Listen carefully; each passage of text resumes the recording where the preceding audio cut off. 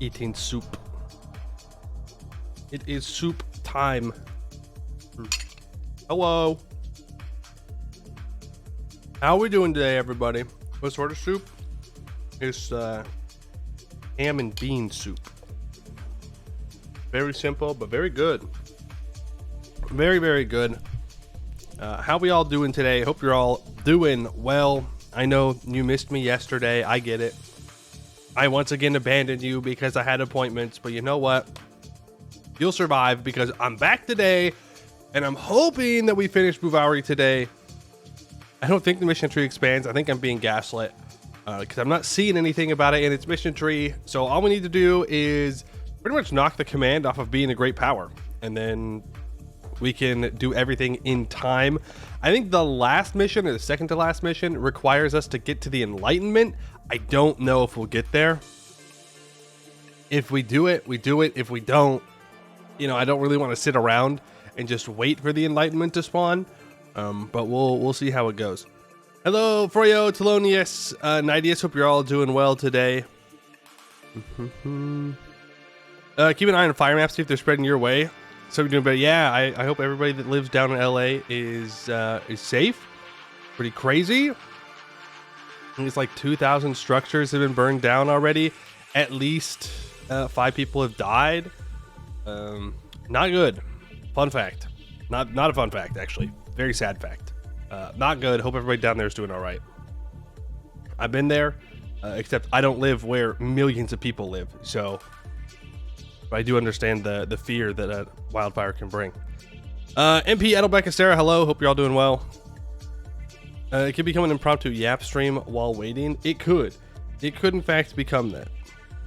But then the game will pause all the time. Maybe I just turn off all of the events. What have I frosted the tips? I think I'm a little old to do that, aren't I? I think I'm beyond the acceptable age to try out frosted tips for the first time. I'm almost 26, so I feel like my time has passed. Then you can do a cold run. I don't think we'll do kobolds next. I think the next one's going to be the gnomes. I want to do artificery. And Gibber has a new tree.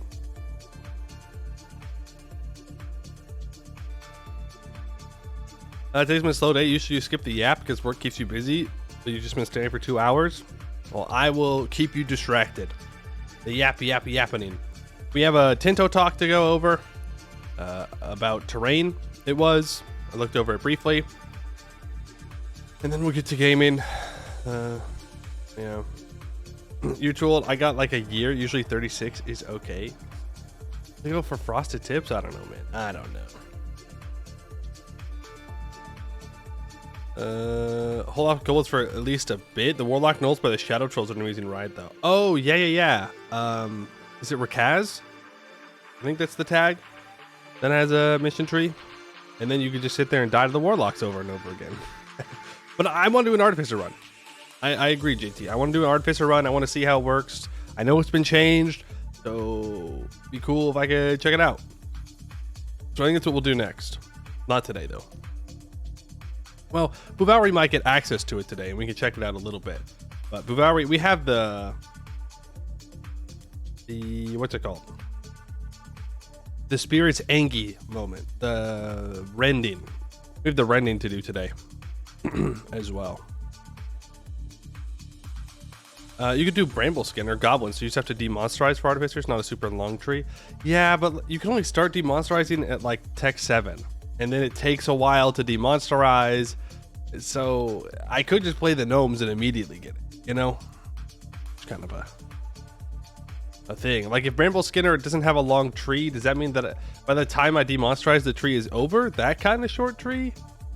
Because that would be kind of sad. And then it's just Artificer stuff without the mission trees. I don't know. No.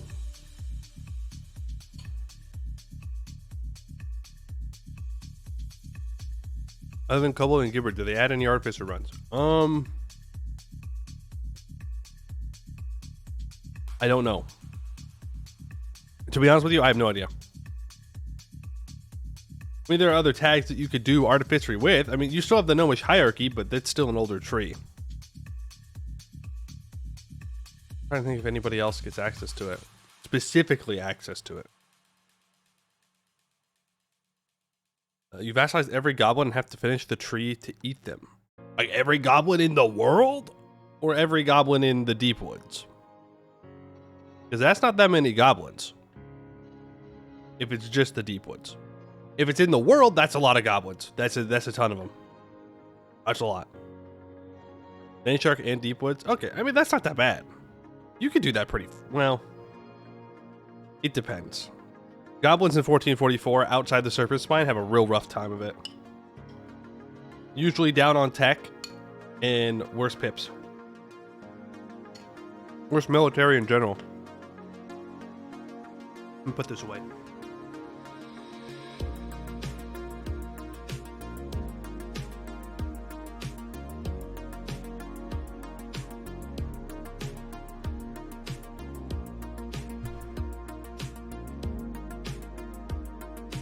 All right.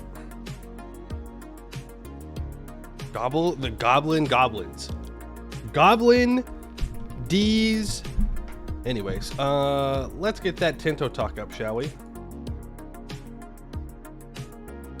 Where they talk about... Ooh, they talk about terrain. Time to get hit with a climate change warning again. As you do. We really tackle the tough conversations here on the PoeMu channel. Okay, Tinto Talk 45. They'll go in details on how terrain works. To iterate from the map, Tinto Talks from almost a year ago. Crazy, by the way. That it's been almost a year that we've been getting Tinto Talks.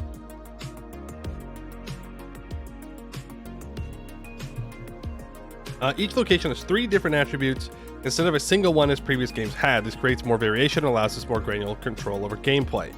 Each location has a climate, topography, and vegetation set. C locations do not have vegetation. Climate of a location impacts how well pops can live there. Okay, and we have a bunch of modifiers. So tropical gives 50% population capacity, minus 10% dev growth, minus 5 life expectancy, free capacity, attracts pops, no winters. Okay.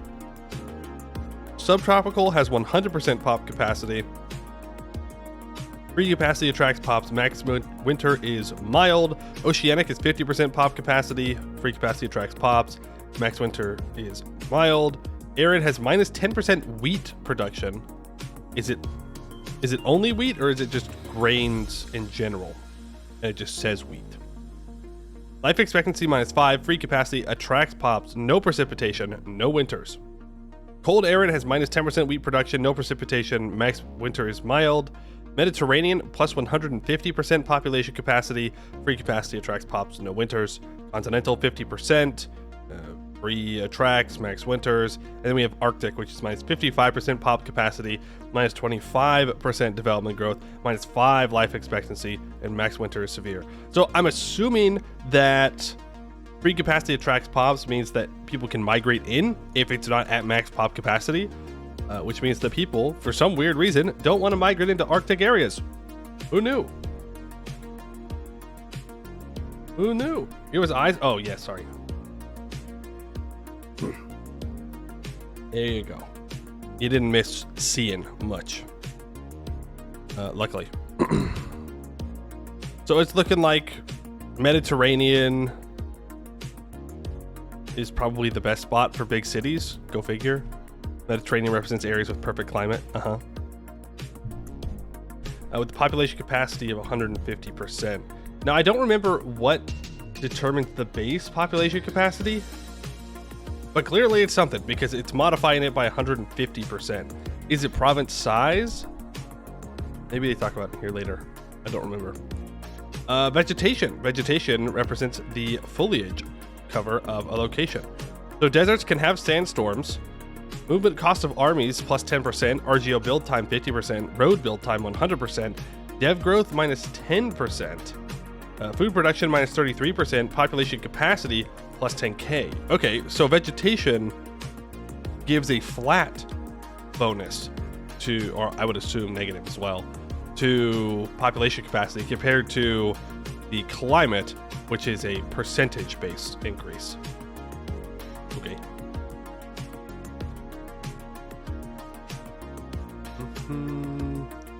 Med being the best doesn't make much sense, to be honest, because you look at China, which is mostly subtropical, and they have 10 times the population in their locations. He's probably just more Euro focused. I'll be totally real with you.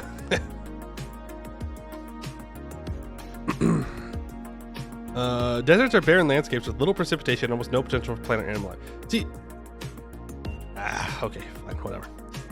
That's not really what a desert is, but whatever. Sparse, minus 10% road build time, plus 25k population capacity.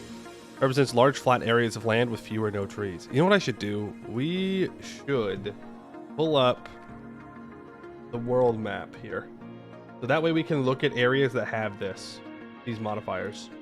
That would be the smart thing to do. As we know, I'm very smart. So super smart. We already went over climate. Okay, here we go. Dimension tab.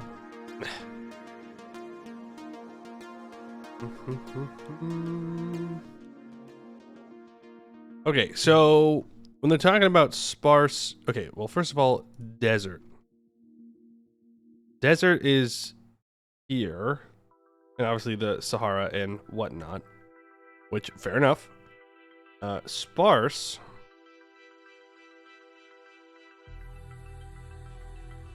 I mean, you have some on the steppes over here in like Western Asia. You have sparse around the Gobi Desert and right around the Sahara Desert as well. And then you have large swaths of the American Midwest that is sparse, and of northern Mexico, which is sparse. I kind of said my piece about it when we went over this. I don't think it's necessarily super accurate. Part of the problem is that it determines vegetation at game start and doesn't show the evolution of terrain and vegetation over time. Like the fact that the Mississippi is not all farmlands, like around the Mississippi is not all farmlands, just kind of proves that, even though it's some of the best farmland in the world. but at game start, it's not farmland, so it doesn't count as farmland. And I think that's a bit of a limitation. But to be fair, if you could change all grasslands into farmlands, you'd probably want to do that. Maybe. But it's really weird that you do have areas that are historically, even within the time period, maybe near the end of the time period, very valuable for its farming that can't be farmlands, even though that's what it was colonized for, essentially. But it might just be that it's a part of the limitation of the engine. I get it. You know, I'm not going to complain about it too much, but sometimes it'd be nice to see a little bit more granularity out here like you see over here. You know, sometimes it'd be nice. Then we have grassland, which gives plus 10% food production and 50k plus 50k population capacity. So your grasslands, which is this light green in here, you see a lot in France as well. Pretty good. Then you have farmlands, which increases movement cost of armies by 10%. Your road build time is increased by 10%. Dev growth, you get plus 10%. Population capacity plus 100,000. RGO maximum size plus 10%, and food production plus 33%. So go figure, your farmlands are really good for growing food, which is again why it's a little bit frustrating that out here there is no farmland. It's just a nerf. And then you look at, say, China here, and like there's barely any farmland, which I'm not an expert on Chinese agricultural practices. And I will not pretend to be, but it feels a little weird that the area of the world with the most amount of people has less farmland than, you know, Hungary. It just feels a little odd to me. I don't know if that's accurate or not, but it just kind of feels like they'd have more farmland running around. I mean, I'm seeing like 1, 2, 3. Oh wait, there is a,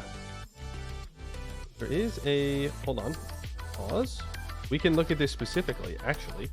Into map of China. Oh, pull it up. You can look specifically at it. Right, yeah, like look at this. This feels a little ridiculous to me. 1, 2, 3, 4. Like there's 4 pockets of farmlands in all of China. I guess 5. You count this one up here in Manchuria. Like that's it? That's all we got? Like I just feel like they would have more farmland. They got lots of peasants. What are those peasants doing? They're farming. I think farmlands are a bad idea for terrain. Probably it should be developed irrigated grassland. I sign on agreeing with you. Farmland is the odd one out here. Everything else is natural, right? Deserts are natural, sparse natural, grasslands, woods, forests, jungles. Those are all natural states of being. Farmlands are very specifically something that has been changed by people. So I don't know if I'd even want it to be a terrain. I don't know if it's a thing where it's a holdover from past games, right? Where you have farmlands, but it doesn't. If you can't choose to change things to farmlands, then it just makes specifically this area right here in northern India and pretty much all of Western Europe just statistically better. Like it is statistically balanced to be a better place for higher populations than anywhere else. And the Nile, obviously. The Nile, very good farmlands. But it's only defined by what it is in 1337, which to me is a little whack. Little weird. Getting killed in the next civil war. Hey, you know what? That's just what you get for being a peasant. Simply don't be a peasant and then you won't die. Have you thought about that? I didn't think so. All right, but we will go on to farmland represents anthropogenic terrain devoted to crops or extensive pastures. Yeah, see, it doesn't it doesn't fit in this grouping. It doesn't fit here. Woods, plus 25% movement cost for armies, -1 attacker dice roll in battle, -2 maximum frontage in battle, 25% road build time, plus 50,000 population capacity, -20% development growth, plus 10% food production, blocks division from adjacent sea.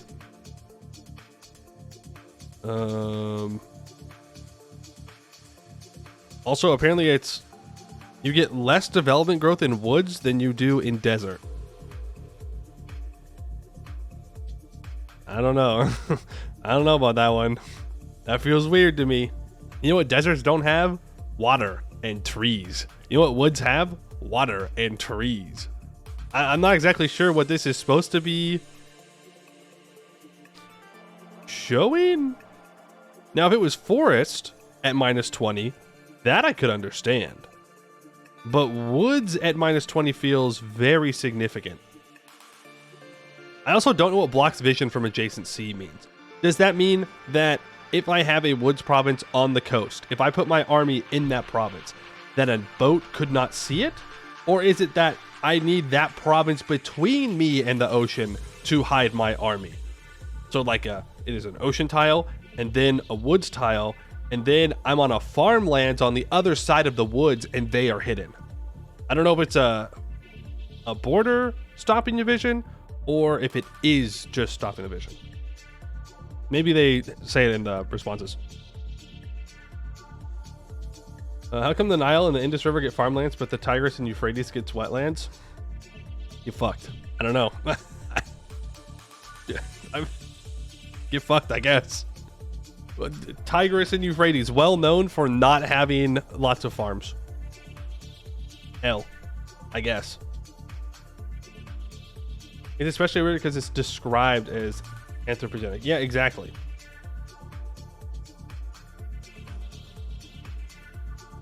I feel like farmlands should be a modifier. It should be, I don't know, what else could it be? If you didn't want to make it terrain. Also, same applies to the Yangtze and Yellow River. Get fucked. No farms. No farmlands there, sorry. El Bozos, having some of the largest, most fertile regions in the world.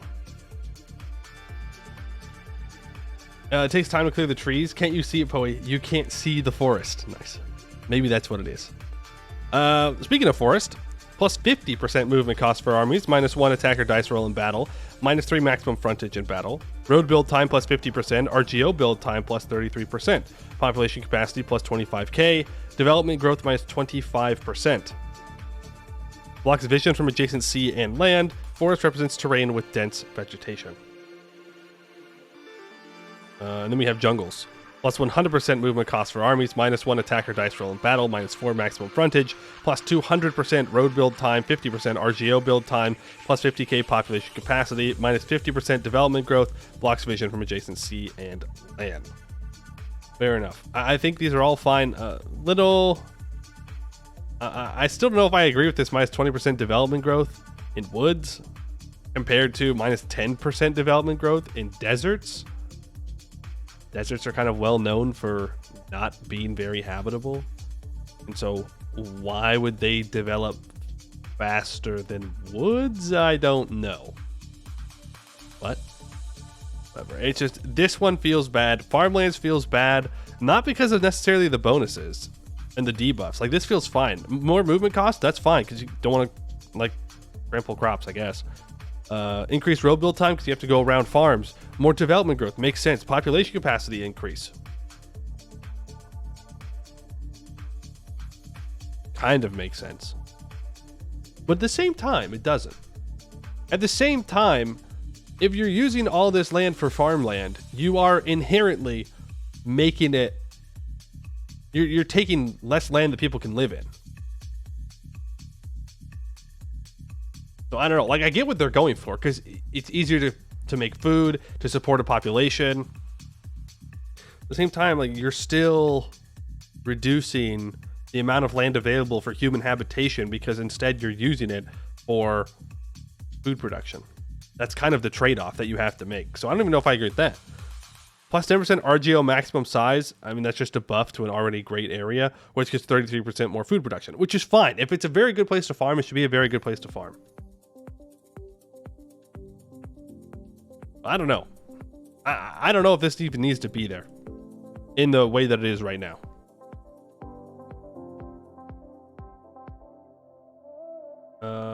Digging wells even seems difficult in wooded areas since plants can fuck the line of the hole you dug.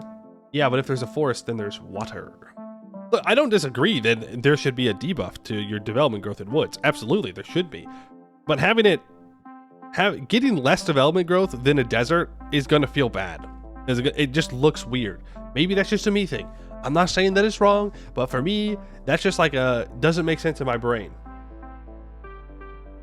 Desert wells are just a hole in the water. I mean, yeah, but then you're just surrounded by desert. Like, getting water is obviously very good. I would say damn near essential. But at the end of the day, if all you have around you is one well and nothing to sustain a population, it doesn't matter. It can also have farmlands as modifier to deserts, representing floodplains like the Nile. Yeah, you could do that. But see, I don't even have a problem if like the Nile is represented by grasslands, right? They have it represented as farmlands, which is good. I mean, it should have farmlands. That's kind of the Nile's whole thing, is it's got lots of farmlands. But then you look over here. I mean, this is damning. This is damning. It is. This is crazy. That the area with the largest population in the world has essentially no farmland. Or that over here with some of the best farmland in the world, you can't turn it into farmland. You're screwed. I don't know. I'm sure there's great farmland in South America too, but I don't see a single bit of it. And it's very frustrating. It's very frustrating to look around and see that even though they had the opportunity to change some of the mistakes of EU4, they just kind of didn't. They just kind of decided, no, we're just gonna double down on making Europe the only place with really good tiles. But maybe they figured out how to do it over time, and then I'm just yapping. That's literally all I'm doing. Marker Bark. Hello. Thank you for 16 months. Hello. Yeah, Mexico City has literally built farms on a lake. Exactly. No, they might have. Nope, no farmlands. No farmlands here around Lake Titicaca. Boo. It's just grasslands. It's like this is a highly populated area. This was densely populated. By the time you get later on into the game, sure, but even then, to have an area highly populated, it's got to have a lot of people beforehand, and so it just feels weird. I don't know. I could talk. I think I could probably just rant about it for a long time, but let's get through the rest of the dev diary first. The giant block of terrain in America is so damning. It is. It is. You look at this, and then you look at this, and you go, something a little weird there. Titicaca's Bolivia, not Mexico. Sorry. Is the lake also Tenochtitlan? I think it starts with a T, right? I think the problem with climate being changeable is a graphical limitation. The game engine can't casually change graphics, only adding new objects above the prefix terrain. Not true. It can. I don't know if it permanently can, though. Because when you play Mayo and Taxes, you can create custom map modes. And you can choose to do it color on a scale. I mean, that's all it is. It's literally just a color. So, they could change colors all they want. But I don't know. Hey amigo, despite what you said last time, you went ahead and started a Kobold game. Actually, pretty de-stressing, not as difficult as you thought. Well, that's good. Illinois is some of the blackest soil in the world other than Ukraine. Yeah. Texcoco is like Mexico City was at, so at least start with the T. Okay, well, you know what? I was on the right track. Just wrong, but on the right track with one letter. All right, topography, wetlands. So hold on, let me pull up the.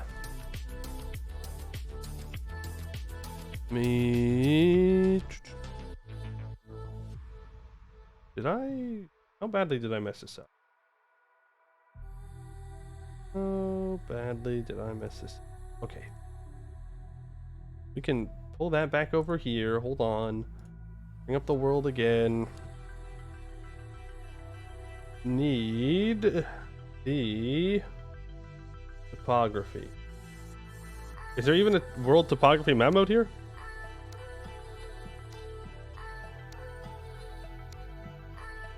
Yes. It's just not labeled. Topography. So, wetlands.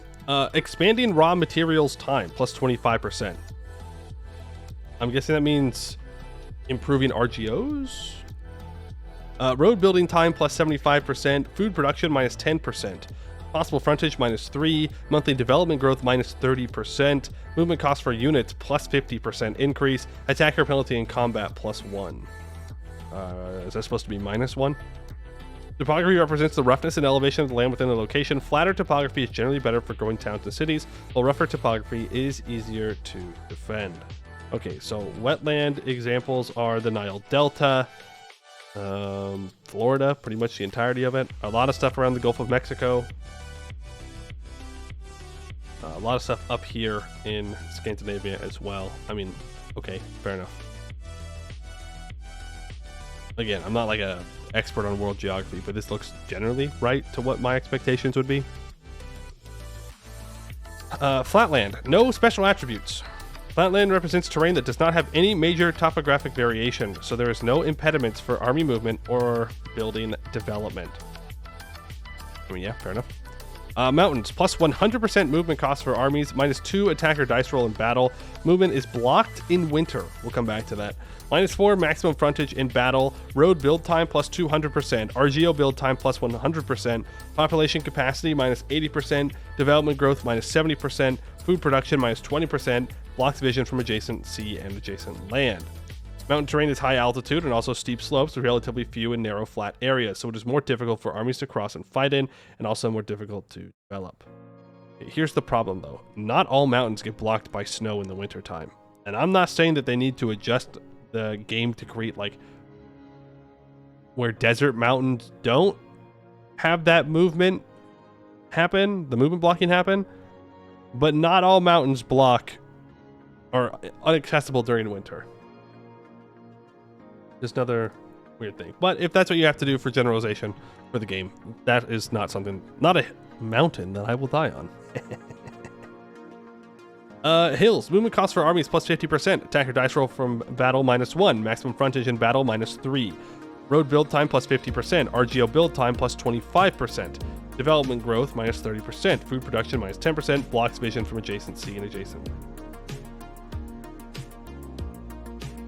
I guess I thought that these were going to be kind of unique modifiers, but it seems that they're not.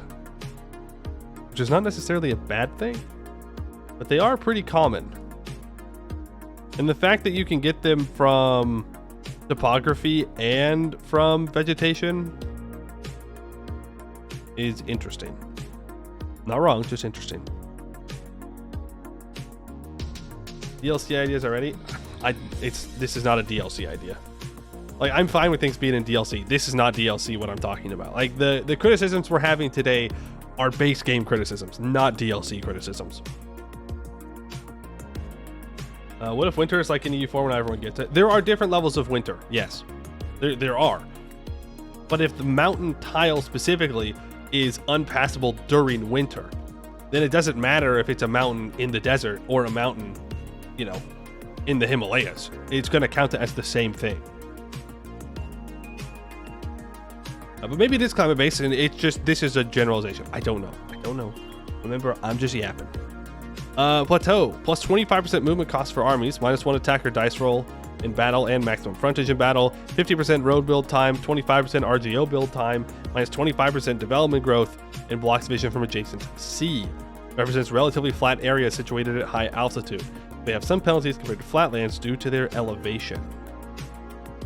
Okay. Wetlands. Didn't we already look at wetlands? Oh, yeah, we looked at them up here, though. Movement cost for armies plus 50%. We already went through all of this. RGO build time plus 25. Food production minus 10. Yeah, wetlands are not great. Got it. The following are the naval ones. So we have ocean, regular ocean, naval attrition plus 1%. So that's these. I guess we'll go with like blue-gray, bluish-gray. They're not just off the coast. They're a little bit off the... I wish this was kind of in order. I wish coastal ocean was up here. We'll do it in my order. Coastal ocean. Open seas between the continents. No, sorry. Coastal. Yeah, the open sea... Wait. Why would they call it the open seas if it's the coastal ocean? Whatever. Coastal ocean is right here next to the coast. Fun fact. Pretty simple. Then we have the ocean, which are places that are very deep, but not scary deep. Then we have deep ocean, which gives 2% naval attrition. These are your crossings in between continents, is what it looks like. We also have the inland seas, which can freeze over during winter. Inland seas represent the land enclosed seas like the Mediterranean or the Baltic. So Mediterranean, Baltic. Caspian is an inland sea. The Baltic's an inland sea. The Gulf of Mexico is an inland sea. I don't know. Does the Gulf of Mexico count as an inland sea? Like, that's just the ocean, dog. I don't know what to tell you. We also have here. This is an inland sea. There's some inland sea over here off of the eastern coast of what would become Canada as well. Any other weird inland seas between Madagascar and Africa? And then we have pretty much everywhere around Indonesia, all the way up the coast to Japan counts as an inland sea. The Gulf of America, don't you mean? No, it's such a stupid name. Literal baby brain. Literal baby brain take. Sorry. To want to rename the Gulf of Mexico. Like, dog, you gotta have something better to do with your time. It's super calm most of the time compared to like the east and west coast of the US unless there's a specific storm. Enough to be called inland sea. I guess you learn something new every day. Oh, the Zealandia continental plate. There are some inland seas around here, over in this area in the Pacific Islands. But otherwise, doesn't look like it. Doesn't look like it. And then we have Narrows, which can freeze over during winter. They have a 20% movement cost for navies, -1 attacker dice roll in battle, -2 maximum frontage in battle, blocks vision from adjacent sea.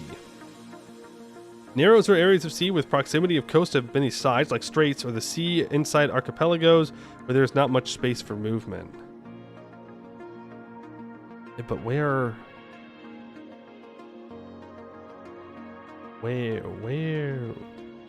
Okay, we see some Narrows up here in the Baltic, and this crossing between Sweden and Finland. Some Narrows over here off of, I think, modern day Croatia, I think.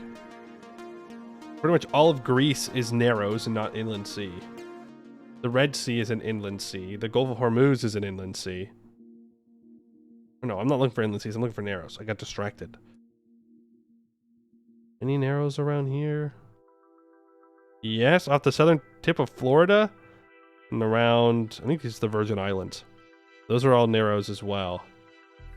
In fact, I think up here, this is Narrows too. And in this tile where my cursor is inland sea. Interesting. Interesting. The Aegean, yeah. Yeah. The Bahamas. Well, yeah, there's Bahamas right here, the closer one, right? Alright, lakes, salt pans, and atolls exist, but are just graphical variants of coastal oceans, even if lakes could freeze over during winter. Stay tuned. Next week, we'll dive into the wonderful world of military objectives. Well, let's see if there's been any dev responses.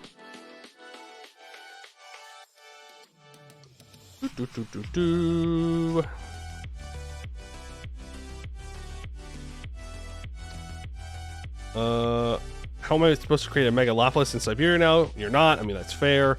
Are salt pans traversable under any circumstances? Can they dry out during the hot season and allow armies to walk over them? Not sure. Think neither can move through it. I mean, you can walk across parts of the salt flats outside Salt Lake City. I don't recommend it. It wouldn't be good. You might die, but you could do it. Very nice. Is grasslands missing the plus sign in population capacity 50k? No, vegetation sets the base capacity. But don't the rest of them have plus?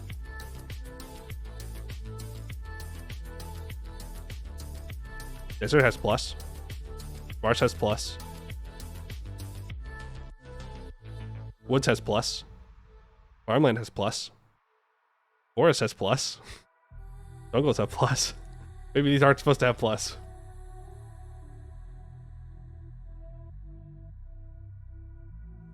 Is that plus from the grasslands basic? You're saying that this right here, the 50k population capacity, is the baseline?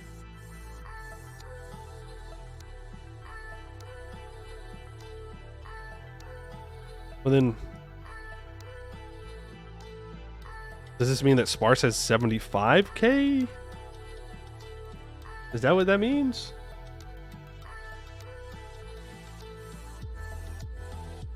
I don't know.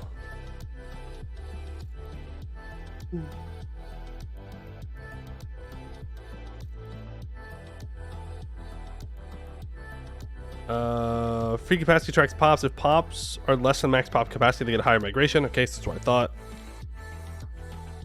It says that deserts have sandstorms. I assume this impacts armies in combat in some way. Are there any variants for T-tiles to have storms as well? Yes and yes. Back in the first map dev post about the Netherlands, you mentioned not being sure whether or not terrain change would be possible in the engine. Any change to that? Any hope for polders? Probably not going to be feasible.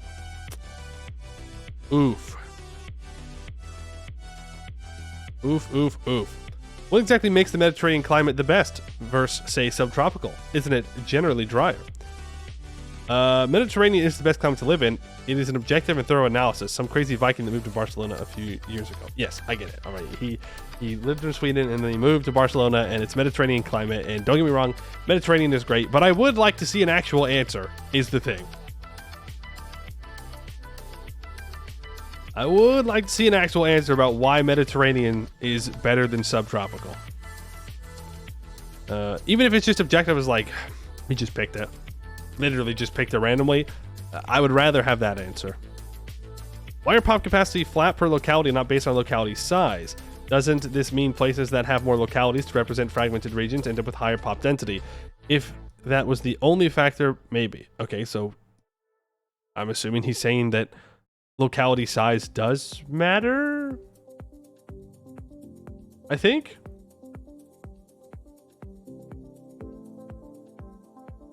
Around the US pop does live in California. Yes, it's very big. California, very big. Still think that deep ocean should be named to the high seas. I agree, better name. Tell me that we cannot harvest algae for delicious sushi. The CK1 beta is just a sushi or two away? What? I don't get that. Well, that one's going over my head.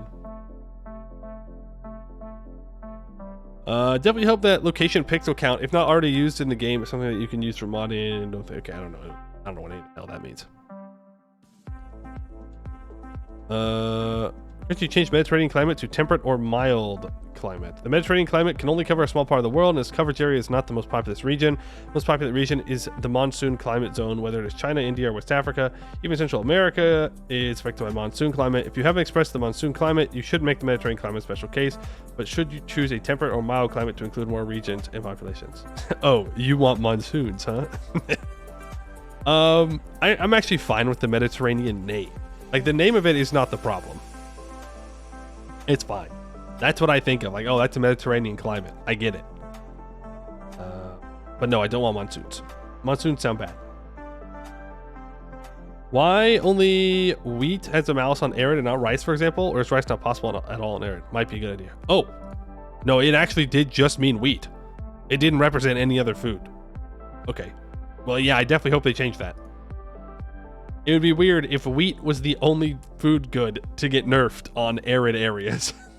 All right, boys, we're growing corn in the Sahara. It'll be fine. There needs to be a flat base value for pop capacity somewhere. They chose to add it as vegetation and give the other terrain types modifiers instead. It'd be interested in the reasoning behind doing that, or if it was most arbitrary. Well, vegetation made the most sense. I mean, it does make the most sense if vegetation doesn't change. So, there's that. Imagine no air tiles have rice. Who knows?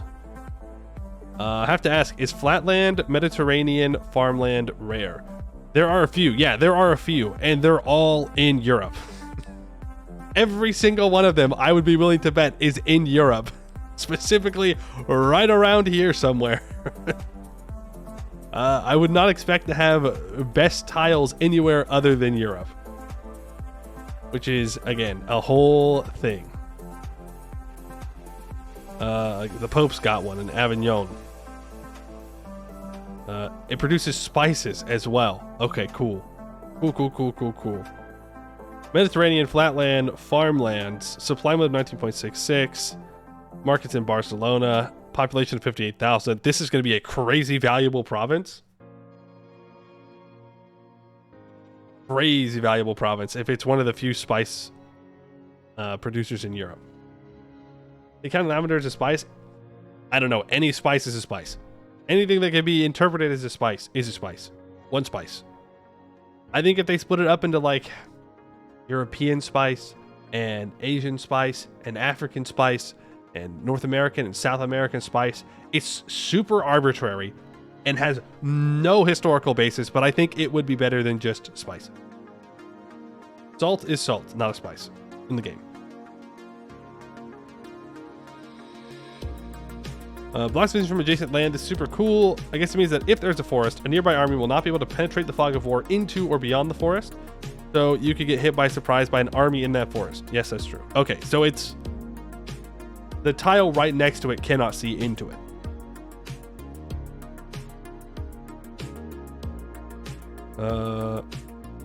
Okay, that's just a thing. How do percentage modifiers stack? Additive or multiplicative? It's additive. Many terrain types affect frontage with fixed numbers from -1 to -4. How large is max frontage in general? Does it grow with ages, tech, or something else? If it is like 10 at the start and 50 at end, is it realistic to have a fixed frontage modifier for terrain, or would a percentage modifier be better? It's 10 per box. If you have a fort in a mountain, will it still have zone of control in the winter when armies may not be able to move into the location to siege it? Separately, can I take the opportunity to ask if owners of fort locations will always have the defender bonus, even if they're moving to intercept an army leader there? It is the control of the fort, which is good. And yes, it will still give out zone of control. So if I have an army on a mountain during the winter, are they just stuck there for the winter? Like, that's it? They can't move? I'm not saying that it shouldn't be that way, but like, is that how it works? They're just fucked? Are they just gonna sit there and die? Like, rippy dippy, I guess. Better abandon the fort. But then I think about how long sieges take in EU4, and I don't know, man. There's gonna be a lot of game time when you just simply cannot do anything. Which, I mean, is somewhat realistic. I will give you that. The sieges also didn't last for like 3 years. Like, if you get stuck with a bad siege, are you just fucked? Like, you just have to abandon the siege every winter, or just leave them there to die? Wasn't Washington's army snowed in the hell to Valley Forge? Yes, they were, and a lot of people died. Fort Mountain should also be very difficult to maintain. Yeah, like if... Well, no. It won't work the way that I would think it would work. Because you don't actually supply forts. I guess they have building upkeep. But you can have the building upkeep, I would assume, through winter no matter what. It might be beyond the scope of the game to have that level of micromanagement necessary.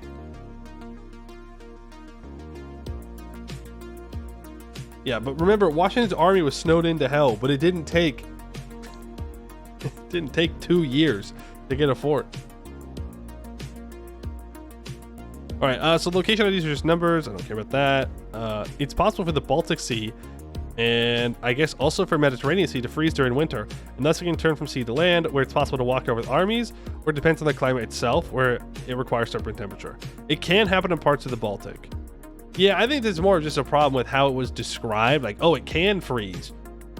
But it didn't say, like, it can freeze if it is in a specific, like, climate area. I think that would have been a nice little addition. What does lack of precipitation mean in the game? We'll talk about it in the weather dev diary. Okay. Does that block vision for the control of the land? Can an enemy hide an army in my forest? Could they once they occupy it? What is the base field of vision? Countries always have vision in lands they are present in, aka controlled land, including occupations of foreign land, colonial charters, buildings, units, owned core locations, even if they are occupied during war. Blocked vision from terrains counts only for peering into adjacent locations that you are not currently present in. When it comes to vision, what informs vision? Like, is that only for troops? Would I have vision in all the jungle provinces I own? Yes, you would. Would captured forts have vision that's blocked off? I also assume that vision from boats is cut off, right? But I get vision on vassal or allied provinces. Multiple things give vision, and the exact algorithm is a little complex, but these terrain modifiers that block vision mostly counts for vision into uncontrolled neighboring locations. The simplest rule is that you usually have vision over locations and armies that you and your allies control, and the location modifiers affect non-controlled locations next to them. Fair enough. How moddable is the system? If I wanted to add a fourth layer of terrain variation called levels of magic or something, would that be possible? Weird. Magic? Interesting.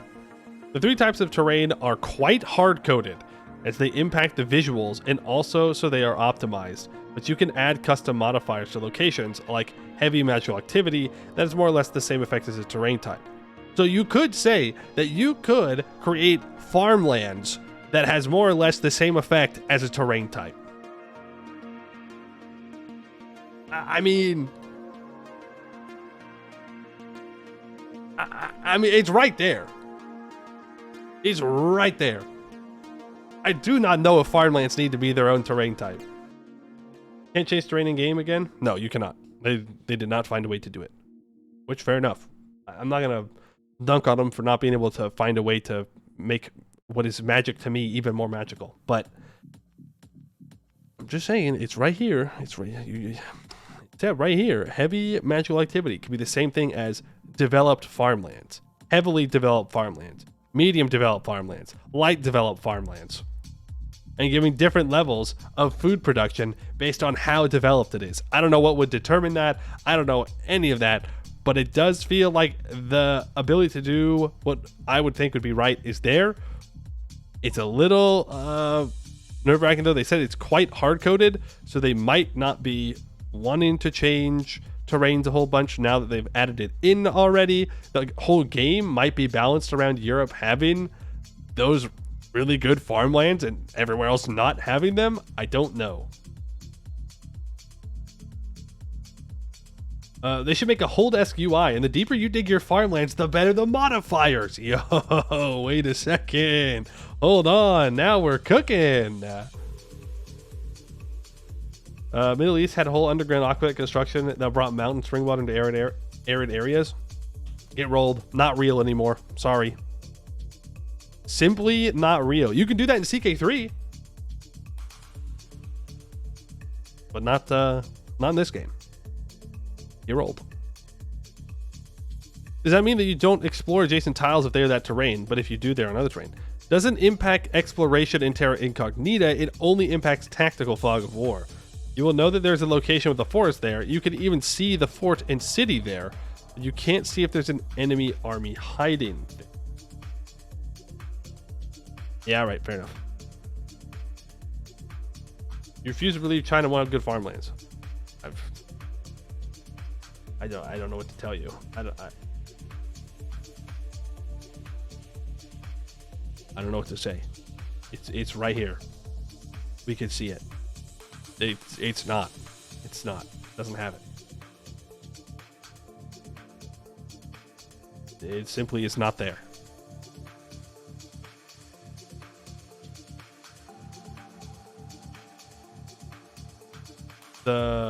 cannot. I don't know if I said it right. But yeah, I know what you're talking about. Specifically because of CK3. Like, China just does not have farmlands. They just don't exist. There's no people in China, fun fact. Nobody there needs to eat. They're just built different.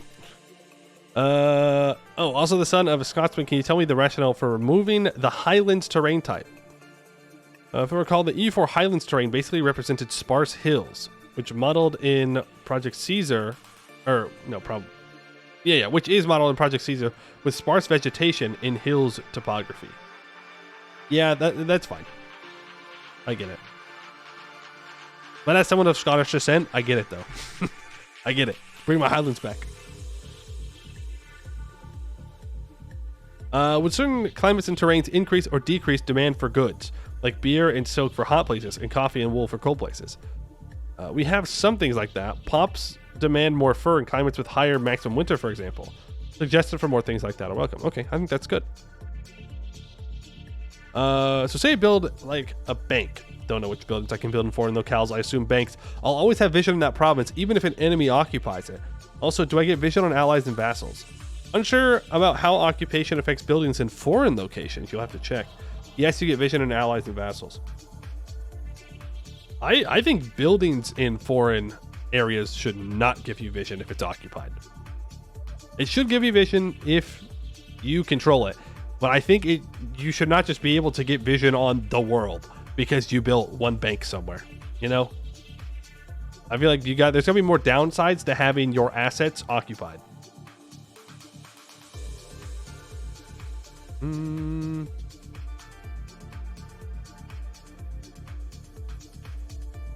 Do certain demands also change not only by climate but per season? For example, requiring more Toron or Polvorones as Christmas approaches? Joke aside though, does demand of certain goods change per season or no? No, that would be crazy.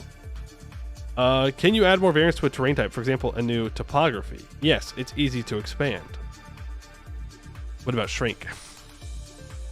Can vegetation be modded back onto sea tiles, or is this hard-coded? I believe it's hard-coded for performance reasons currently. If a location is an Arctic mountain, it has a minus 135% population capacity, so there would be no population to harvest goods produced there. How does this situation work? Are there any Arctic mountain locations? An example in Iceland showing some other things that impact population capacity. Furthermore, the absolute number never dips below 1,000, even if the modifiers do happen to add up to minus 135. So the population capacity of this province is 4,750. The woods vegetation increases it by a base of plus 50,000. Mountains decreases it by 80%, Arctic by minus 55%. Coastal brings it up by 25%, development level by 2%, and the traditional economy societal value by 17.5. Okay, so being coastal gives you an increased pop capacity, which makes sense. The more development it has. Is it the more development you have, or is it the less development you have? Probably the more you have, the higher the pop capacity. But really, it does just come down to vegetation, topography, and climate.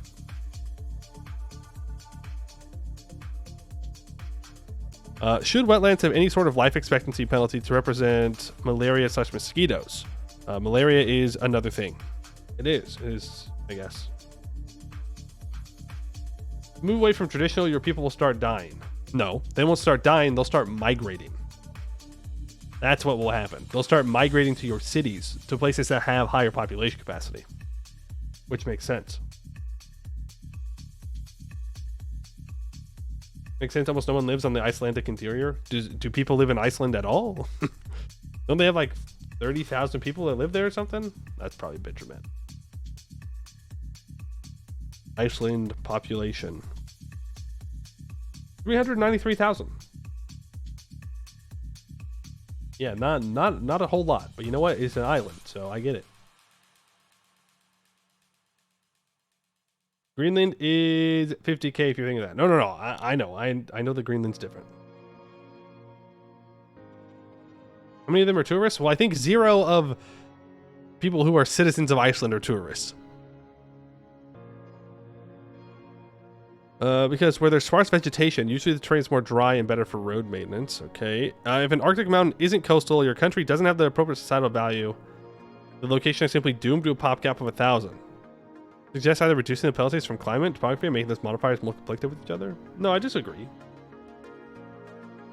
I think it's fine that there are some places that are just shit to live in. Like it just kind of is how it is. I'm not gonna volunteer to go live in an Arctic mountain. But, you know, I get what they're saying. Like, there are just some places that are not fit for human habitation. You know, hard time doing much in Arctic mountains. They are deliberately a horrible terrain type. Multiplicative modifiers are a can of worms, even harder to balance. We always avoid them if possible. That's fair.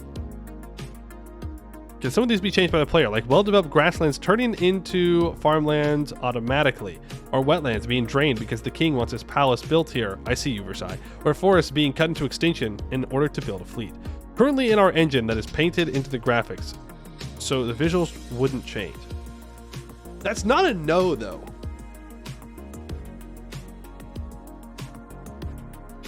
That's not a no. Like, okay, the visuals don't change. So don't make these things visual. that is the key. But also, I don't understand though. I don't get it. I don't understand how game dev works. But you want to do a meme run trying to survive in an Arctic location? Play Dwarf Fortress. It's that easy. Terrain does not change. No.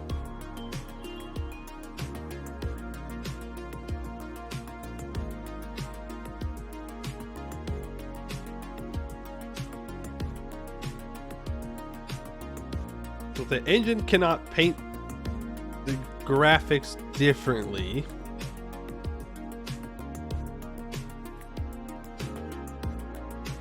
Then maybe it should just be modifiers. At least you wouldn't get a map mode then. Well, why wouldn't you get a map mode? If you make the map mode take the colors from the modifier, can you even do that? Is that something you can do? Can you make a map mode detect modifiers and then show up? I mean, yes, you can. You absolutely can. Because they do it in Mayo taxes, which means it is possible to do. You cannot change an area into farmlands. No. It does not change dynamically. Can you do it now? You can do it now. Mayo taxes figured out how to do it. Right? Like, there's the province modifier of has coal, and then you can create a custom map mode to detect the coal. And I'm not saying it needs to be that granular where you can make your own custom map modes, even though it's super cool. What I'm saying is that if things like topography and, well, no, I mean, it just opens up a whole can of worms. Like, if you start being able to change vegetation, then climate would also need to be changed, right? And that would be much more difficult. And then it would need to react to what the player does and how the world develops, and that just wouldn't work. But I do hold my ground on farmlands. On deforestation and farmlands, I hold my ground that they should be in some way able to be changed. Make it a modifier. Heavily forested, lightly forested, deforested, you know, lots of farmlands, not a lot of farmlands. I do feel like that's important for playing everywhere in the world. And it also makes it to where if you do a weird run, like the Knights into Florida, right, that you could develop Florida the way you want it and turn Florida into farmlands to the best of your ability, that those decisions for your game should be reflected. If I decide that I want to play as the Pope and go try and cut down all the forests in the eastern seaboard of America, I should be able to do that. Or not the eastern seaboard, but eastern America, I should be able to do that. You should let me do that, and I should be able to deforest that area. So, like, I don't know. I'm gonna keep reading. Consider inland sea, same for the inland seas in the Baltic and around Japan, places where there can be snow and thus be cold enough to freeze water. With game logic, not really much with real life logic. Inland can freeze, but the climate won't allow it in the Med. Okay. Will other seasonal effects aside from winter make an appearance? Monsoon and droughts? There will be some. Do locations have a base population capacity, or is it all derived from these attributes? Vegetation sets the basic values, and there are lots of factors affecting it. We'll talk about precipitation later. I may look dumb, but why arid climate can attract pops when there's free capacity, but cold arid could not? Cold equal bad. I mean... yeah... but that's... like, arid is still arid, you know? Like, would people rather live in a warm arid area than a cold arid? Yeah, probably. I don't know, I guess it makes enough sense. What about Plateau Wasteland that made its way into yesterday's McGreb feedback? Looks like a bug, okay. Is it a balance issue? Changing terrain is an engine issue. I don't understand why it says no winter in the Mediterranean. There are 4 seasons in the Mediterranean, not 3. If it's above -10 Celsius and there is less than 20 centimeters of snow, and the sea has not frozen solid in your port, it's not winter.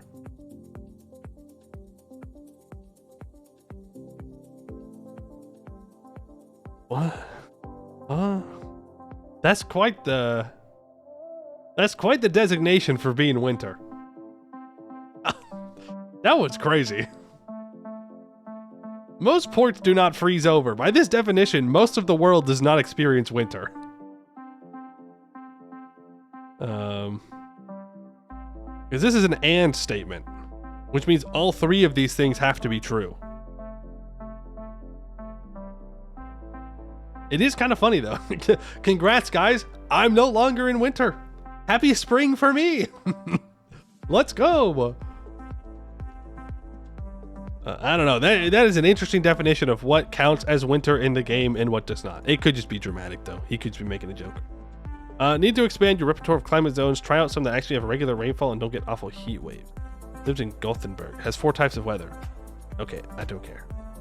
What about plateau? Okay, it was a bug. Location itself should be a plateau and the wasteland beside it. A plateau wasteland, just fix it.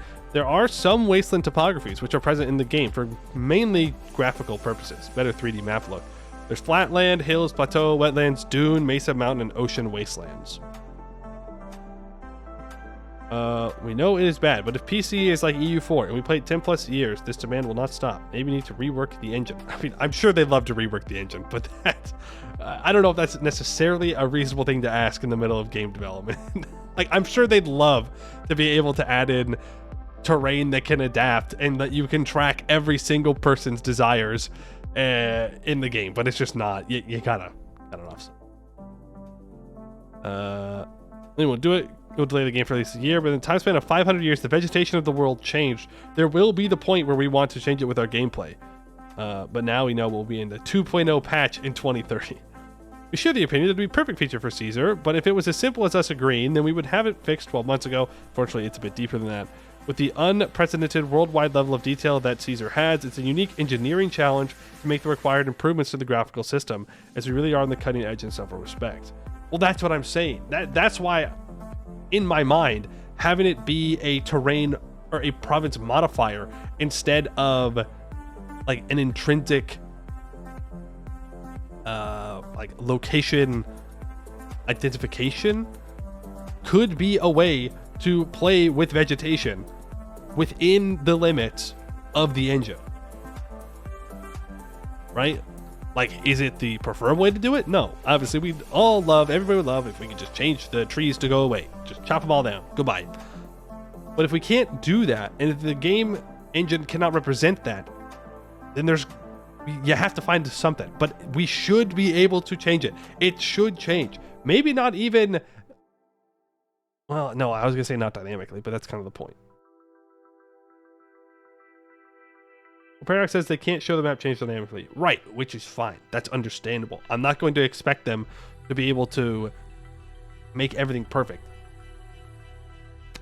But a terrain modifier could be one way to make that work. Really wonder what Project Caesar is. What do you mean? What do you mean you wonder? What do you mean? What do you mean?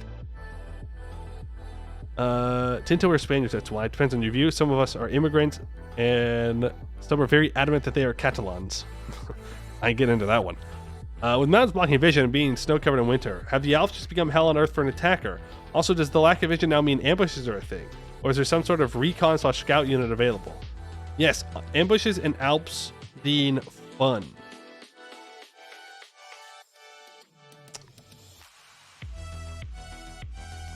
In Caveman to Cosmos, a total overhaul mod for Civ 4, there is a stealth mechanic. When I played, it wasn't working fully as intended, but you had different attributes. Technically, there was two. There was your camouflage, which is how well you blended into areas, and then there was your stealth, which is hiding from people. There were units that you specifically had to detect both kinds of camouflage, both kinds of stealth. You had like dogs that could get through camouflage easier, and then you had essentially just cops, town guards, that could see through the other one. I can't remember the name of it right now. My worry is that if there is no actual recon unit, if there's no way to scout forward other than just sending men in randomly to provinces to die, that it's going to feel very bad when you get attacked by an enemy army that was hiding in the woods. It's going to feel like there is no counterplay, because there is no counterplay. Now, I guess you could make the argument that you shouldn't get counterplay, that if you go into enemy territory, you should just be ambushed. But for what But you could then make the same argument that scouting is also just a part of a military campaign. And if there is no way to scout, it's going to feel real bad. Real bad when the enemy stack hits you and you don't see them.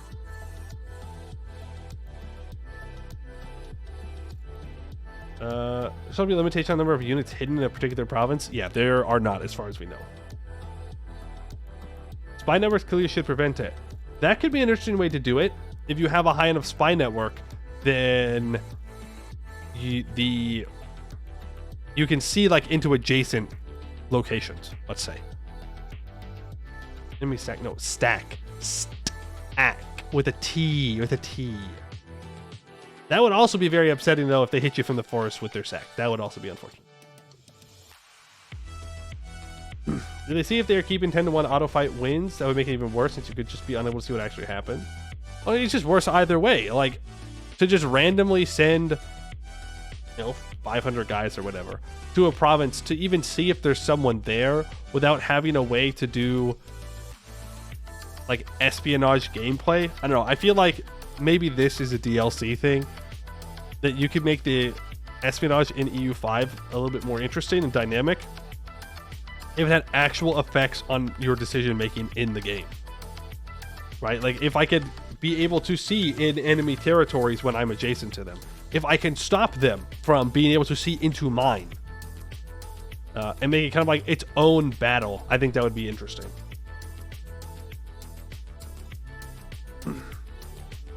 200k staying in the mountains to wipe that 20k. Something tells me that attrition ain't worth it. Well, right. Why would you do that, though? You just attack them. I don't know. I haven't played a lot of Caveman to Cosmos, but I have played enough to know that stealth mechanics in strategy games can feel very bad very quickly if you don't have a way to counter them. And it can become very frustrating very quickly. But that's just my 2 cents. Will different types of units, different penalty on... Will different types of units, different penalty on different penalty. Cavalry should get reduced combat ability in woods or in forest, or artillery should have reduced morale or initiative in wetlands, etc. Yes, but that kind of detail exists in the unit definitions of terrain. Okay, well that's fine. That's perfectly fine. Yappamoo, I had a lot to yap about. All right. Any thoughts? Any thoughts? That is the end of the dev responses.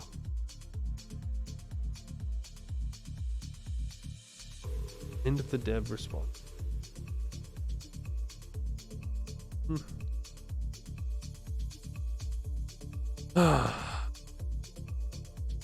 No farmlands in China. That's really all I have to say. No farmlands in China.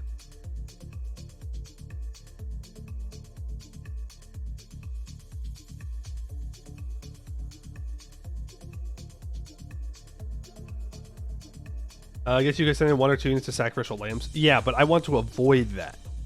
Like, I don't think that's a very interesting way to engage with the military system. It's just just throw these guys in. If they live, that's great. If not, well, I guess we know there's someone there now.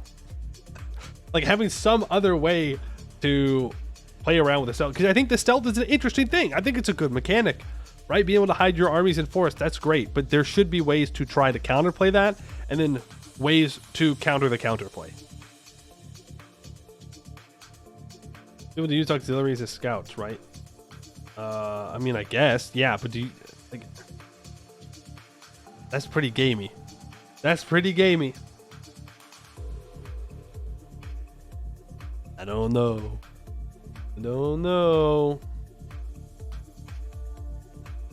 But yeah, my general thoughts on this: farmlands should not be a vegetation type. Vegetation should only be naturally occurring. If we cannot change it manually, or the game cannot change it dynamically, farmlands should not be a vegetation type. It should be a province modifier. They can have different levels. I don't know. You can have 3 levels. You can have 5, 7. I don't know. But different levels that your buildings can interact with and add to. Maybe, I don't know. These are just like random thoughts. I don't know how game dev works. I don't know if this could work. But you can have it to where the larger your RGO is, the more it contributes to a farmland value. And the higher the value is, the higher the modifier can be. So say there's 3 levels and you build 2 levels of your RGO of wheat, then it increases the amount of wheat that you can actually produce there. I'll have to cook the idea a little bit more. This might actually be a thing on the forums I yap about. I usually don't. I usually keep my thoughts to myself other than on stream, but this one feels bad. Why do we even have farmlands when we have farming RGO to begin with? The whole definition of farmlands is land with a lot of farming. I mean, I guess it's true, but again, I think the thing the farmlands is supposed to represent is areas of developed farms that produce a lot of food, right? Which is why it should not be vegetation. Farmland is not a vegetation. Farmland is the absence of vegetation. It is humanity trying to conquer nature to produce more food for more people. And so if you have a farming RGO, that's fine, but not all farming RGOs are going to be built equally. Not all places are going to be as good for farming. You know, I can farm outside my house in my lawn right now, but that's not going to be as good as growing wheat in Ukraine. Like, it's just not. So having some kind of modifier to change that, I think, might be the key. Great Plains in the U.S. is really, really shit for farming until irrigation was developed, but not around the Mississippi. Like, that's what I'm saying. I'm not saying that I want to make the entirety of the Midwest into farmland. What I'm saying is that there are areas that are naturally good for farming. Areas that are developed farming at game start in China, in India, that are not represented of having that. And it really, really feels like, look. Once again, we will look at the map. Look at the map right now. I want you to tell me the difference that you are seeing here compared to here. The granularity you are seeing here compared to here, or especially here. But that's a hill. That's a long hill to fight for. Like, that is a damning difference of granularity of good provinces. Like, what this is saying, okay, what the design choice is telling you is that Europe is naturally, statistically better, superior places for human development than these other places. This is the problem with, like, Eurocentric focus. And again, I get it. The game's going to be called Europa Universalis. Most people want to play in Europe. That's fine. But this is telling you, this is the game telling you, this is where you need to develop because this is good. This is not good. This is bad. That's the difference that I'm trying to point out here. And I understand that it takes time and money and a lot of work to ensure that the granularity found here is found here.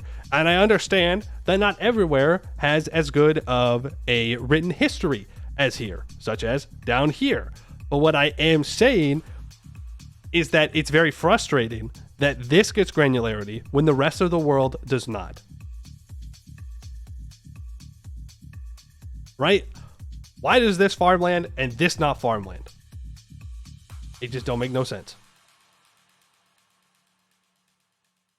Farmland might be naturally fertile, but it doesn't, because that's not what it represents.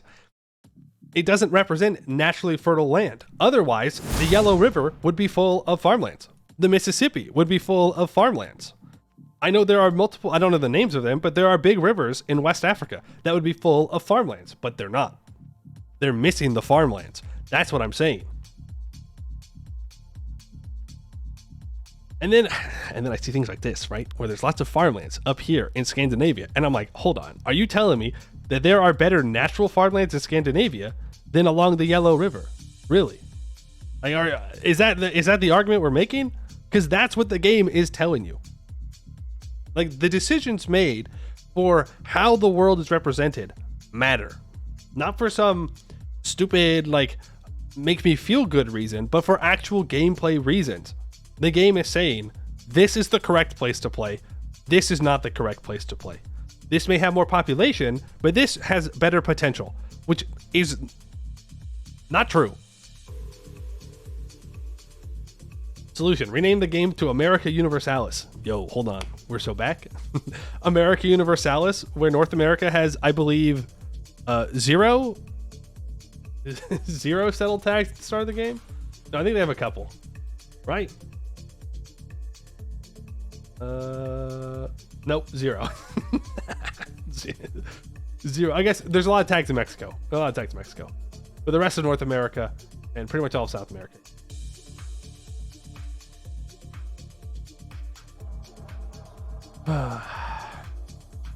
But that's, you know, just very frustrating sometimes.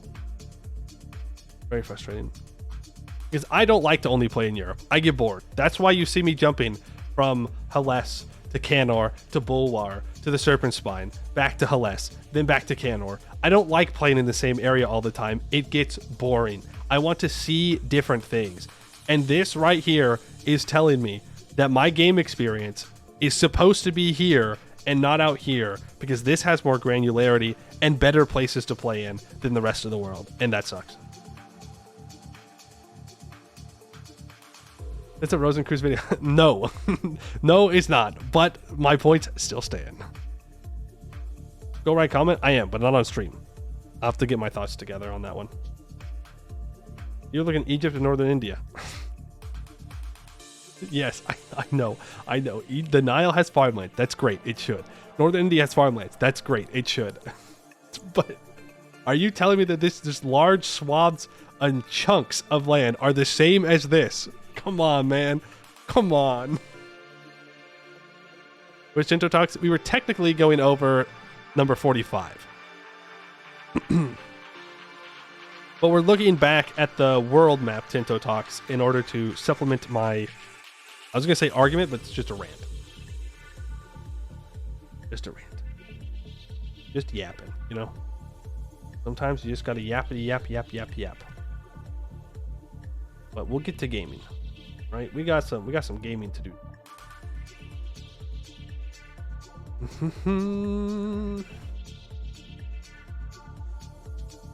Tibet has more farmland than East China. Did it? Did it actually? That would be kind of funny, but also kind of sad. I have to reopen it. Look what you've done to me. Look what you've done to me. Now I'm out here worrying about friggin' farmlands in a video game. Normal person stuff, you know? Normal person stuff. No, Nepal does not have any farmland. No. It's got none.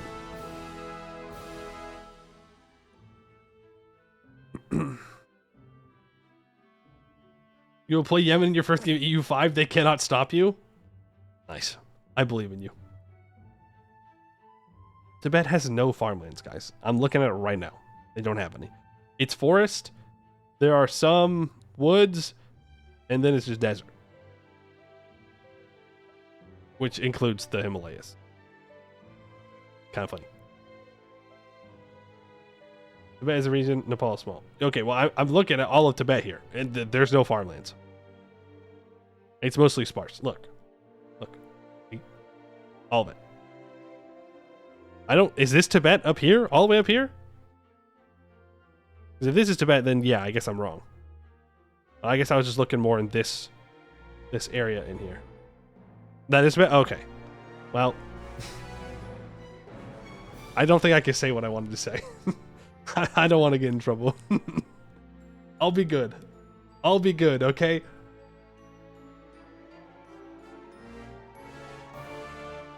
I'll behave. I don't want to risk getting any Chinese viewers in trouble. All right?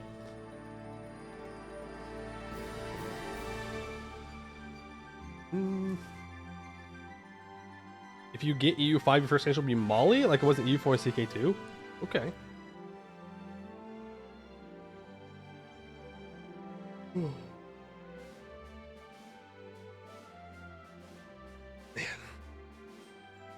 That took a lot out of me. I was getting a little heated at that one. Angry map gamer moment. But not like that kind of angry map gamer moment, just to clarify. Just like frustrated. No gamer moments here. Your first nation EU4 was Milan. You think you might try the Netherlands first? Netherlands would be a good choice. Right? A little bit tall, a little bit of colonization, see how everything works. It's a solid choice. The rant took all its energy. It's over. It's so over. I've not taken a look at the Anbennar survey results on Reddit, no. Maybe we'll go over that tomorrow for the yapping. I'm gonna have to write that down. I won't remember.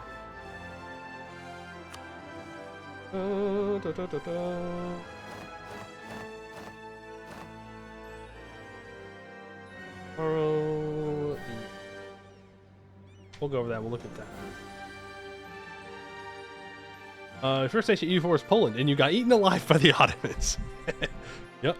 Sounds about right. Sounds about right. First nation EU4 is the Ottomans, you got yourself coalitioned. Also sounds about right. All right. Hello, Yap Skippers. You missed quite the yap today. I will admit. We did yap. We most certainly yapped about the Tinto talks. Lots of opinions, but if you don't care about the opinions, it don't matter because now we are playing some more Anbennar directly. We just got out of a war with the command, and we were able to take a decent amount of provinces off of them. Remember, our current goal is to knock the command off the Great Powers list. We need that for a mission. So if we just keep punching him in the face, eventually he's got to die. You know, eventually, surely he'll be kicked off. In the meantime, we are also fighting against the tiger, elephant, and the remains of the dragon command. We forced the command into the great insubordination, and we are now benefiting from that. We are taking land as we go. One thing I wanted to check. Yes, I'd like to warn the command. I don't want to risk him attacking anyone else around him while I am here. And saying that means that I need to guarantee some peoples. I also need to improve my relations with the gnomes. I need to guarantee Yanzhen and Jiaxiang. I cannot afford for the command to attack them. Now, I don't know if the command would. Tianlu is allied to both of them with 117,000 troops. The command has 188,000. They will build back up. I think Beyond Fang is my subject, so that's fine. I suppose the other option is that I attack Yanzhen and feed Beyond Fang a bunch of land, and that solves the problem.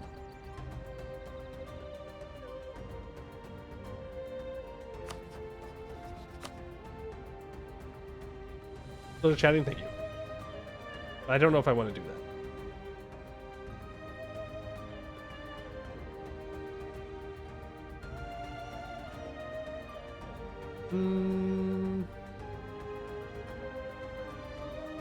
Yeah, I don't know if I actually want to do that. I'm gonna be so totally real with you. What I do know is that we need to get rid of all these mill points. We have too many. Let's just get everything developed here.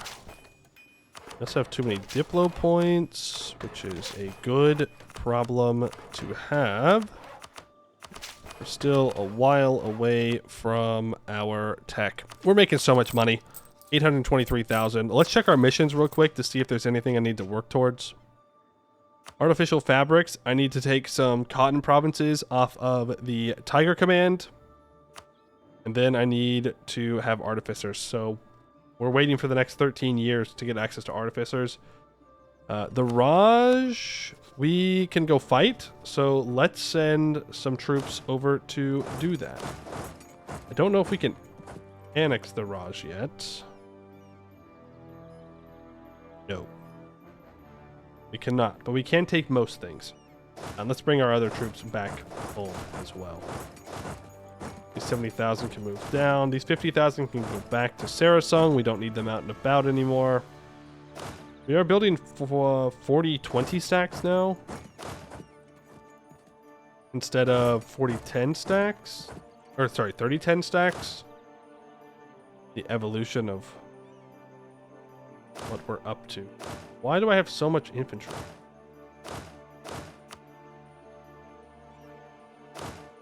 I don't know. I don't remember.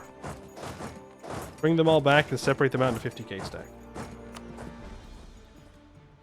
Was this an incorrect stack size? Is that why? No, I didn't think so. Alright. Whatever. Oh, also Segdir is allied to command. They didn't really get involved in that last war, but it was kind of annoying that they were there. But I can't attack any of their allies, so...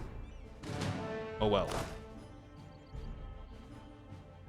Out of luck on that one. Alright, Raj.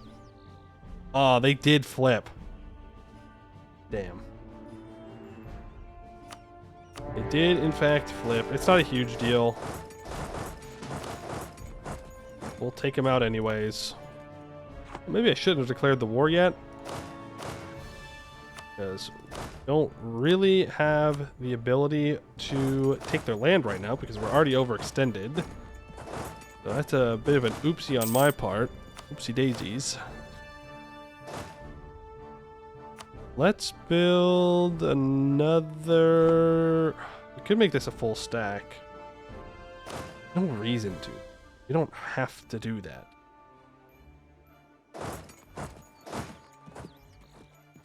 Am I missing any troops? No, I am not missing any troops. We can afford to go reinforce them by 4. We'll be alright. OE is just a number. I mean, I guess that's true at this point. It is just a number. Let's not full occupy them. We will surround this province, though. So that way if they rebuild, they can't just start occupying me. And we'll wait until we can core all this up. It'll be good. We'll welcome the Orcish refugees. That is fine. Any promising vassals to release? No. No. We could consider annexing Arakellan, though. We done 1651. Not bad. I can add this to a trade company. I'd probably get another thing. There's also a ruined temple down there. And I already own land in this node. So the rending's going to kind of suck for that. Chinban Rung is still our ally, by the way. I mean, we could betray them, to be fair. And start taking their land.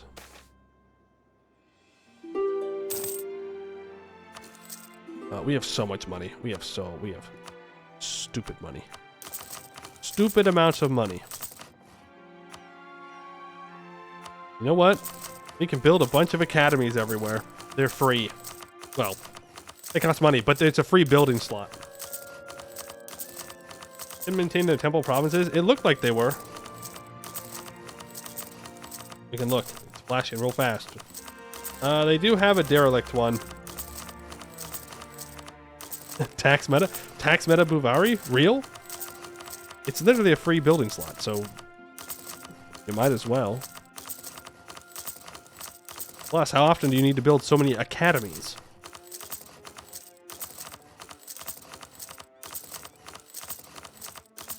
Should have gotten the auto clicker out. Should have gotten that auto clicker out because my fingy is getting tired already. Here we go. Favoritism in Sremaya. That's fine. The trial. I'm actually going to grab that Republican treaty. Tech is so early. So incredibly early. I'm going to buy down our inflation to where there's none left. Then I need to... Oh, we need to upgrade our forts to level 6.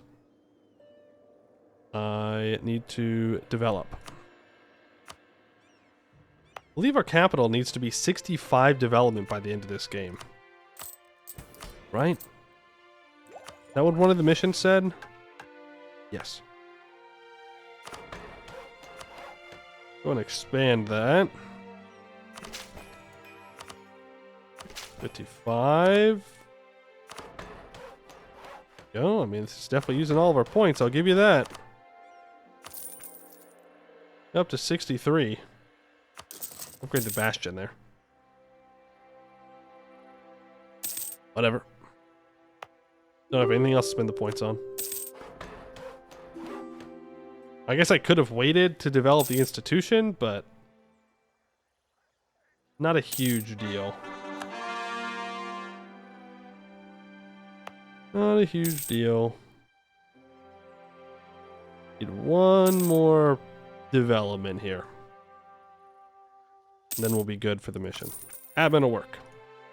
Well, actually, maybe I shouldn't have used admin. Because now I can't peace out of this war for even longer.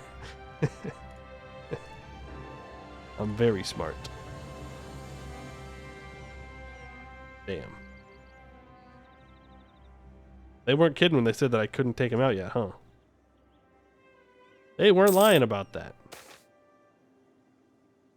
Yeah, money is not real to me. It's fine if we don't spend our money exactly perfectly. We'll be okay. We'll be alright. Give me that Diplo rep and, I don't know, loyalty, I guess. None of that really matters. Maya changed the... Oh, okay, I have a parliament that I need to do.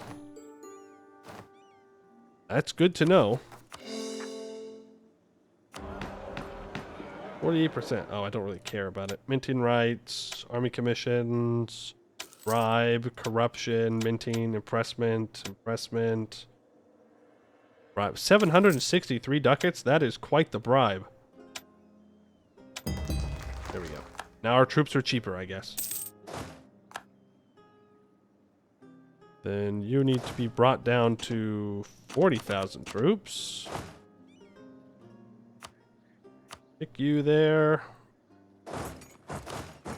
You're fine for now. Now, I do think we are building a golden highway, are we not?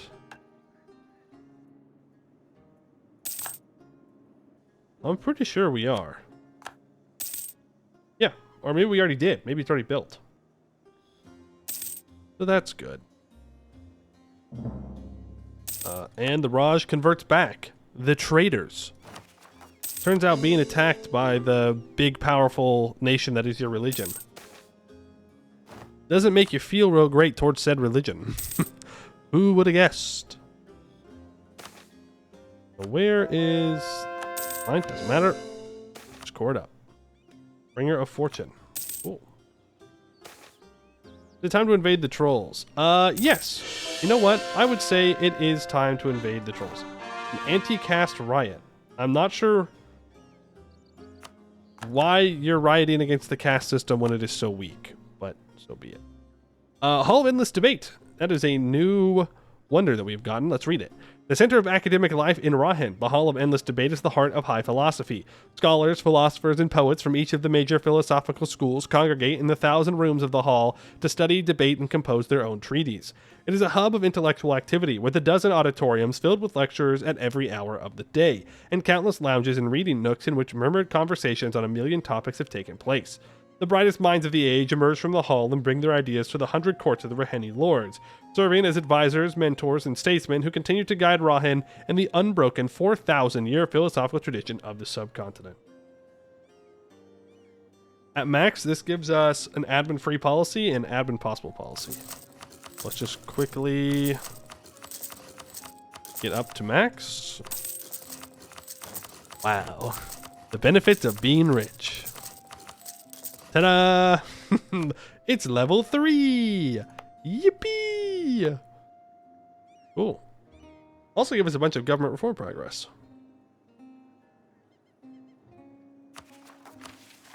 Now, I can implement more national tax and more national manpower.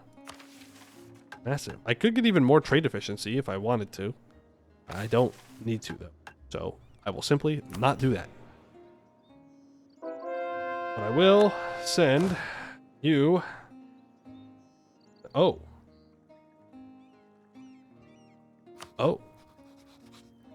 Okay, I guess we're not fighting Yazel Moro. I'm after this. I want this Dame Steer. I guess we wait. We can send troops down, though, to prepare for it. But they're kind of being killed right now, so... Don't really know what I would do to help out with that one. Well, I mean, I'd make it worse for them. Actively make it worse. I could kill them harder, but... I'd rather wait to where I can just walk in and take what I want. The trolls fell off. They did. They did not keep attacking.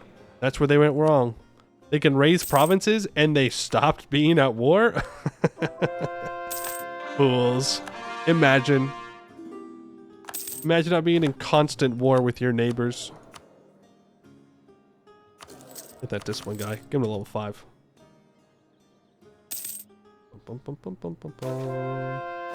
Trust your neighbor. No, I don't think I will. Look at me in Bhuvauri. Okay, that's fine. You do you. I don't care what you're up to. I don't care who you love. As long as you pay me taxes, we're chill. Lots and lots of taxes. Why did I just get a claim on Neckliffe?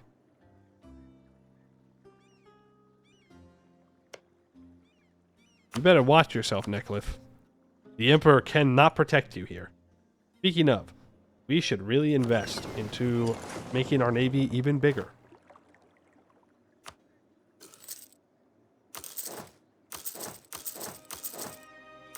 $50 heavies, please. In case the day does come that I need to fight a colonizer for some reason, I would like to be able to just do it. And win, and that I don't have to worry about it ever again. Command is about to attack Jensen. Yeah, see, this is unacceptable. Sorry. I hereby declare the command will no longer expand. And if I must defend Jensen, so be it. I will not. Will not let the command keep expanding to where it's very annoying for them to be knocked off the great power list.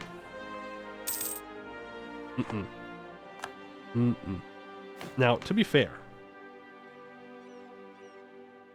the next war with the command, we may just want to make them give up the goblins. Because they're getting 480 from half of their subject development. And I doubt Ashtakuma is giving them much. How much development do you have? Deed March.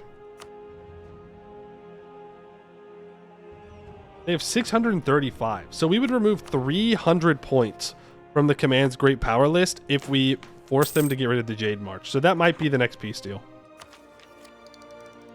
I can take Miltech early. I don't need to. How much for naval hegemon? We can't be naval hegemon. We're male hegemon. Or economic. I'm afraid we do not get the luxury of blowing people up even harder. Oh no. Upgrade all of our forts here. Make sure they're all level 6.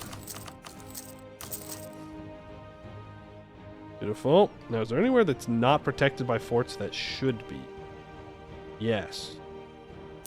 Here. And here. Here and here. And there. Now we got right there. And there's some stuff out in this area that doesn't have it. I guess we can put it down there. We got the money. We're filthy rich. We might as well make sure that we're protecting all of our land. AKA making it a pain for any of the little AIs to walk in and be annoying. Won't it be too much over 100%? No, we can do it. We'll be fine. Do you think Necklef would accept a threatened war instead of needing to fight the whole empire for one island? Good question. Ooh. Hobgoblins adopted into the 3 families. With the opening of the academies to all, it was expected that other races would join the ranks of the 3 families. And now it is the Hobgoblins, disciplined and strict, who join the leadership of our great nation. And there is one question at the heart of it all. What caste will they be a part of?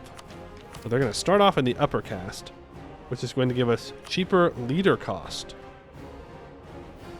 Minus 5%, which we don't really need. We already have super cheap leader cost, but whatever. Let's go for the Knoll here. 335. Not bad. Wow, fierce negotiator. Huge. It's finally time to hire mercs, I guess. Yeah, we're literally just waiting, right? Yep. We're just waiting for the Tiger Command truce to be up. And then after that, we're waiting for another 6 years anyways. Gnomish Master Debaters. The Hall of Endless Debate in Raya Vashapal has long since attracted the greatest philosophers and statesmen of their time in order to refine their craft, share their ideas, and hone their thinking. Now, a group of gnomish debaters sent by the Gomo plead entrance to this most esteemed institution. While gnomes are renowned for their intellectual prowess and foreign thought has ever borne fruit when intermingled with ancient wisdom, the established factions of the Hall might not take too kindly to new competition. Should we allow these new voices welcome? I say let the gnomes in. Let them come. Scales of Justice. Oh, people being racist to lizard folk again. The monkey? I'll take the admin. I don't know. It don't really matter. If I was in command, you just got Fierce Negotiator, you would quit the campaign. I mean, they win this. Here's how the command can still win. Jensen wants to ally me. I'm going to guarantee him anyways. Sure. I will not be joining your offensive force, though. Don't even think about it. Don't even consider it. And yes, it is time for the war in Sarhal now. I could call in the gnomes, but I don't need to. They have level 6 forts. I might need to send more troops down here. I should send more troops down here. I got nothing else to do. Force march him down. Damn, lost that light ship. Well, why don't you actually go on a detour here? Take out their guys. I mean, they have way too many cannons. Average AI moment. I'm about to max out on admin points of all things. I'm still focusing admin, aren't I? Yeah. I could focus Diplo here. You know what? Don't focus anything. I don't care. He just wants you to 1v1 the command for him. Well, I'll keep 1v1ing the command, but for me, not for him. For me, very specifically. It's still level 4. It's going to take him a while to make it, though. From you, I'd like you to break your alliance with him. And with my ally. Because we might keep going down here. I don't know. We'll see. We'll see. You walk over here to fight this stack. The next 70,000 are on their way. Go force marching down. That's another siege gotten. Let's go fight their troops. Homunculus needs repair. Yes. No matter the price, we will pay it. What do you mean no? Oh, they're also a fierce negotiator. Okay. Well, that's going to make this a little bit more difficult. They're not going to want to leave. Let's spread out. Occupy a bunch more. Maybe that'll do it. Maybe they'll want to leave then. Here's our truce with the Tiger Command up. Now they are allied to the Elephant Command and to the Dragon Command. My truce with the Elephant Command is up in 2 years. Let's wait for that. And then we will just co-belligerize them. We'll take both.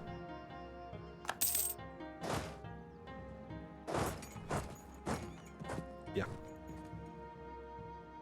That'll give us enough time to do everything we need to do down here.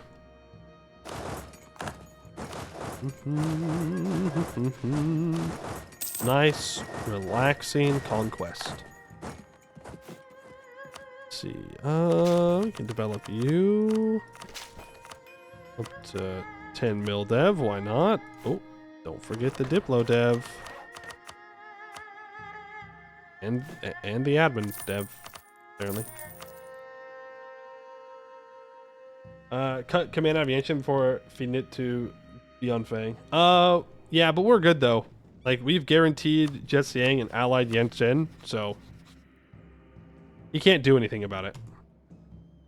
The command can know. The only place the command could go is north into Gawamid through Azjakuma. And if he does that, well, that's gonna be sad because that means that Jet Siang did not take this province. But other than that, they should be isolated. They've allied Segdir. They can't go south. They can't go north. They can't go east. They can't go west. Get Beyond Fang back to Beyond Fang. You know what? If we get there, sure. Sure. I want Scrubs. Thank you for another 10 gifted. Appreciate that. Very kind of you. Drink your milk. I don't want to drink milk. Imagine drinking milk. I'm an adult, okay? That means that I don't have to drink milk anymore. You can't force me to. I can't tell you when the last time I just sat down and drank a glass of milk was. Imagine drinking milk when you could drink water. Who doesn't love water?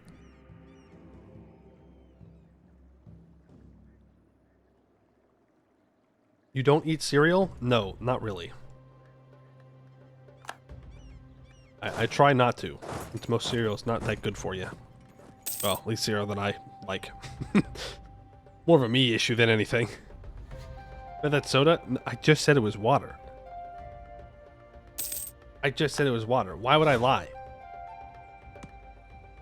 Why would I lie? When I could just be like, yeah, this is soda. I love soda.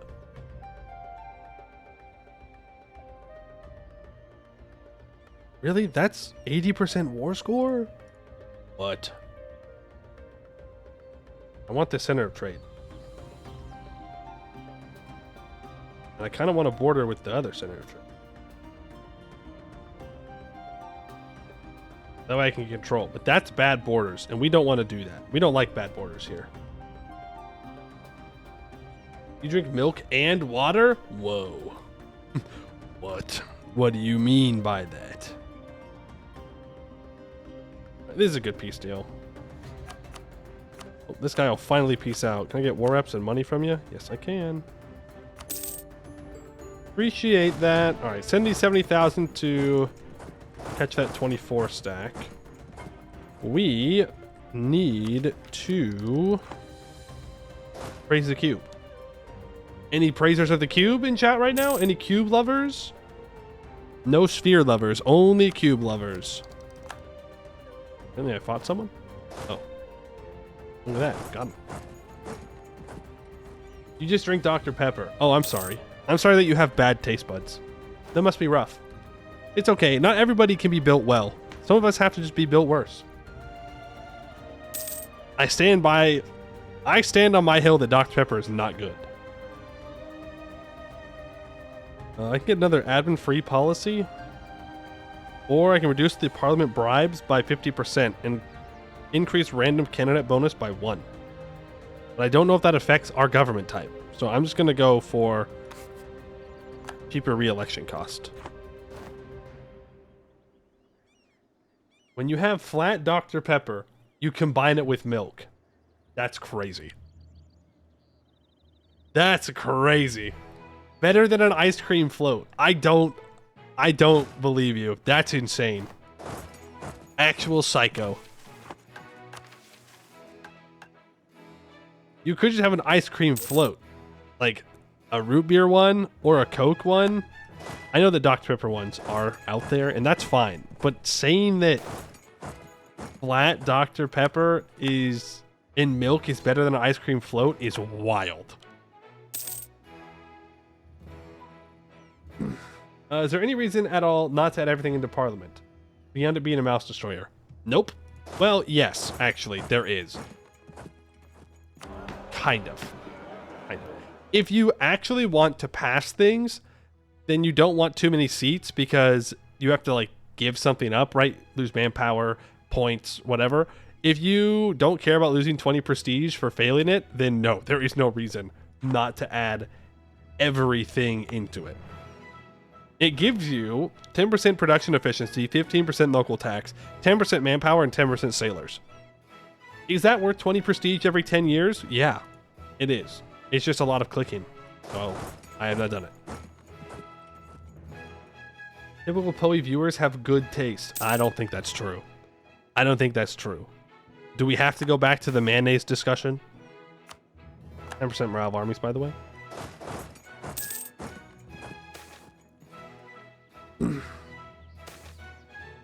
Ministries clash with the middle caste. That's fine. Let them fight. Let them fight. It matters not to me. Also, we can speed 5.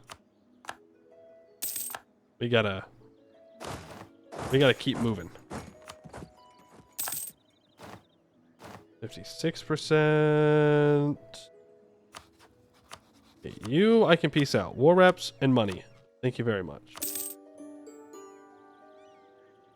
Okay. Lost 233. Lost 222,000 troops to attrition. It has not made a dent.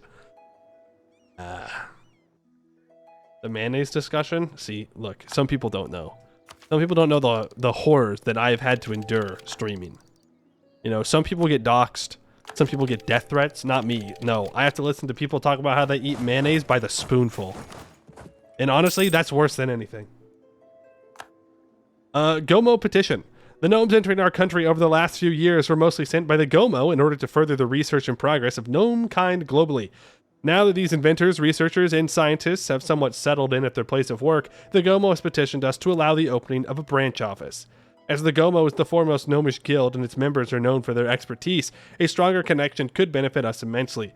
However, while such an office could allow us access to scientific advancements and diplomatic relations through the Gomo, accepting the establishment of a foreign guild office would certainly disturb the local population and administration. Many locals have already made clear they wish to see the petition refused and warn of adverse consequences should we let the gnomes establish a permanent presence. A refusal would likely end any further attempts by the Gomo to establish itself in our country. Bro, this is... look, it's a... I'll just say it, everybody's enslaved in this nation. You don't get a choice if the Gomo get in here or not. I've decided they get to show up. And so they get to be here. It's That simple.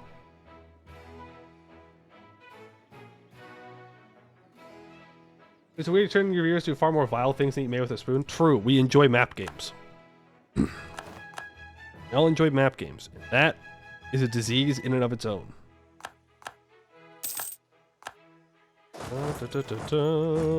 Okay, you need to go contest this siege, please.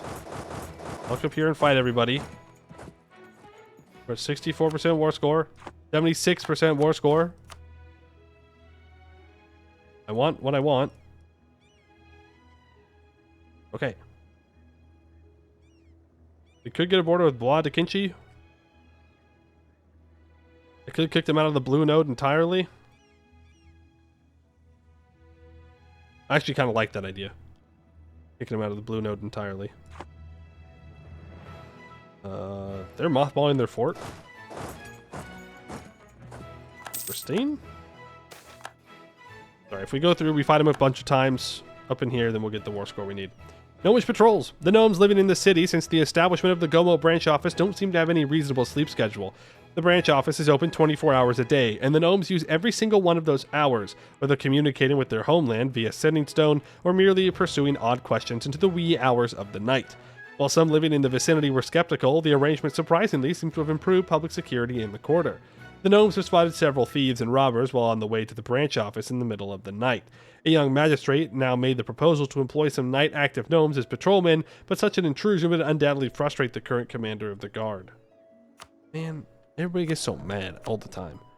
If you got dudes that want to be on patrol in the nighttime, and you don't even have to pay them more because they don't mind it, I'm not sure what the problem is. To me, it just seems good. What do I know? Keep transferring trade here, please. Are these provinces so expensive? That's a great question. That's a great question. I mean, I don't really have much admin efficiency. I guess 35, 25. Yeah, I mean, that right there is 43. So if I just took all these low dev provinces, I could take a whole bunch. But I don't really care about that. I'd rather have good borders. Matters more to me. So getting close to this other center of trade would be nice, I'm just saying. I can do this. The borders aren't too bad like that. And then I grab this center of trade. That's probably a better peace deal. Let's do it. But we also now have this permanent dames tier as well, which we can develop that a whole bunch. We convert it. And then we add something in this state to its trade company. We can get a bunch of goods produced here, and it'll be wonderful. Problem is I don't have great control over this node, but whatever. Alright, let's prepare for the next war. As you tend to do. That is the Tiger Command with 51,000 troops, the Elephant Command with 30,000. So they're kind of just dead already.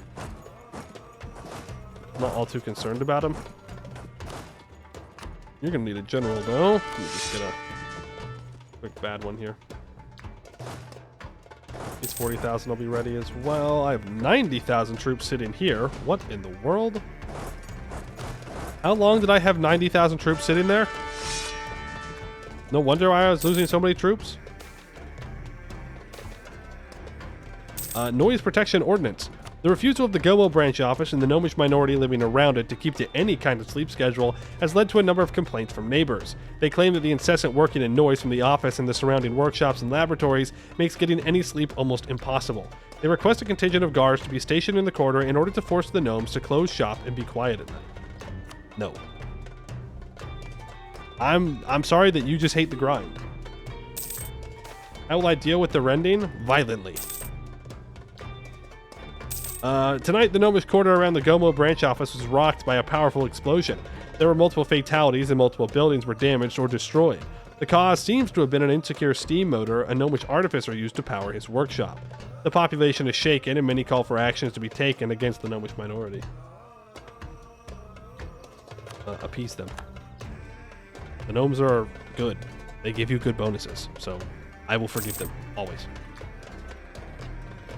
Unless we're playing the centaurs, and then no one gets forgiveness. Let's do anti-monstrous. Could even co-belligerize the dragon command and give provinces to Beyond Fang, so we will.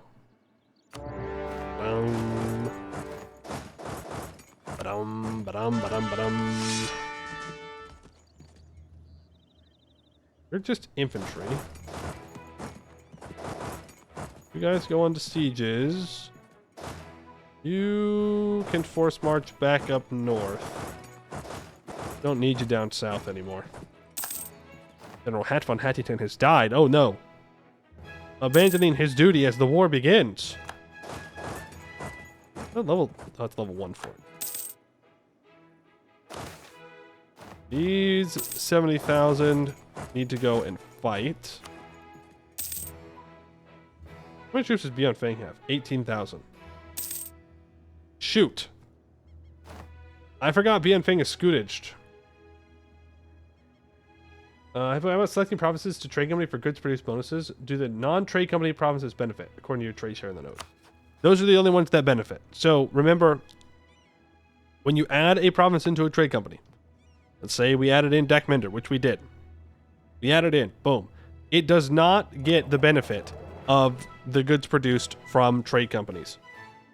It is only in non-trade company provinces that you get the goods produced. So really, the best place to put your trade companies is in provinces with not valuable trade goods with high trade power. And there are not many of those. But really, it's just add in your entrebots. They won't get the goods produced, but it will give you goods produced everywhere else. That's what you want. Put our war wizard up there. That way we can actually fight them real good. And there they go. Stack wiped. Do they have black flag troops? I do. 60,000 of them to be specific. Who can I call in? Okay, do you want any of this land? You do not. You know what? We'll call our ally in. We called them into one war before, and they didn't do well, so maybe this time will be different. Maybe this time they'll be useful and good. Who knows? Weirder things have happened.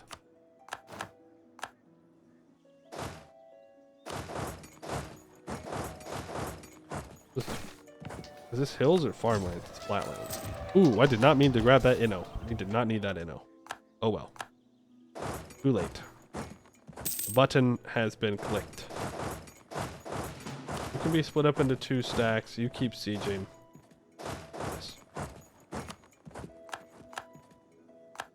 You always put center trade to get the trader and left the rest, but this makes sense. Yes. And remember that your trade company investments, which we have not been doing, by the way, have different bonuses for if provinces are in or outside of your trade company. For example, company garrisons. You have to have something in a trade company to get the defensiveness. Meanwhile, something like the company depot, you get your trade companies get +4 local trade power, which is great, but then every province in the area also gives more production efficiency. Remember that production efficiency gives you money, and it's based on your autonomy. So if you have super high autonomy, like 90% autonomy, the production isn't fantastic, but it will give you a little bit more. And then you have things like this, where trade companies get more local tax, but everywhere gets cheaper dev cost. You just got to pay attention to what exactly they are giving you.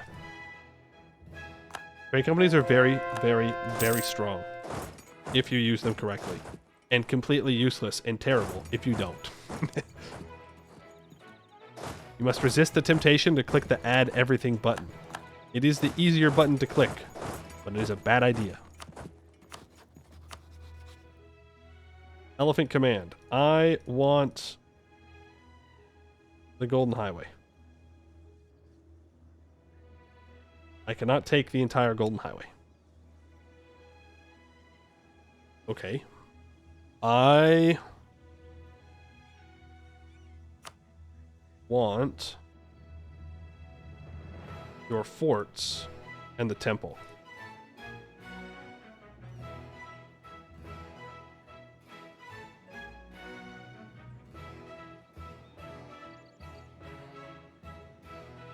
That's the peace deal.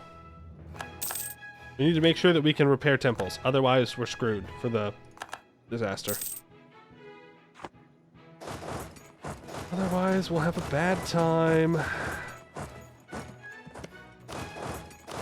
There, split in half. There. Good. Good. Good. Good. Good. Good. Please stop sieging that. Come back, fight him again. Getting rid of the orcs in the tiger command. Not very nice of them. Well, that gives us a bunch of forts. We also take the 2 temples that are in this area. So now we can repair them. That will be a very good thing. We're very overextended, but it should go away momentarily. A little bit of overextension will not hurt us too. Meet back up on this province, and then we can go and siege down the Dragon Command. There. I can take their provinces, and it won't matter. Because we're just going to give them over to Beyond Fang anyway. Yeah. Separatist sentiment, whatever. Beautiful borders. I mean, yeah, this is a bit of a scuff border, but it's necessary. I do not apologize for them. You do good borders when you can. They got the siege. Damn it. Not have 100,000 troops sitting in one spot.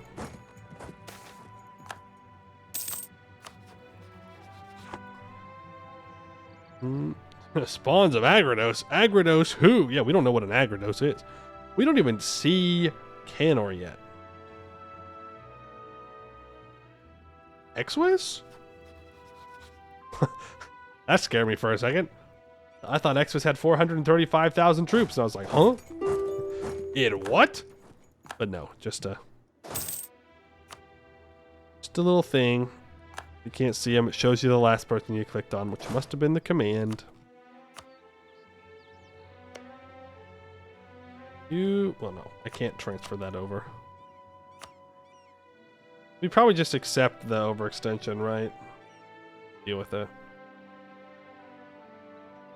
Right. Let me double check this mission. Make sure that those are the only 2 provinces I have to take, and they are. Next, I want to make sure that I get... Really? Okay. I was like, what?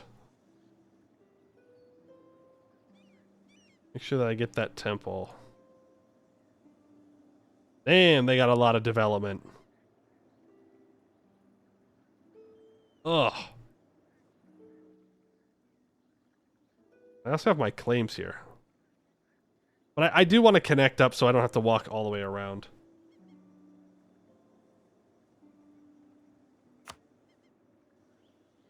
Means I can take all of this. What do you mean, no? Okay, let's go grab that fort. Have the fort, then we'll be good. E to raise my spirits. Thank you.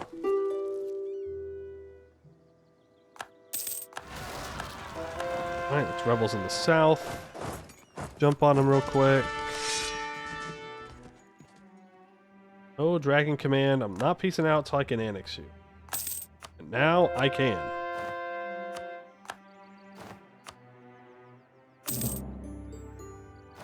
That's... And... This peace deal got changed. There is that. First things first, let's hand some provinces over to Beyond Fang. Have these. Do not want them. I do not need them. I'll even hand them that one. But I'll keep the mountain pass. I'm increase absolutism to get war score reduction? Yeah, true. Yeah. Let me just grab some absolutism real fast. All I have to do is, change my entire country setup, and then we'll be good.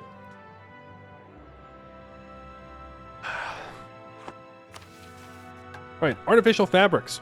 Silk and cotton have long been a staple of Rahen, with the land being known for its great array of colors and styles, which dot both places and abodes. But even this venerable profession is not one we cannot uplift into its true potential. It will take a great deal of manpower, capital, and willpower, but nothing we cannot provide. They will refer to the production now as a trickle compared to the torrent of fabric we are to unleash. We'll lose 10,000 crowns. Every province in Rahen not owned by the command producing cotton or silk gains one base production and starts construction of a plantation or textile manufactory for 0% of the cost and 100% of the time. Let's wait until we're done coring. So that way you can actually do that. It doesn't break things.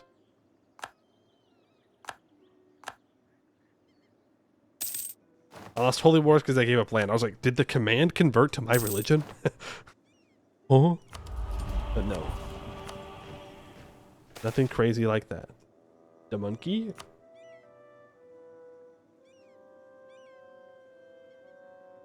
Yeah, overextension less than 1 is fine. Diplomat has unfortunately kicked the dust. Alright, when is our command truce up? It is up in 1651. We will not be doing that war immediately. But it will not take us long to jump into it. They are back up to 437,000 troops. So let's get these 70,000 troops back up here. We're gonna need them. It's an all hands on deck kind of situation. You can be built into a 40-20 stack so we can have another siege stack available. Both of you can stay over here while we wait for the next war. Pay off Beyond Fang debt? Do they have debt? They do. They have one loan, probably. There you go, Beyond Fang. I paid off your loan for you. Debate in Parliament. We don't really need one. Are there any Parliament debates that we're going to get anytime soon? Yes. Well, yes. It's 1650. So we're not going to choose one of those.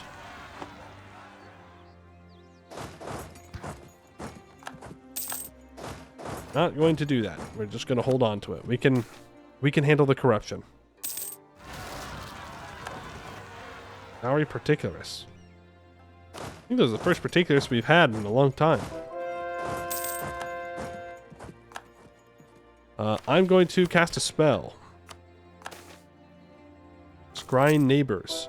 I want to know where the command's troops are. My High Master of Mint has died. This is very sad. Get a new one. Go with rebels. Know how it goes. High overextension moment.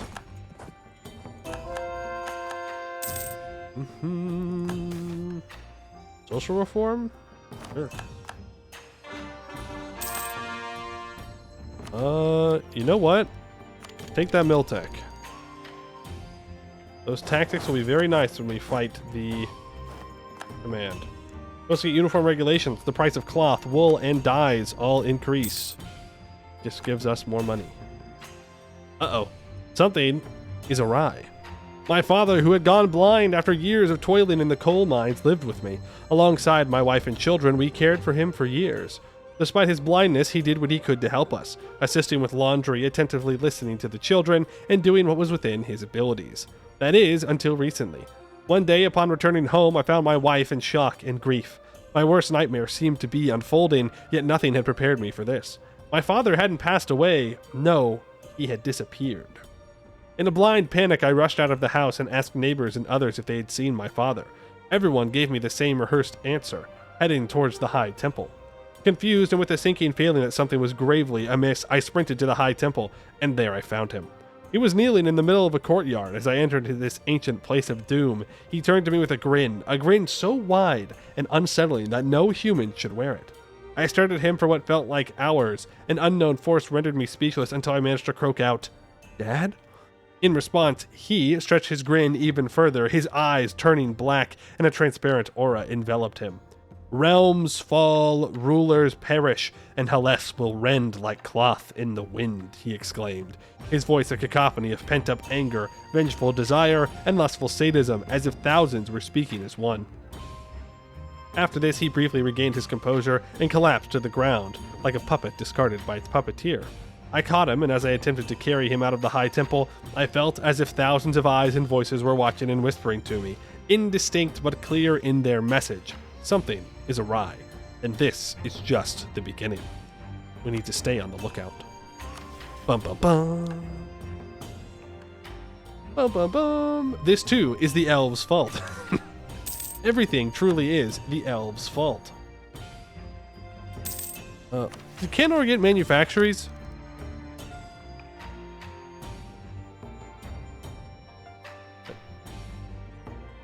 I don't know where that is.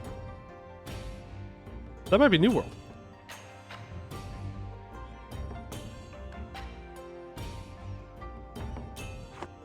Look, all I'm saying though, that's bullshit.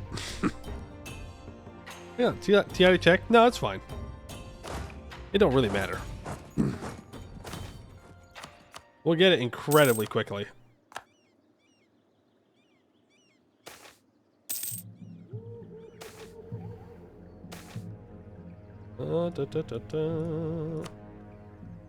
The Gomo Research Division, Raya Vashapal. The recent establishment of a Gomo branch office in Raya Vashapal has led to a revitalization of natural philosophy in the city. The Gnomish propensity for technology has further led to a noticeable increase in the printing sector, as the Gnomish scientists prefer to print their findings rather than simply letting them echo in the Hall of Endless Debate. Within these books, the city's most notable philosophers and scholars have seen their words travel across the world to Gomo outposts as far as Aelantir. Members of this Gomo faction have now petitioned us to allow the expansion of the Gomo branch office into a fully fledged Gomo research division based in Raya Vashapal, to serve as a complement for, and perhaps one day a rival to, the Hall of Endless Debate. The new division would certainly ensure that our scholars' work is translated into practical inventions. And while the gnomes are unlikely to abandon the prospect of a good debate if we refuse them, they will undoubtedly offer little else than arguments and counter-arguments, none of their new inventions or discoveries, if we reject this prospect. Allow them to establish the division. My 7.5% idea cost. Isn't the other way around? The elves did a good thing by building temples? Good for them, maybe. But not good for the spirits or for the area. Is there any downside to the Gomo? People who don't like gnomes complain about it in the events. Other than that, I don't think so. There it is. The rending of the realms. I rend your realm. For millennia, the High Temple stood as enigmas constructed in a bygone era by a realm long faded from memory, their true purpose shrouded in mystery. Over the ages, philosophers wrestled with the meanings behind the intricate inscriptions, sages sought to untangle the prophecies they held, and the cursed dared to harness their power for their own ends. And with every endeavor, they cast yet another pebble onto the temples, each one adding to the countless others, slowly cracking its shell, for a single pebble accomplishes nothing, two achieve little, but thousands of pebbles make a difference. A scratch evolves into a crack, and a crack into a wound. While a lone wound may evoke little concern, enduring thousands of wounds is insurmountable, much like the fate of the High Temples. Already weakened, these temples crumbled swiftly, eroded by time's inexorable passage, both in a tangible and abstract sense. Even the most robust walls of the pristine temple succumbed to the torrent of thousands of spirits, suddenly reinvigorated after eons of imprisonment. The high temple shattered, a deluge of spirits, countless in number, flooded streets as if a supernatural tide rending lands and engulfing nations. From towering peaks to shadowed valleys, the landscape teems with spectral entities. A veritable invasion, as spirits both minute and great converged, driven by a singular purpose, evading the confines of the high temples and being free once more. And so Hellas descends into chaos and fear. Spirits inhabit every nook and cranny, some benign, though most seem to hold an inexorable aggression towards those who dare to suppress them for so many eons. While the spirits reap what we have sowed, our people react in a multitude of ways, spawning doomsday cults prophesizing the end, or rallying against the state's paralysis due to the rending and demanding action. Yet the majority quiver within their homes, a deceptive sanctuary, as the rending affects everyone and reaches everywhere. May the ancestors guide us and guard us. We'll take a hostile stance towards the spirits, restoring temples and warding spirit domains. Correct. We will, in fact, be hostile. Now, we need to fight all these rebels. And then we'll get to the command wars. Ensuring that we don't get rended apart is a little bit more important. Move up here. You move south.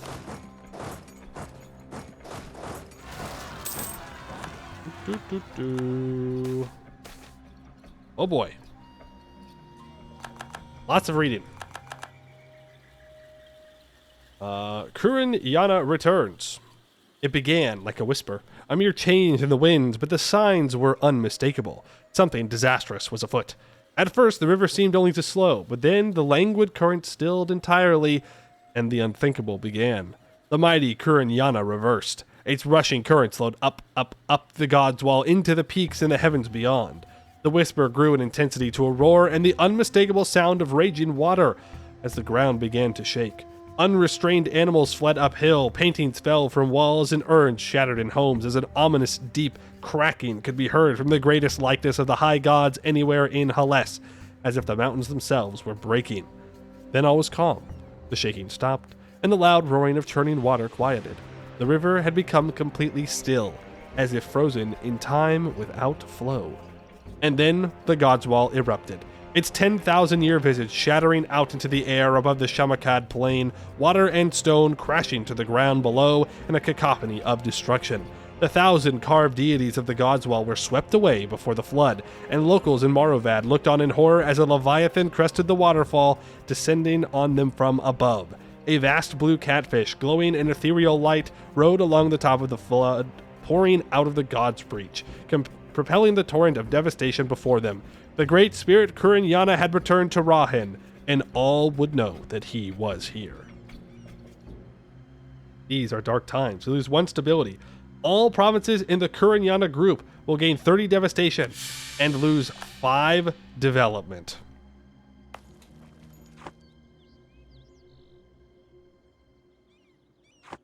Why does my capital have 72 development?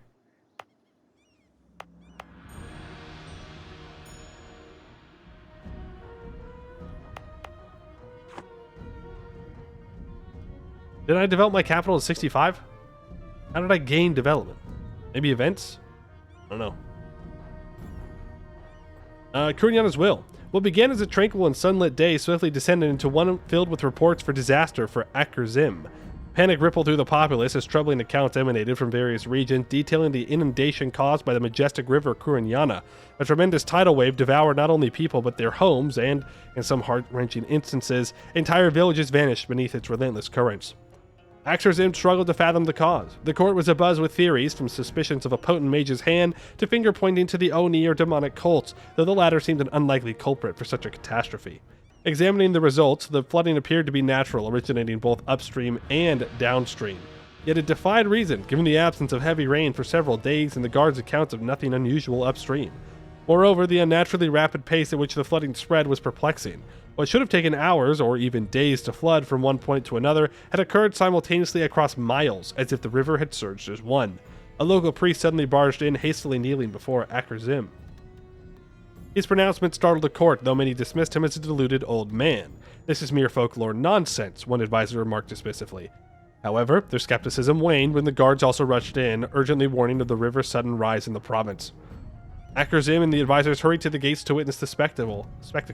Down the path, the river glowed with a faint azure hue, and suddenly an otherworldly entity burst forth. Alongside it, the river, bestower of life and wealth to the land, swiftly reclaimed everything it had taken, swallowing it back into its depths. Trailing behind Akrazim, the old priest approached, his voice trembling. He seeks to reclaim the riches he once bestowed, ever since his imprisonment in the cold and desolate abyss, my Edisadata. Is that a giant catfish?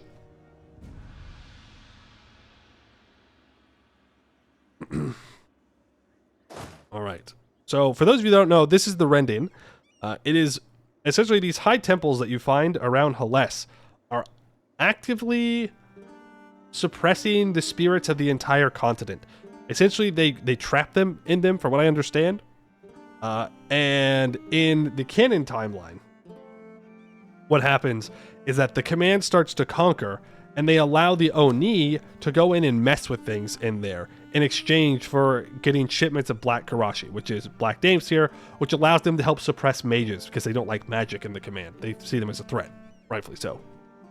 And eventually, they do too much. They ruin too many temples. In addition to that, there's also Gnomish Indiana Jones, which is not a meme, that's an actual thing, goes in and starts plundering the high temples as well. And when all this happens, they break enough temples to where the kind of like temple mega complex, what's the word I'm looking for? Not infrastructure, the grid. The temple grid goes down, and it releases all the spirits at once, and they're not happy. They're not happy that they've been imprisoned for so long. And now we have to deal with the consequences. Want to see the devastation map mode? There you go. It does a lot of devastation to Hales. Now we've got to deal with those consequences, and we've got to defeat the spirits. The way we do that is through temple restorations. We can look at our suppression of the great spirits. We need to make sure that every area that we're in here, they have their temples repaired, so that way we can deal with their spirits. Now we, luckily, own Tugayasa.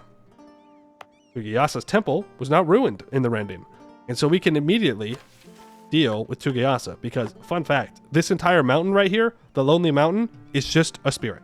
Whole damn thing. Whole damn thing's just one spirit. So let's go ahead and deal with Tugayasa the Omniscient. The burning gaze subsides. Tugayasa was a rather peculiar great spirit, distinct from all others due to its seeming omniscience, its keen intellect, and worst of all, its omnipresent surveillance of all within its domain. Akrazim ultimately decided to imprison it after numerous sleepless nights, for even during slumber a burning sensation lingered in his forehead, as if the great spirit could peer into his dreams. The incessant feeling of being observed and the resulting paranoia had become unbearable for him and his country's court and citizens. Some believed the Great Spirit had ceased its surveillance only for the sensation to return. In certain cases, people couldn't discern whether it was genuinely watching them or if their minds played tricks on them. He and the court collectively agreed to end this ordeal. Temples were rebuilt and artifacts were returned. Although it seemed strange, the Great Spirit appeared to comprehend his actions and orders. It witnessed the restoration of the temples with minimal resistance. He wondered if the Great Spirit truly understood his intentions. Nevertheless, he dismissed such thoughts, focused on the task at hand. After months and years of combating various spirits and disasters, the temples were finally restored. Akrazim impatiently waited for the final inspection by the court wizards and priests before receiving approval to activate the temples. Eagerly, he gave the command to initiate the process, and the guards and wizards promptly complied. The temple powered up, emanating a faith-infused blue and yellow magic. Yet an odd sensation lingered. Even with the paper talisman suddenly adhered to his robe, he felt no response from the Great Spirit. Both he and the Great Spirit gazed at the temple, but he couldn't tear his eyes away from the paper talisman. It was as if the talisman peered directly into its prison, yet it remained passive, merely observing. After a few moments, the temples erupted in magic, unleashing a colorful fountain of blue and yellow into the sky, clashing with the heavens as the magic began to spread throughout the land. The paper talisman on his chest gently burned away from the magic, yet it still elicited no reaction. It simply sizzled away without resistance. As night fell and he returned to the court, he received reports that all talismans and spirits had finally disappeared. They were finally free from its influence. Well, in this case, it's just the one province of Tugayasa, but in the other areas, it will save entire regions. My mind aches with regret. We will no longer receive rending events in the spirit's domain. Until the end of the game, we get +1 free policies. And for 2 years, we get -6 monthly monarch points of each kind. So you do get bonuses for going through the rending. Some of them, like this one, are very strong. Very, very, very strong. So now I can get that 10% mercantilism, and I can get this 10% siege ability. That'll be good. Now we just need to focus on repairing everything else. In order to do that, we need to restore temples to get the grid back up and running. So we are just going to start restoring what we can. Obviously, we need monarch points to do that. So maybe I shouldn't have taken that mill tech when I did, but it is what it is. Is there a way to support the spirits? Yes, it depends on your religion. Like as I said, Mystic Accord, you work with them, not against them. As a command, can you just let the Oni not touch the temples? No, you need them to. You need them to because you need the Karashi to suppress the mages. There is no way around it. Hobgoblins. In the middle class gives good produced. So, yes, please. How much? 5%, not bad. Holy War against Beyond Fang. Oh, no. Oh, no. They went with that one. Beyond Fang does have the option in the rending to swap over to Mystic Accord and support the spirits, and that's what they did. Which is going to be a very solid no for me, dog. You're going to go right back. Right back to being Suhan's Praxis. Thank you very much. We will have no spirit lovers and my vassals. No way. Ain't gonna happen, punk. Oh, I forgot these rebels retreat. Retreating rebels are the worst. They're so painful.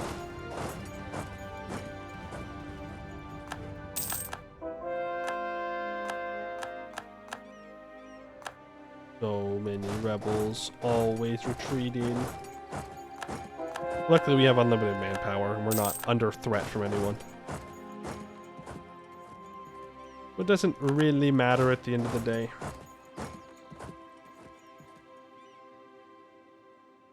Is Yenhi Spirit Dragon actual dragon or just spirit? Looks like it? Yeah, I'm pretty sure it's just a spirit. The rending is all about spirits, not actually corporeal. Well, I guess they become kind of corporeal. They're not just regular dudes.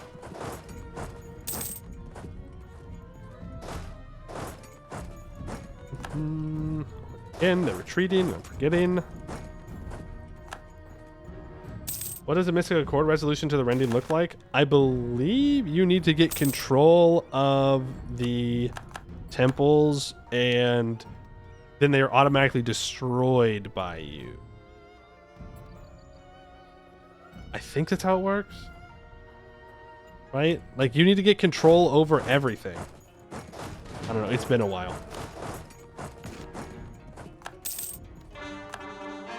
Been a while. Like all things in Hellas, it involves owning all of Hellas. Just be like that. It just be like that. You know how it goes. Get this last spirits dealt with. Now we could go to war with the command here still. We probably should.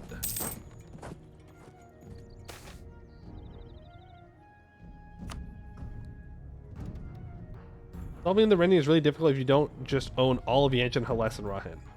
Basically, everything to the right of Jad must be yours for Mystic Accord. Yeah. It's... The key to beating the rending is just to own all of Hellas. That's it. Much easier that way.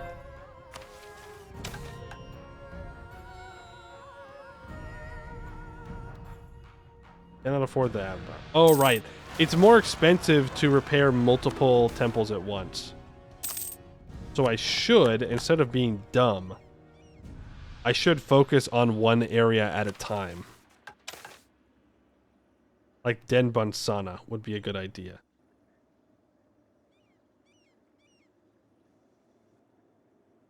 They don't exactly match up with trade companies, by the way.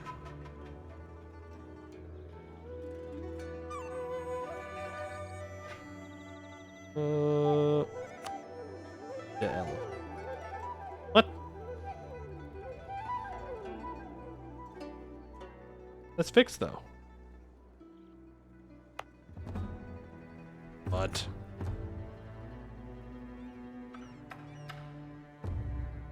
What? Am I missing something? Is it being fixed?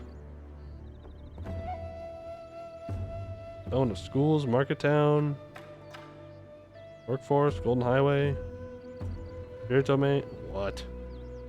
Am I missing one somewhere?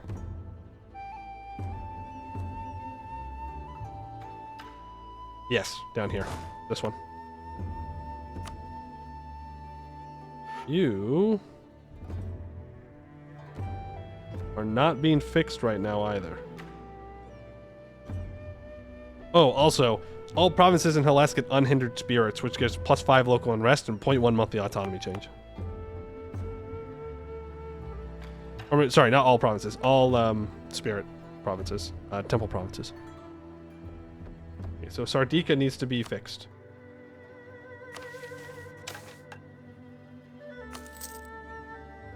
And after Sardica's fixed, then I think we can do Denbun.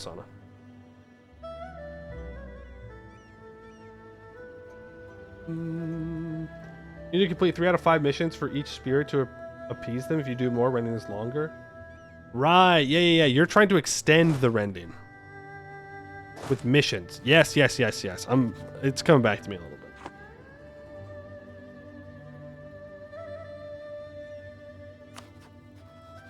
They're gonna have 143. So annoying that Segdir is allied to the command. They're close to wanting to do this though, but not that close.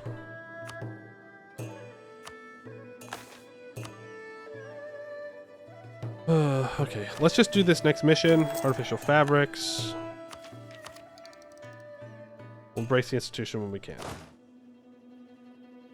How do we want to approach this command war? I think the same way we did last time. Secure the east, move west.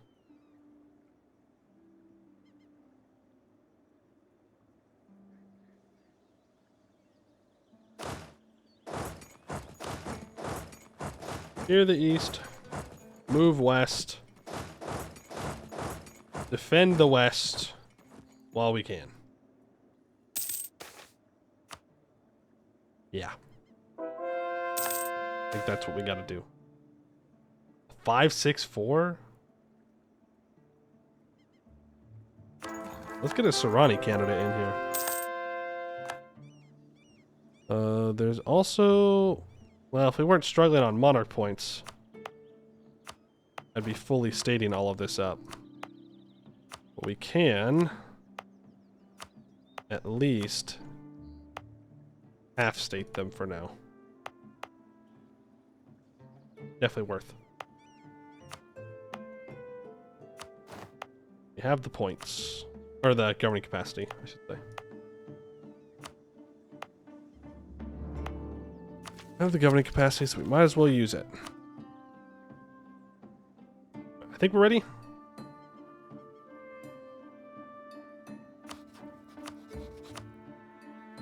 Holy War. Let's get to it. We're not going to speed 5 this one.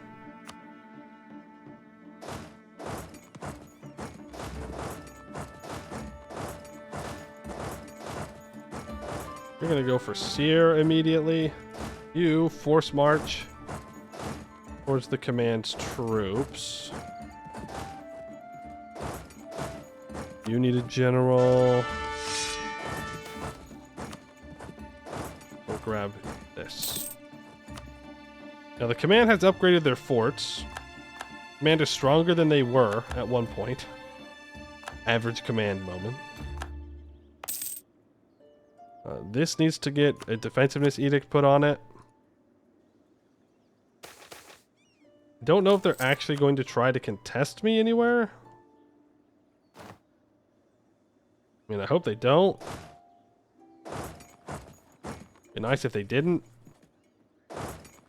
Did get a fight. Walk you over here. Is the Fox mission tree finished finally? Not that I know of. Fox Girl mission tree, not yet finished. Sorry. I know people are looking forward to that one, but you're gonna have to wait a little bit longer. General has died.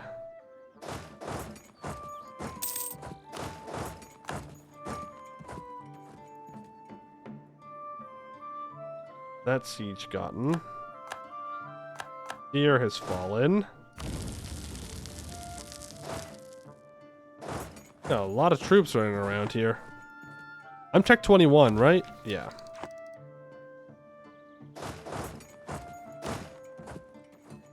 Sure am. I don't... I'd rather overstack that than make them run out on their own for now.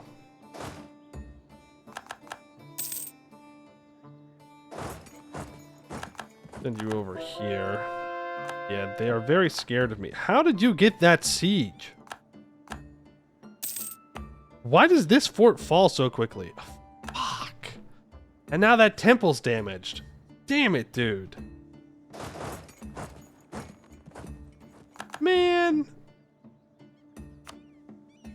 I just burnt down their capital, at least.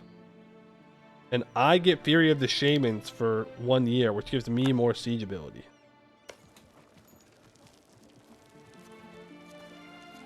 No.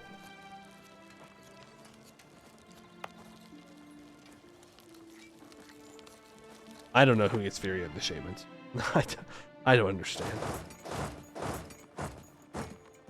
Someone gets it, okay? Someone gets Fury of the Shamans. We're gonna keep these stacks back out here. You need to move out towards the front.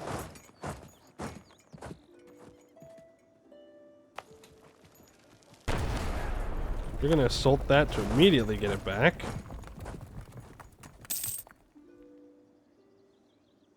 That's a... Damn it. Sarnavan was level 2 fort, so now that fort's... Or that thing is destroyed too. This is not great. Fighting during the rending. Never a great idea. Yet, here I am. Fighting during the rending. Never learn from your mistakes. Always double down. Always double down. Need to grab this. You fight there. 406,000. Are they mostly cannons? Are they doing the thing where they just build too many cannons?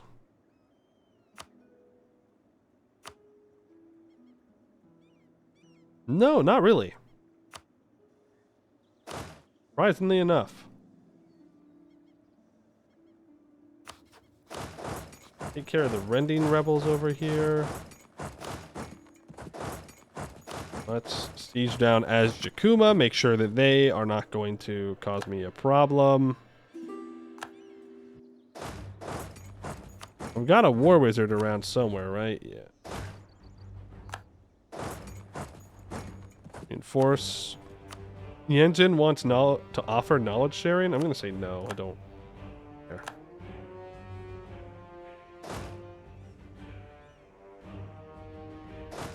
Don't care. Get it when we get it. They lost 22,000 cannons in that fight. And we have plenty of manpower. Manpower's not a problem. Again, I think we just get rid of Jade March. No, we don't. We don't get rid of Jade March because I want to break their alliance with Segdir. I do not like this alliance that they have. But at the same time, it's not like a difficult alliance to deal with. It's just annoying. Do I really want to waste a peace deal on something being annoying but not a threat? Probably shouldn't. Be a little bit tougher than that. Isn't the minus attrition parliament debate worth it with these big stacks, or do you have enough manpower anyways? Is it worth it? Yeah, absolutely. But we have it anyways. And on top of that, our next mission is going to give us a special parliament debate, and I want to make sure that we can do that immediately. And we can once we embrace this institution. And we'll probably just go full artificer. I don't think there's any reason for me keeping the mages around. They don't really bring us anything. Except for this spell to see where the command's troops are, but that's just nice. And we don't need it right now. Just nice to have.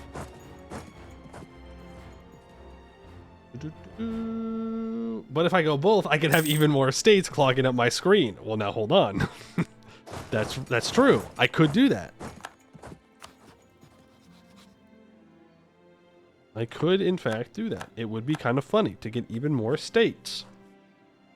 On the other hand, I could not. The end. We could. Max estate run. I'm trying to think about any other estates that we can't get access to as these guys.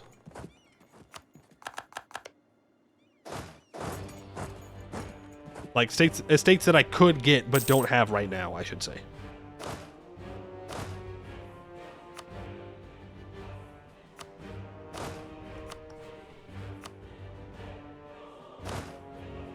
The patricians? Maybe? Vampires? Yeah.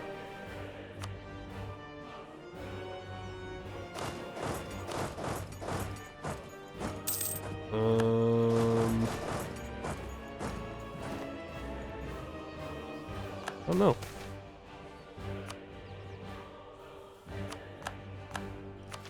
Let us embrace the institution, the age of artificery. A war wizard is burned to a crisp by a faraway laser. A robotic labor is fueled by Damesteer and grease. An ancient relic is deconstructed and finally understood. In short, scholars, engineers, philosophers, and inventors domesticate the magic of the world. Then they place these magics into items that anyone can use. All across the world, an age of artificery comes alive with a spark. For centuries, artificers have been seen as nothing but novelties, a strange little group of mages employed only by gnomes, the kobolds, then goblins. But now, as mass manufacturing and the scientific method has taken hold in Halan, artificers have become more powerful than anyone imagined. With Damesteer, relics, ivory, porcelain, iron, steel, mithril, and more, all traveling along sprawling new trade networks, inventions are created which shake magical societies to their core. Bhuvauri now must determine where it fits into this equation. Several possible approaches now present themselves. The first is to embrace artificery, stop all official patronage of mages in our society, and delve entirely into the science that we believe to be the future. Alternatively, we can reject the new art. Instead of wasting our surplus of Damesteer and relics on some flighty vision of modernity, we can use these vital resources to empower our mages, or finally, we can try to combine the virtues of both. We would invest only partially into mages and partially into artificers, receiving full benefit from neither while also allowing them to coexist. We stand at a crossroads, and we must make a permanent decision. What does Asurik choose? Are we to be a nation fully of artificers, fully of mages, or with a little bit of both? And I believe we want a little bit of both.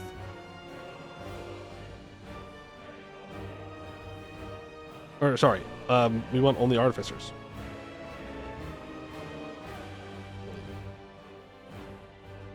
Enlightenment. Yeah, let's just go full. Max percentage of states. We could do the max percentage of states for the memes. Okay, we could do that. Our next run is going to be full artificers. I'm not sure.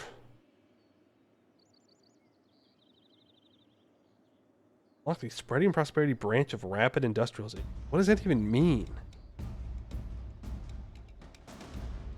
I feel like we should just go full artificery. Since I don't know what it's going to do, I think it's better to be safe than sorry. I need to own their capital. Man's capital. Oh wow, it's a good thing I got this one province. Oh no, it's just all the urban provinces that I do own in Rahen need to have that, and then I need to take Sarlevahan. Too full. We are a nation of artificers, not mages. Goodbye, mages. The Constitution of Bhuvauri Artificery. Adasadata Asarik has officially declared that artificery will be supported by the state. Now we must figure out what this actually means. 3 organizations, all vying to ingratiate themselves with nations across the world, petition Bhuvauri for official support. They each promise inventions and innovations the likes of which we could never imagine, and they each require funding the likes of which we do not want to imagine. We can only afford to patronize one of them, so our choice must be made carefully. Our first option, the Society of Brilliant Inventors, serves as the prestigious symbol of all artificery. They throw caution to the wind, giving their Brillite members full creative freedom, and with this freedom, they have invented the most iconic machines in Halan.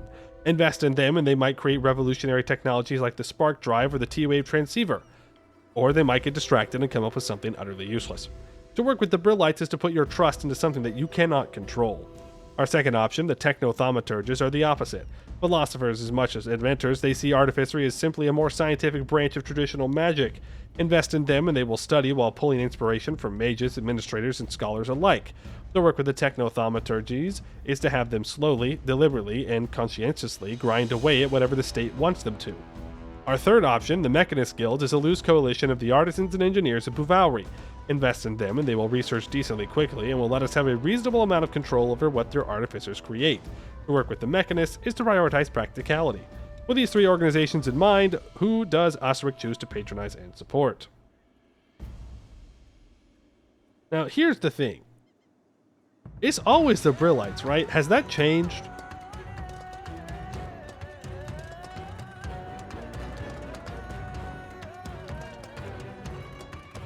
Because the difference is... So here's the actual difference. The Brillites research the fastest, but you don't get to choose what they research. The Techno-Thaumaturges are the slowest, but you get to choose... I believe it's the category in what you want to research. You can't choose a specific technologies. Maybe you can. But I like speed. Yeah, 5-year research is 3 times the inventions. So, I like the Brillites. Let them at it. Artificers.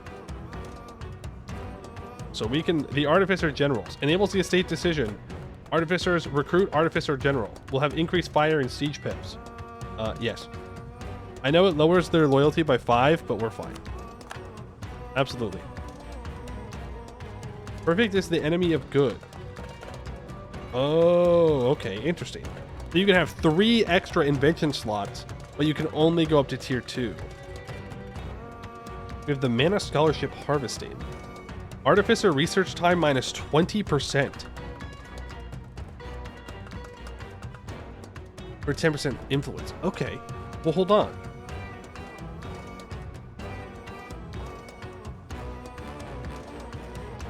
Actually, this might make the Mechanist better.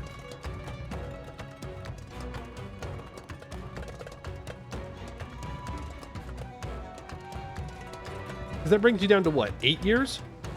8 years and you get more control over what you research?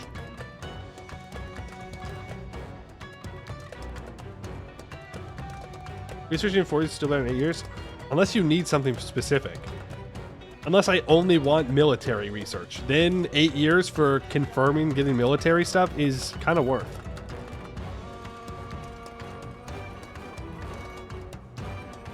It's really doubles fast research. Yeah, but like... If they give me airships and storage boxes, then it's worthless. I don't know. You still get choices, Brillites? Yeah, I guess that's true. But I'm going to do that. It's worth taking. Ivory Transmitters. All Ivory provinces get minus 5% dev cost. Okay. Oh, wait. Before I start clicking stuff. Okay, inventions are no longer... Here, right. I just wanted to remind myself of that. Where is our thing? The Gomo client network. We can get +1 diplomat and 10% improved relations. Weapons of mass production. It takes 5% crown land. We get 5% more artificer land force limit. We'll do that.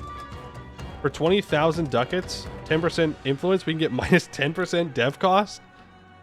Would be kind of funny. Let's do those ivory transmitters, though. They give loyalty. The Grand Expedition, or Exhibition, gives 10% national tax and 0.5 yearly prestige. Artificers in the Mega Bane project. What? While we're at war with the Witch King, we will gain 10% land morale, naval morale, 5% discipline, and -10% shock damage. Oh, war wizards shaking in their boots. Lich enjoyers crying. We can reduce our land force limit to increase our artificer force limit. And we can get privately funded artificer regiments, which means that we could get 5 free units. I don't know if that's worth it. We have no absolutism. We're a republic. I think the National Arsenal one, it's pretty good and costs no absolutism. Well, we don't care about absolutism. But what are you saying? The National Arsenal?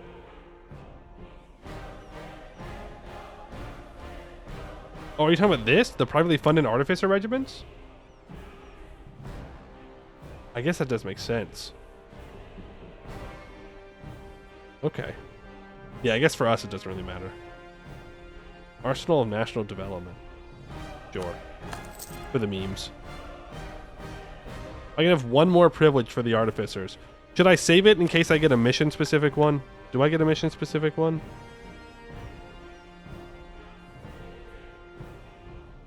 Running prosperity branch of rapid industrialization. I don't know what that means. But it doesn't look like I do.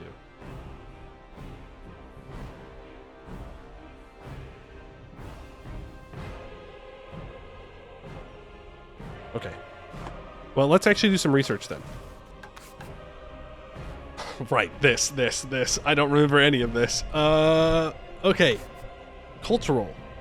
There are the Karashi drills. We do not want to use Karashi drills, though, because we want to stop the rending. Okay, tier 1, we have society inventions. We have economic inventions, and we have military inventions.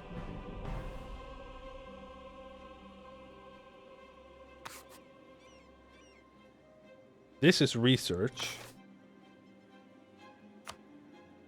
So these are things that we already have unlocked.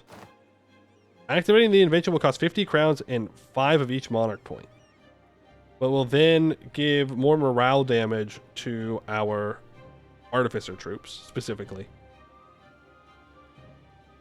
It also increases the max privileges of artificers, though it might be adding this as a privilege. That might be what it is. You can save scum? Not need to save scum. This goes 0.3 yearly Republican tradition for apparitional communicator. Let's do some research. Fund the artificers. And I will not turn on purple bullets for now because we don't have any artificers, but we will. What I will do, though... Oh. You can bring mages back. Well, that's nice. The event rapid industrialization will happen. Gone are the days of merchants and burghers. Now is the time of revolutions. Erect the smokestacks and water wheels. Loose the mountains of steel, the ceaseless silk, the oceans of coin. As the population of the cities of Kurinyana accelerates dramatically and the innovation of the people increases via high literacy rates and the expansion of the Adasa Academy system, the prospect of Bhuvauri industrialization increases ever more.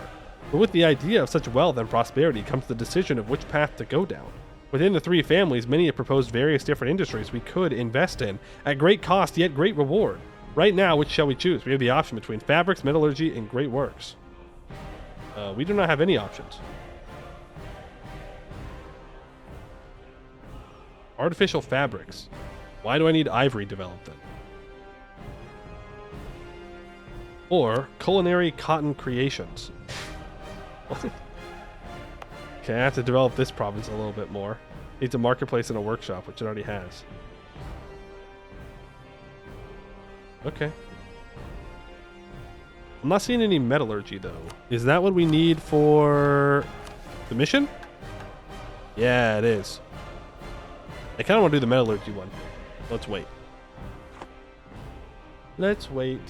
You eat cotton? Yo, this is just like EU5. Alright, choice of investment. Blueprints spill out of the offices as the capital, as dozens if not hundreds of inventors petition us to support their particular designs. Thankfully for us, we can mostly ignore them. We've already chosen which organization of artificers we support, and they have brought us a short list of inventions which they might pursue. Which invention do we invest in for the foreseeable future? 2.5 admin efficiency is pretty nice. This gives more spy network construction, but sure, let's go self-cleaning parchments. So now that should take 5 years, right? Oh, also, I'm grabbing an artificer general. And then I'm going to summon the diet. And I'm going to build a university in this province to make them happy. And that's going to give us... That's not them. Hey. Where's my artificer general?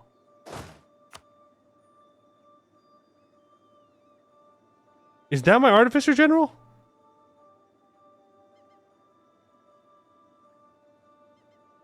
Scammed.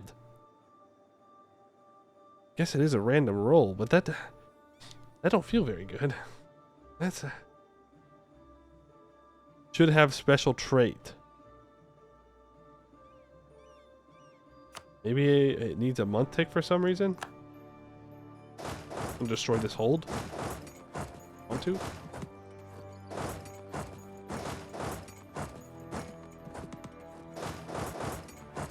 Let's secure the area over here. Whoa, whoa, whoa, whoa, whoa, whoa, whoa, whoa, whoa, whoa, whoa, whoa, whoa. What are you doing over here? 200,000 troops to re-secure this land. Hey, can you not? This is why you should play with leadership ideas. No, this is why we need general staff. Where is my general staff ideas? Homunculus needs repairs. Yeah. I think I got scammed. I think I didn't get anything. You can click on the capacity button to check research time and how long left on current research. Oh, really?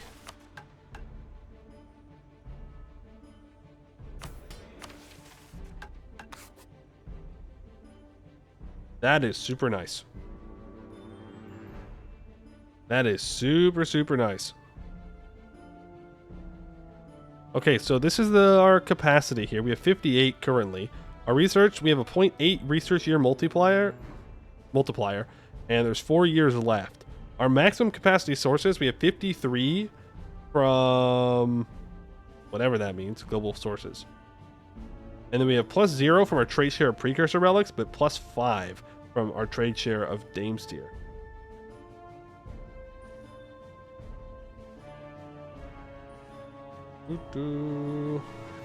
Thought it was like, where was it? Were there a special trade for them? I mean, it'd be nice, but maybe not. Also, what's our artificer regiment limit? A few.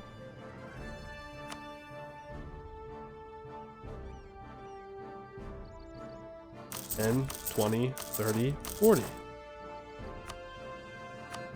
Not that our artificers are particularly great right now. Doesn't really matter.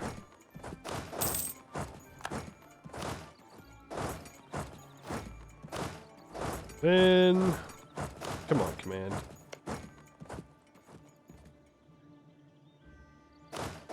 Reinforce. Go. All right, move back up. We really need to do something. I don't know. Maybe we do need to break their alliance with Segdir.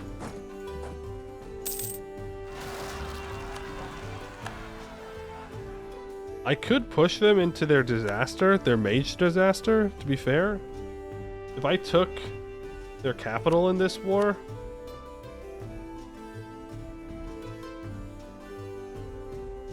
Oh, and Seer? That would definitely do it, right? Like, that would destroy them. Because they wouldn't be able to have enough Karashi. And then, well, then they die. Lambert! Thank you for the raid. Welcome in, raiders. You're catching us in a command war. We must fight the command. You know how it be. But we're in the middle of the rending. We're fighting the command. We just unlocked artificery, so we're researching some stuff right now. We're doing pretty good. We're extremely rich. We're extremely powerful. This is our, hopefully, I think, the final day of our Bhuvauri run. And apparently, Segdir wants to reinforce this fight, which I do not appreciate. Not one bit. Not very nice. The command did ally Segdir, which is very annoying. Very annoying. That'd be better than releasing the Jade Mines. No, probably not. Points-wise? No. It would not.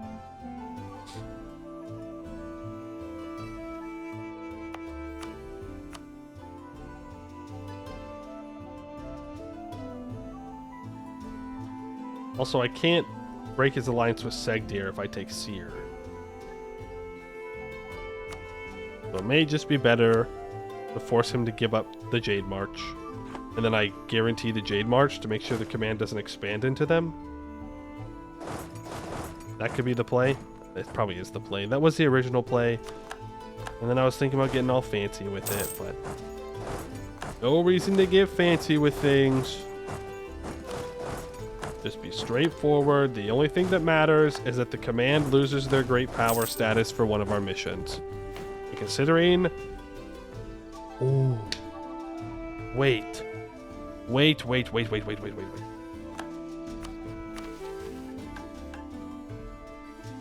Techno... Oh, I need to improve relations with someone who's not the gnomes.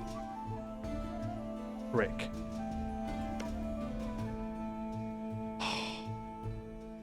Well, it's just improve relations modifier, right? Okay, improve with Usalar. If we can finish this war before the command embraces the institution, we can kind of cheese it a bit and knock them off the great power list. Okay, all urban provinces need an academy, they need to be in a parliament, and they need to have a courthouse.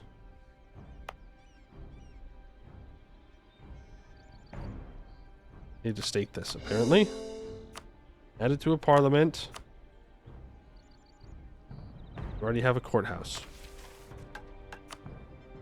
Yep. Let's do this real quick. Ban that a couple times. You're already in it, but... What are you missing? Are you missing an academy? Yep. Okay. Build that bad boy up. You get added in. You already have an academy. Wonderful. And a courthouse. You need an academy. And to be stated. And added to the parliament, which we can do. More representation, I guess that's a good thing. Oops.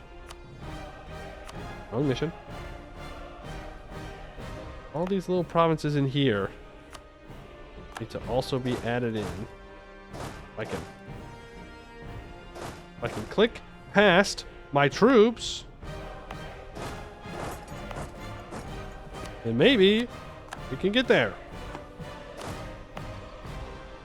You need to be added in. Was that enough for all those bad boys? Yes, it was. I shall not click, yeah.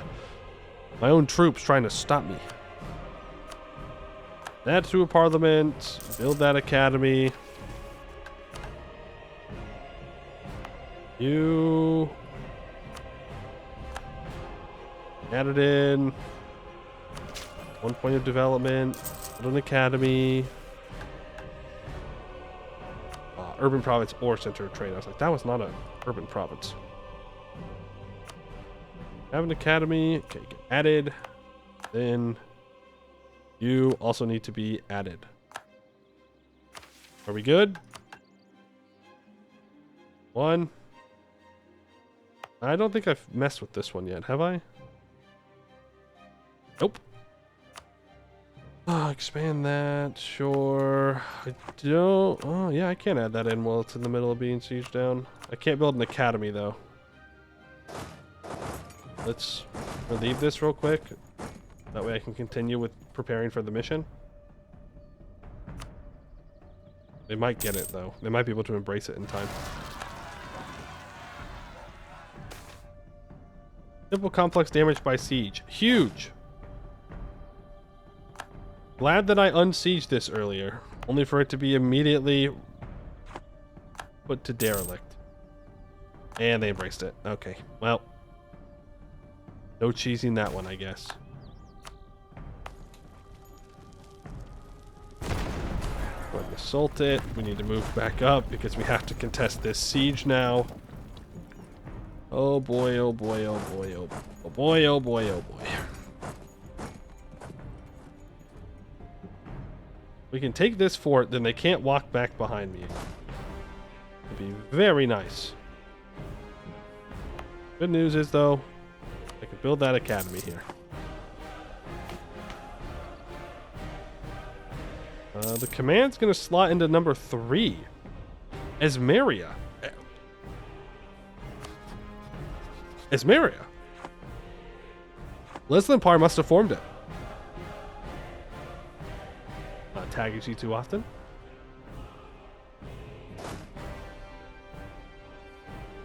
I was like confused there for a second. I was like, Esmeria? Who's Esmeria?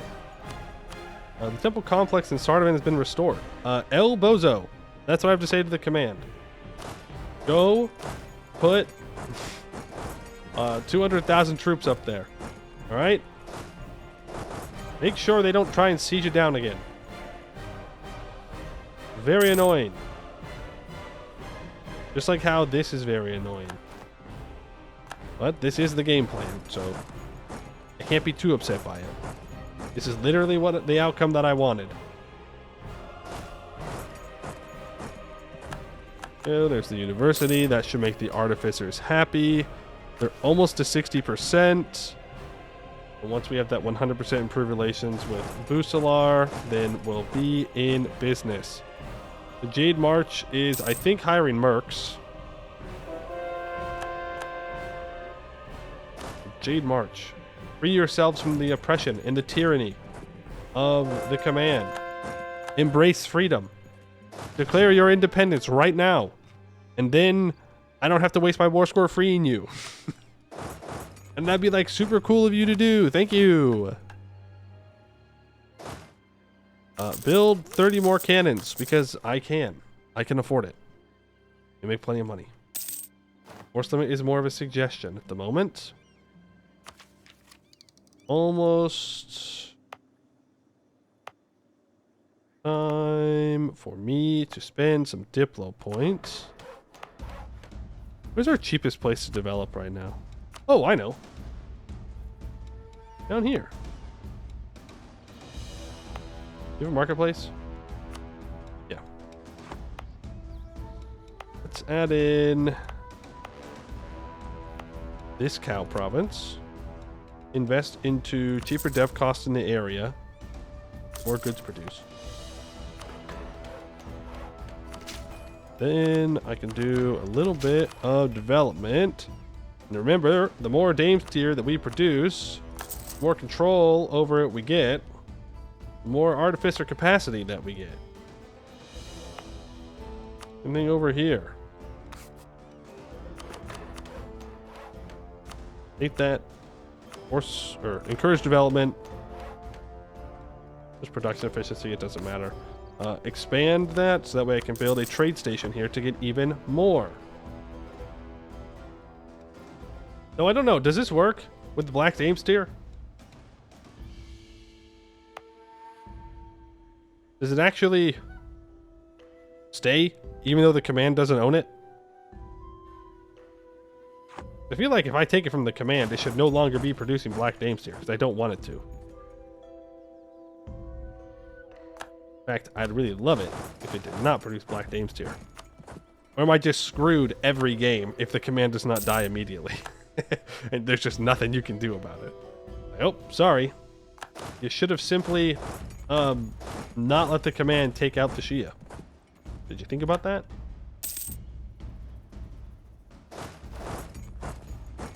Move up. You can split up a little bit. Get all of this siege down real quick.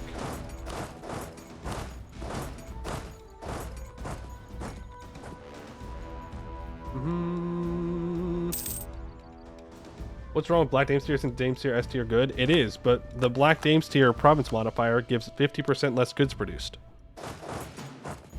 So it's weakened. I get less money. Which is very sad. I want more money, not less.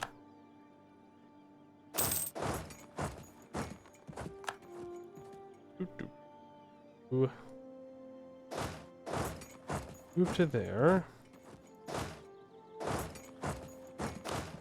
I think we start pushing into the Jade March.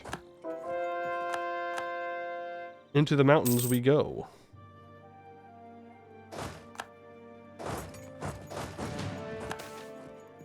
Temple complex in Mubhagama has been restored. That's great.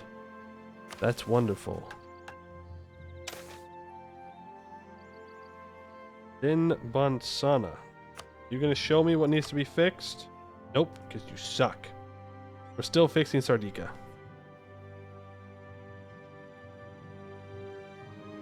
Hydrohydrate, you got it.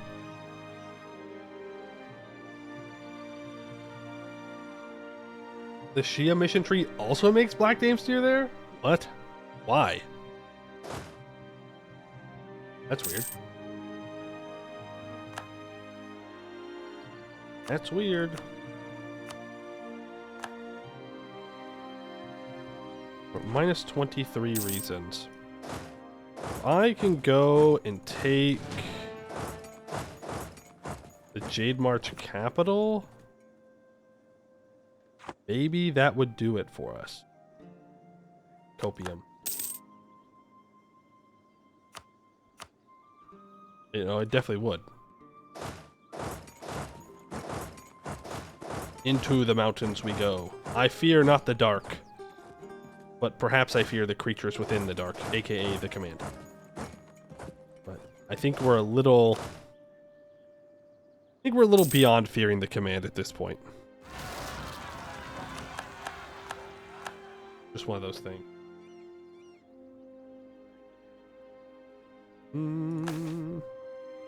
Alright, Sardika has been fixed. And we can now treat Denbansana. The great party ends. Asarik contemplated what to do about the Great Spirit. Its actions lacked wisdom, and there was no innovation amidst its chaos and shenanigans. The aftermath yielded no results, and other spirits continued to plague the land, disrupting the peace and stirring unrest among its people. Consequently, Asarik and their court decided to put an end to it once and for all. They gathered knowledge and information on the possible causes and devised plans to undo its influence, with the goal of restoring the High Temples. These ancient and majestic wonders, crafted by the masters of magic, the High Gods, would be rebuilt and brought back to their former glory. Months and years passed, consuming countless resources and manpower in the restoration efforts, including the artifacts and chambers within the temples. Numerous mages delved into their secrets, striving to comprehend their mechanics and activation procedures. Finally, after all this labor, Asarik awaited one last report from the court wizards before signaling the end of the disaster. Then, in an instant, Asarik stood up as a messenger burst into the courtroom. They gestured upwards, and the court wizards, using their magic, channeled their might to launch a magic missile into the sky. It erupted like a colossal firework above the capital, serving as a signal to awaken the temples from their slumber. Pillars of blue and yellow energy enveloped the lands of their arcane magic, ultimately separating the mortal and spiritual realms. This was something even the most agile element could not evade, regardless of its greatness. As the evening descended, Asarik took a deep breath, finally able to enjoy a peaceful dream.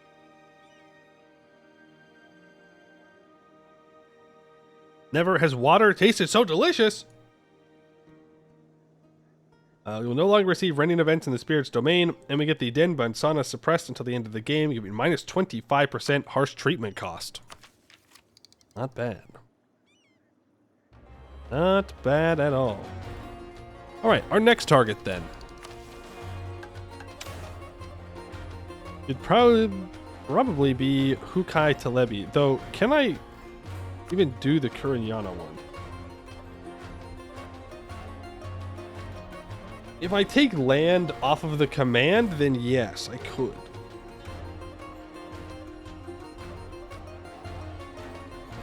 And so I guess the question is,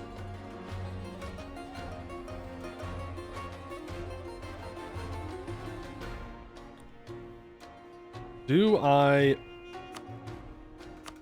release the Jade March? Or... Actually, I don't even know if I can. I definitely can. Or do I take these two temples so that way I can do the rending? To be fair, we have other rendings that we can do. There are still a ton of temples that I need to fix anyways. So let's just make sure that the next command war is a little bit easier. And free the Jade March. Yeah? I think that makes the most amount of sense. Stick to the plan. Stick to the plan.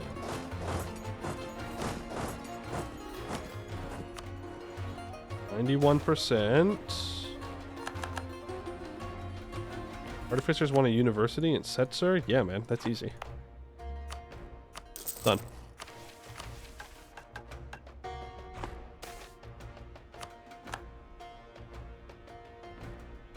Peacetime? Losing control. My stability. Hey, we can't complete a mission though. Open the gate.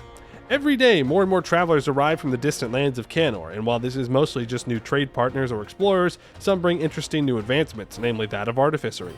Most of the Canorian artificers we've met are strange fellows called gnomes, but many are humans, elves, or half-elves.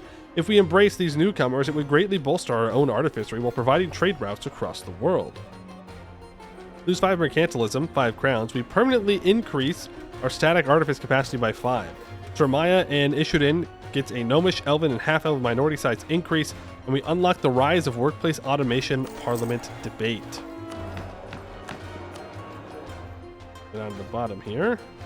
Sorry, next month, it should pop up.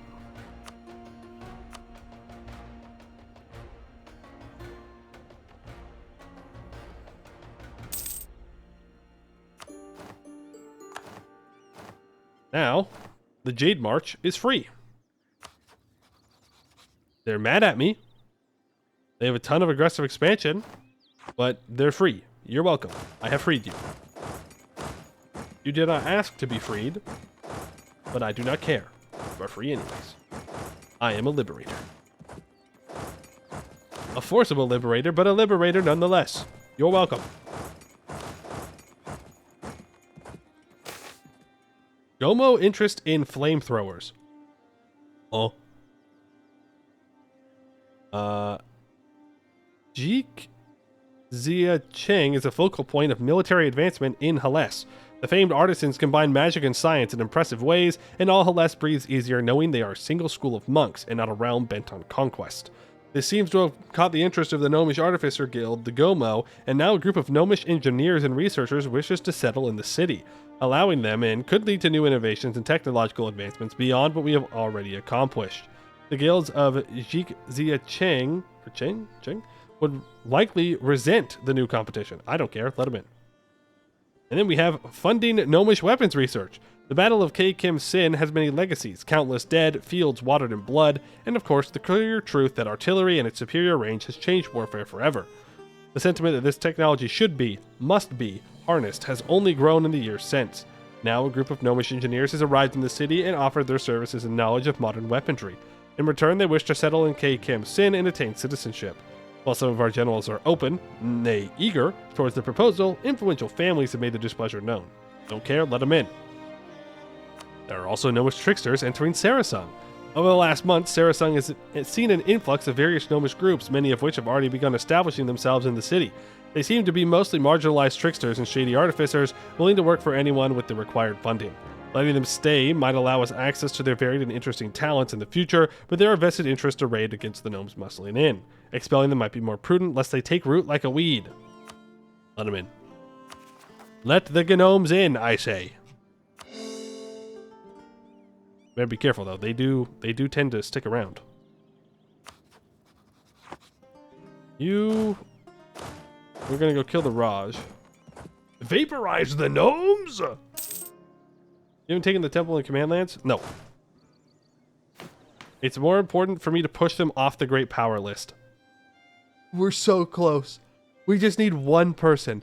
One single person to develop a little bit. Gomo petition.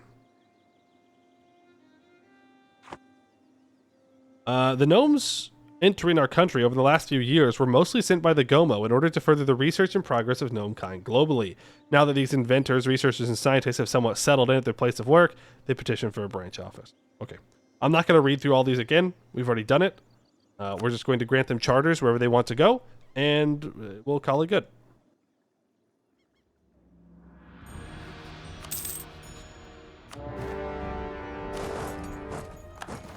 Those guys out. Need to free Ashikuma next war? No, next war we do need to take temples. For sure. We won't be able to get all of them, but some of them. I can find a way to break Sarasung away from the command. That would be nice. What do you want? No, you can't have those provinces, asshole. What thinks you have the right to demand those provinces? They're not even dwarvish. Alright, the Raj is finally dead.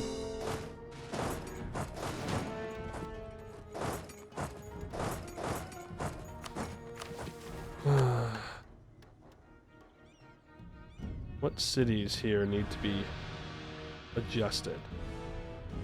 None, it looks like. Cool. Alright, next spirit area to deal with is going to be the Ukai Telebi, I think. Because I need this temple off of the command to fix Marutha. So we need to fix Prukakins and Kibet Telenis. Let's focus on those first. I need admin point. Go figure. The ancestors are not satisfied. Well, you know what? Not my problem. The ancestors are dead, so I don't care what they think. Average hostile to the Rending Nation. Let's get Prukakin fixed up. All nice and good. Parliament? Yes, thank you, Parliament. The rise of workplace automation. The opening of the storm wall. And the introduction of artificer and mechanism workers has threatened the traditional role of the lower castes. While we cannot guarantee job security, we can expand their entry into the Adasa system. We can upgrade the promote lower caste schooling privilege for minus 5% tech cost.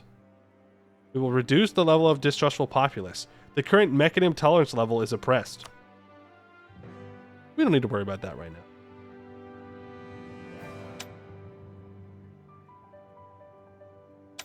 We don't need to worry our pretty little heads.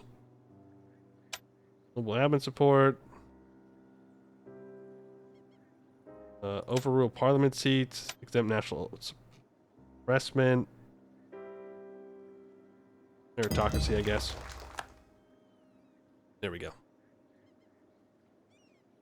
Are mechanism needed for Army of Halan? I hope not.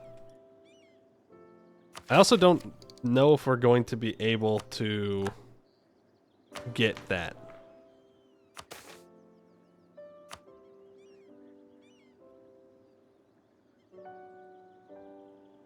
I don't have ogres. I don't have trolls, and I don't have Ruinborn or centaurs. I could get them, I suppose, easily enough if I really wanted to. At least ogres are pretty easy for me to grab. I can accept harpies, but there's no trolls anywhere near me. So I'd have to focus them maybe and get the events, I guess. There is no more Army of Halan. Like, it was removed entirely? You can't even unlock it? No. No. Marines get minus 15% shock damage received. Damn. Hold on. More Marines force limit? More morale navies? More national sailors? Expensive cap? Wait a second.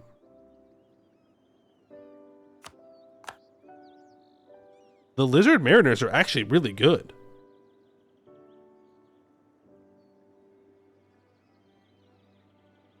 They're actually pretty good if you want to mess around with Marines.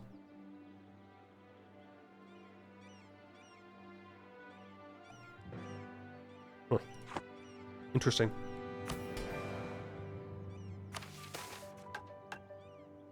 Can I seize land here? Are we good to do that? Yeah. All right, I need all provinces owned by me that produce copper, iron, or gold to have 8 Diplo Dev and a manufactory and a workshop. Oh boy. Oh boy. That's what I have to say about that one.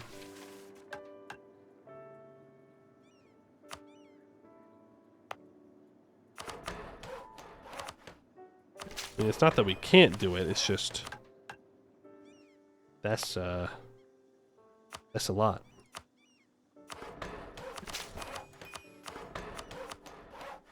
That's a lot. If it's what we must do, it's what we must do.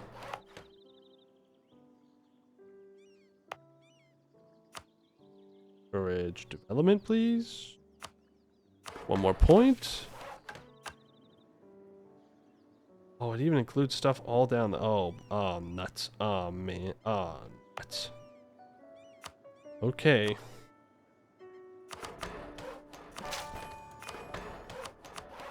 Lily Harpies with lizard buff or mix? Well, I'm pretty sure that they're human. You have to be human to get these reforms, right?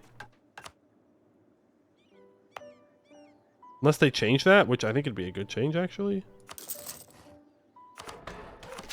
If everybody could diversify their armies, I think that'd be kind of cool.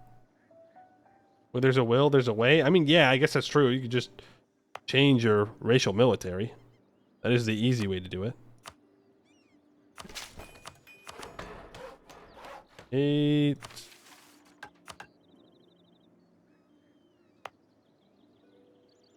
Not gonna have enough is the problem.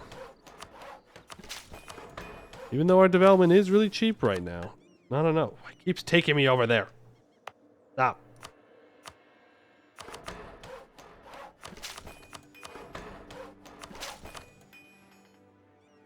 Can I get away with one more? Probably. Nope. Finally punished for my greed. Okay, so now you need a... You... I didn't... Wait. What? Or copper. Brick. Brick, man.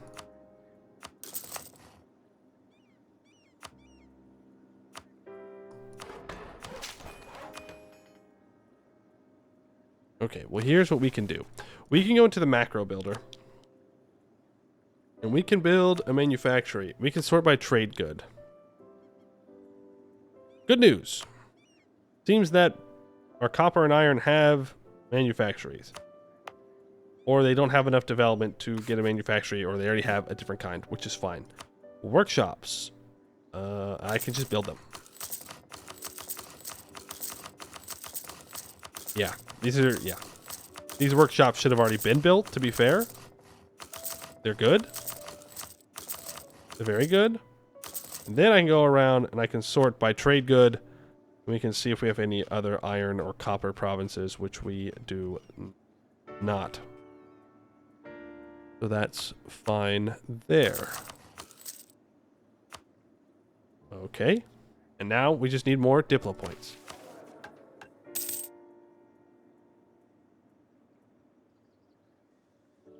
Or they build an already building. Yeah. But I'm going to believe in my heart of hearts that the game is wanting me to succeed. And is therefore being helpful in some way. Anyway, that's called being in denial. Yo! We got it! I didn't think it was possible! We got radical reforms! It only took us 213 years. I have had an inflation reduction and trade efficiency guy for so long, for almost the entire game. So when I get the instant radical reforms the next time, I want everyone to remember that we had to suffer through the Bhuvauri game and wait forever to get it, okay? Oh my god. Did we have to wait for this? Rehire them immediately. Now I can repair Quebec to Lenny. Is there any others around here that I need to repair?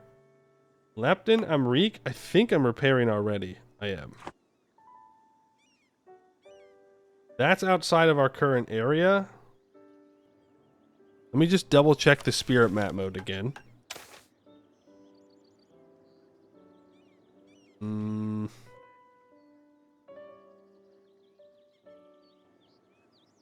Does it go to this one?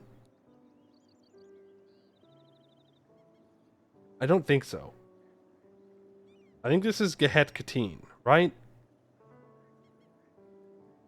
Surely? Streamer luck pre-recorded. Yeah, okay, yeah, whatever.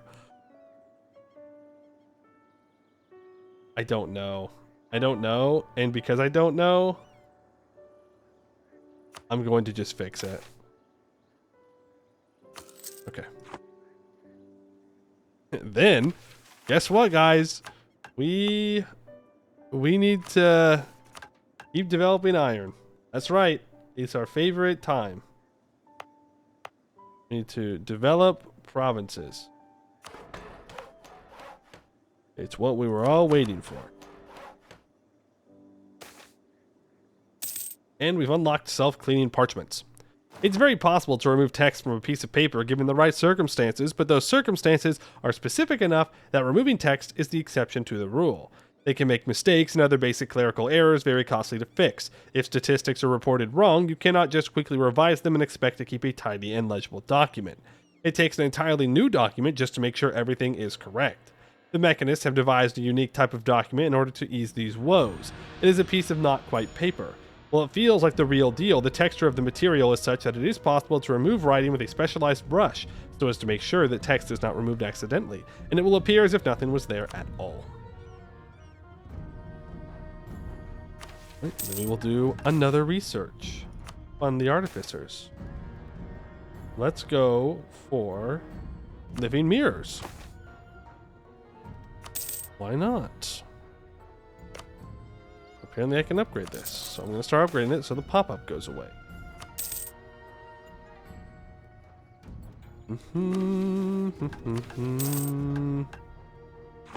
I almost said vassal. Not my vassal. My ally wants a little bit of help. I will be more than happy to provide some knowledge sharing to them. Even though they have no excuse for being poor. Literally zero. They should be filthy rich right now.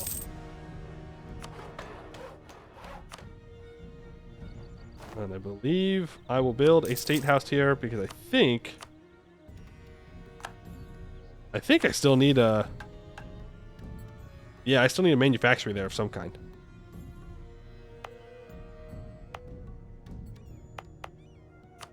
You need either one of these? No. No, luckily we have soldier households built almost everywhere, so that's pretty good. That helps us out quite a bit.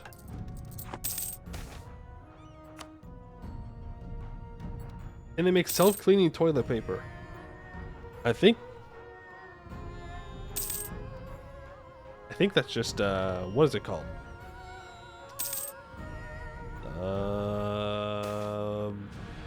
The thing. Whoa, whoa, whoa, whoa, whoa, whoa, whoa, whoa, whoa, whoa, whoa, whoa. I don't think so, buddy. Why am I having trouble remembering what the bidet? That's what I'm trying to think of. It's just a bidet, right? That's self-cleaning toilet paper, kind of, when you think about it. If you squint your eyes real hard and think about it. Yeah, sorry, Command. Only I get to kill the Tiger Command. You lost them. You didn't treat them right. All you had to do was let them into the War Council meetings, and they would have stayed loyal, and you would have been fine. But you didn't do that. Instead, you tried to treat them like a lesser, and then they rebelled, and then I helped them rebel.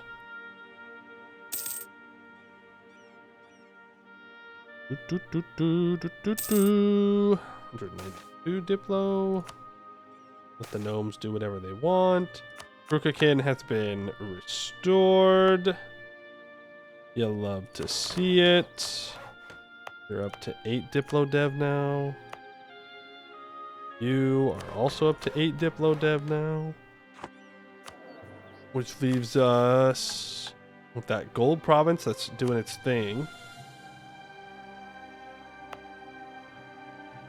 This Highlands province, which needs a little bit of development. Now you are good. Okay, so everything in our core territory is ready or being readied. Now it's just stuff down in our trade company areas that needs some development. Not a big deal. It's super cheap for us to dev. It's essentially free. You are next. Cheaper development, please. 3. Have what you need. Beautiful. You. Boom. No! Go, you have what you need. Great. Wonderful.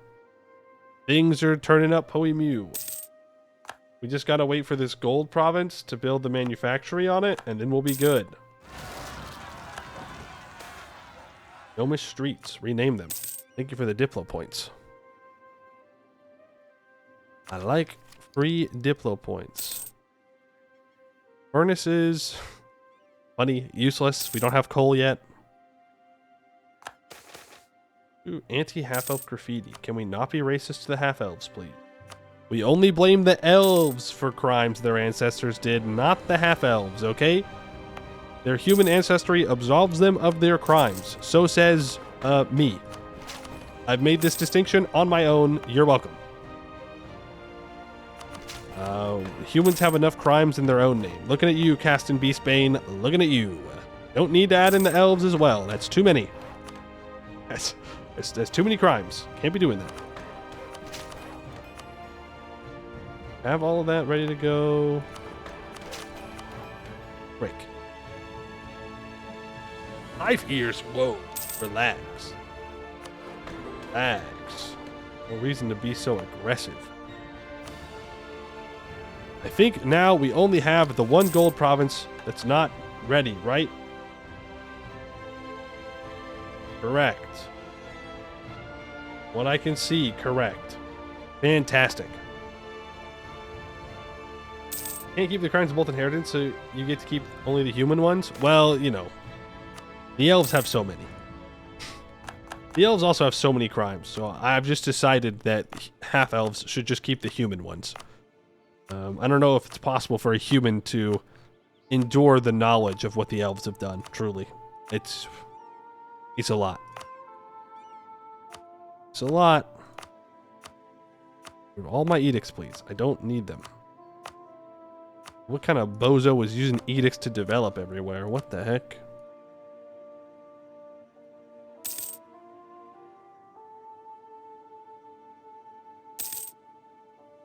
Castan literally surrendering his ability to die just to search for a way to kill more monsters. Yeah. Isn't that enough? Labor loss. Less production efficiency, cheaper construction cost. Or I can just gain trade efficiency. Or goods produced.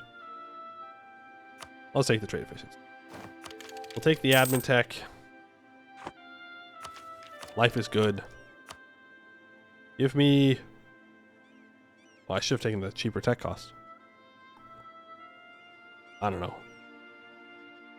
It doesn't really matter.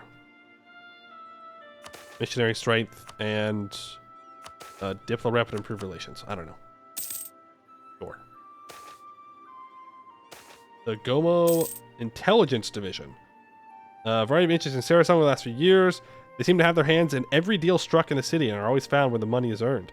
They have now made us an offer to gain access to their resources and intelligence contacts around the city in return for a number of privileges and legalization of their activities by establishing a Gomo division in the city.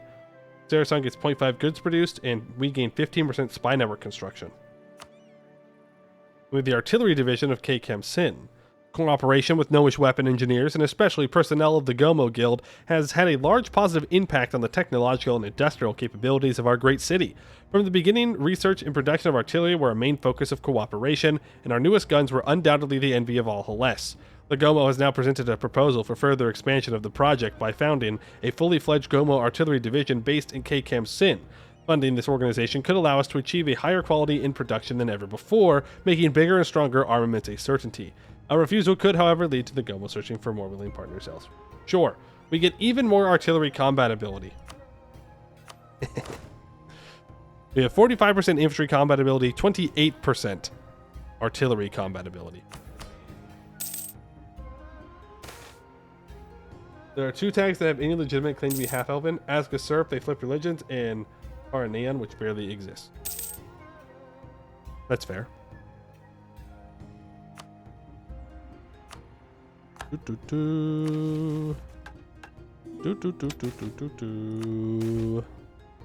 Oh no. I kind of want to re-elect, but don't I need 100 Republican tradition soon? Ruler is not from the Fein Gulan faction, which I believe this is the Fein Gulan faction, so... All urban provinces or centers of trade need 30 development. The ruler cannot be a human. They also need a stock exchange. Dog, come on. I don't know. I don't know about that one.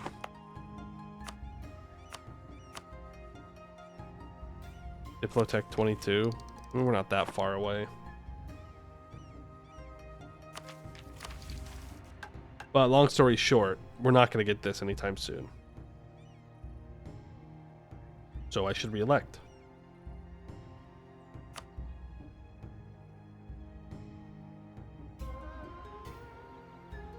Here's what I want. Man. How old are they? 49? Yeah. They got time to live. They're young. You will build trade buildings, but my money, I don't know if I have enough money for that. We do need to take the rest of this golden highway off of the elephant command. Pretty important. We're not going to do our next parliament debate yet. We're going to wait for our mission.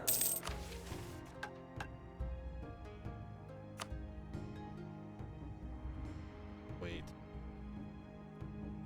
Oh, come on, man. All the way down here.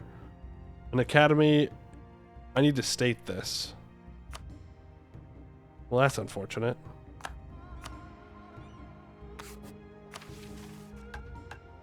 Yeah, you'd rather not have that in a trade company, but whatever.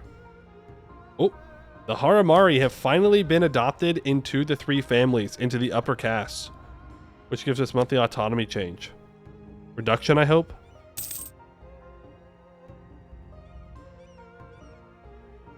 I hope. Yeah, 0.025. We got them all. We did it. We did it. We got everybody into the castes. Yay, I think. Yippee!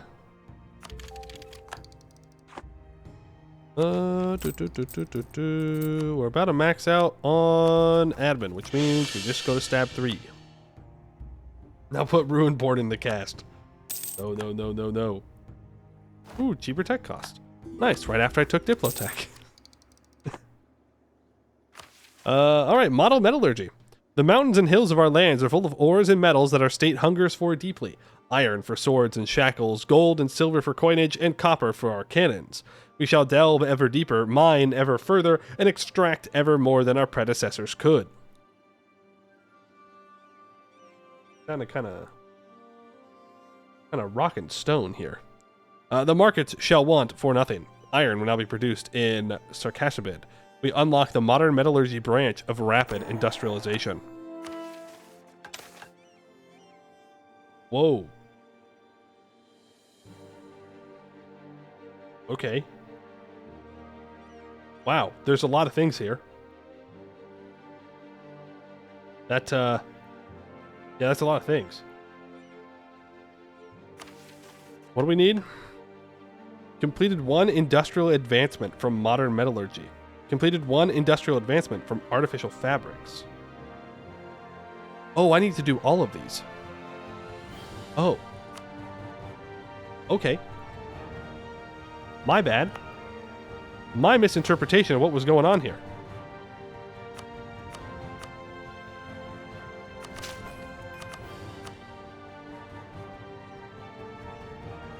I need all of them. I thought... Okay, I thought we were picking one. Oh, I should have been doing that a while ago. A deal with the Oni. No. We're just going to convert it back immediately. Sorry. We're not making no deals with the Oni. We're going to focus Diplo. And yeah, when's our next war? Tiger Command in 1665. That will be our next war. They're down to 36,000 troops. They're down to 37,000. The Tiger Command is dead. Time to invent microplastics? No! I microplastic your bloodstream. Let's build some more universities everywhere. Just in case I need to develop those provinces. Plus, I'm about to max out on money. I did get all the races in the cast, yes. You want me to show them all? Okay. Well, the Haramari are not in the middle or lower. Oh, never mind. They are. Yep. Here's the upper cast. We got everybody. Here's the middle cast. We also have everybody. And then the lower cast, which we have everybody. Success. All right, let's do the first industrialization. Artificial fabrics. Culinary cotton creations. Lose 1,000 crowns and 100 Diplo points.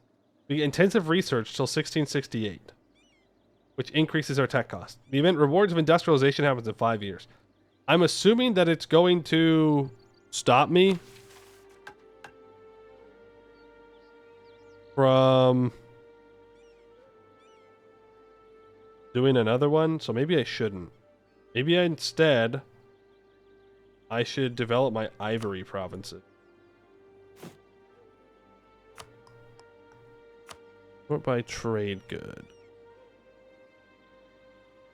Oh, I saw him. What?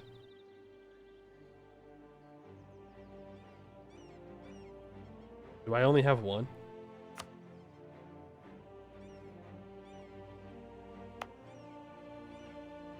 Yikes. No, we don't need to eat Sarhal. We just need to eat the Tiger Command. I have 2. Why did it only show 1? No, I have 3, 4, 5. What? What? That's weird. Up to 6. You're already at 7.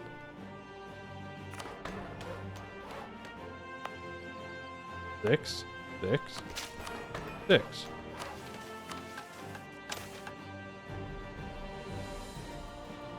Well, it worked. Artificial fabrics. Yeah, so we cannot be doing intensive research. They want Sarcassabid to have 20 Diplo Dev and a weapons manufacturer. Oh, is that all? Is that all you want from me? Get to work on it. Deal. Shenral needs to be owned by me, have a university, a weapons manufacturer, and a workshop. And have expanded infrastructure 3 times. Shenral, where are you? Here.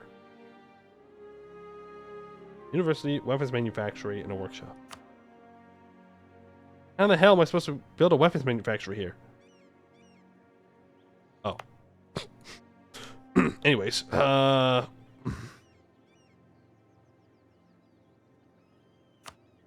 we have the workshop. We have the weapons manufacturing.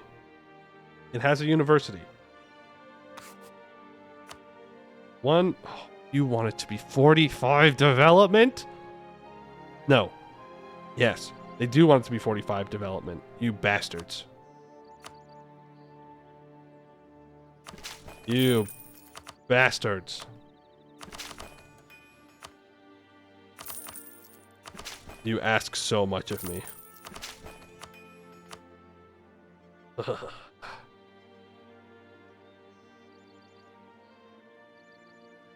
Okay.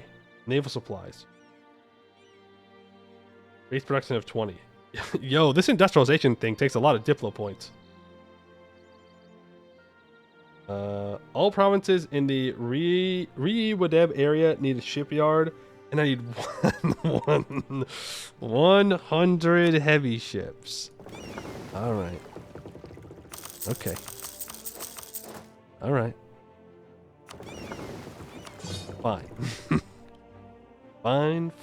Fine. That's what I'll do. I'll do that. Now, where is that state? Was that down here? What a weird place to ask for shipyards. You got it, boss. You read the point is to keep you busy while waiting for tech? Yeah, maybe. They're not stated probably. Which ones? Which ones are not stated properly? Which ones did I done goof on? Are we talking for a mission? Do I need to have it fully stated or something?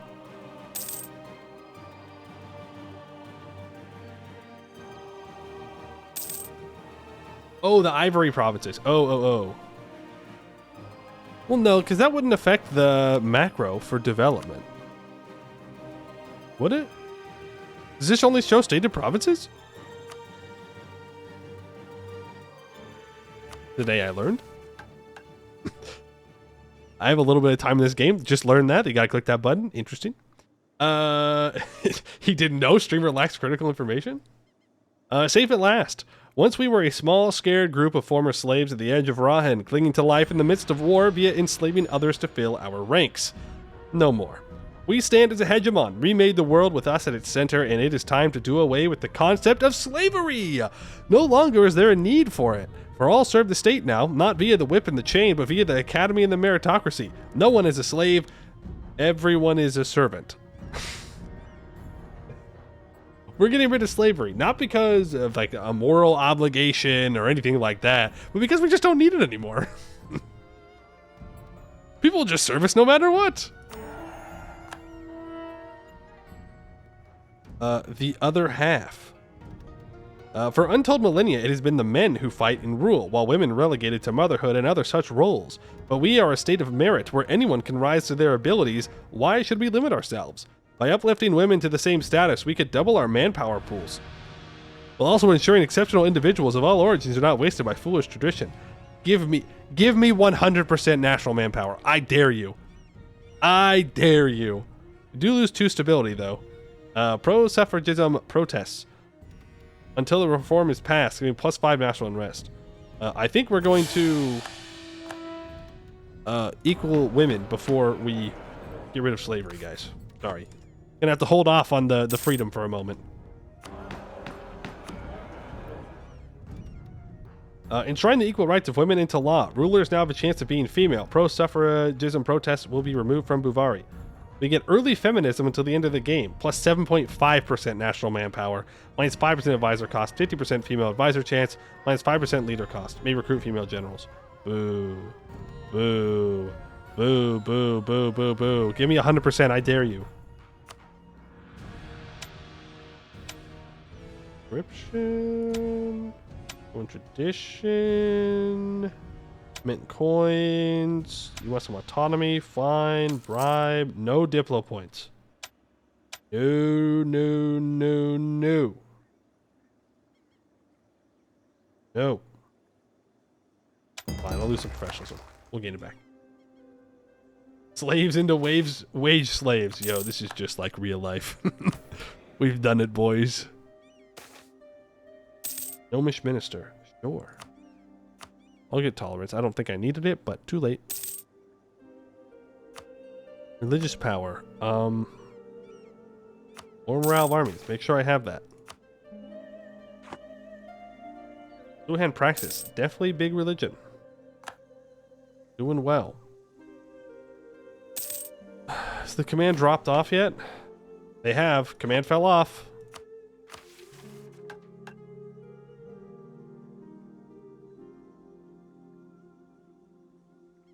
Right, which is why we were able to do safe at last. Yeah, this is going to be... Oh, yo, we're going to pay reparations? Hold on. Okay. Interesting. This one's waiting for Stromaya to have enlightenment. Lepton Amrik has been restored. Oh, it shows me which temples need to be repaired. All right, well, let's go for Miraja here. Get that one going. Could grab an Artificer General. Let's do it. I think that's our Artificer General. That's much better. Not researching Artificery, 1444. Oh, yeah. Thus why I am bad with Artificery. Commercial Sky Galleons gives us morale navies. Artificer Exo Arms gives infantry combat ability to our Artificer regiments. Yes, please. Oh, I also meant to build another 40,000 of these guys. 10, 20, 30, 40. And then, I was going to say, if I go for my force limit, we can fix that, but we're not going.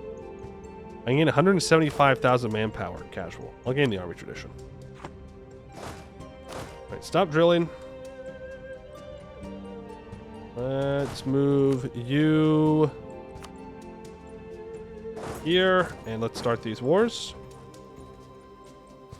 Go Elephant Command as the main belligerent. Go belligerize the Tiger Command, anti-monstrous. Go. I do think that the insubordination should not force the new commands to be monstrous. That's crazy. They should probably be whatever the player was. So if the player had demonsterized, or the AI command had demonsterized, then I think that they should be freed from being monsters. Maybe it's like only a thing with the AI insubordination. I don't know. But it feels a little weird that they're forced into being monsters again. No stack wipe? Literally 1984?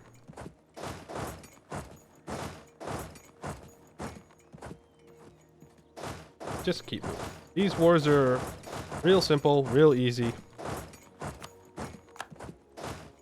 The only war that takes any amount of attention now is the command war, and that's only because I have to deal with Segdir as well. If it was just the command, it'd be a walk in the park. I mean, it still is a walk in the park, but you know what I mean. You know what I mean. Go, nice little stack wipe. From the Tiger Command. Just take land. There's nothing specifically that I'll need. I take my claims, though. Could take these up here. Oh my god. Well, I could do that and just cut him off from the command proper. Damn, man. He's still 2 wars. Wars Allied Command disgusting? I agree. Big temples? He doesn't have any temples.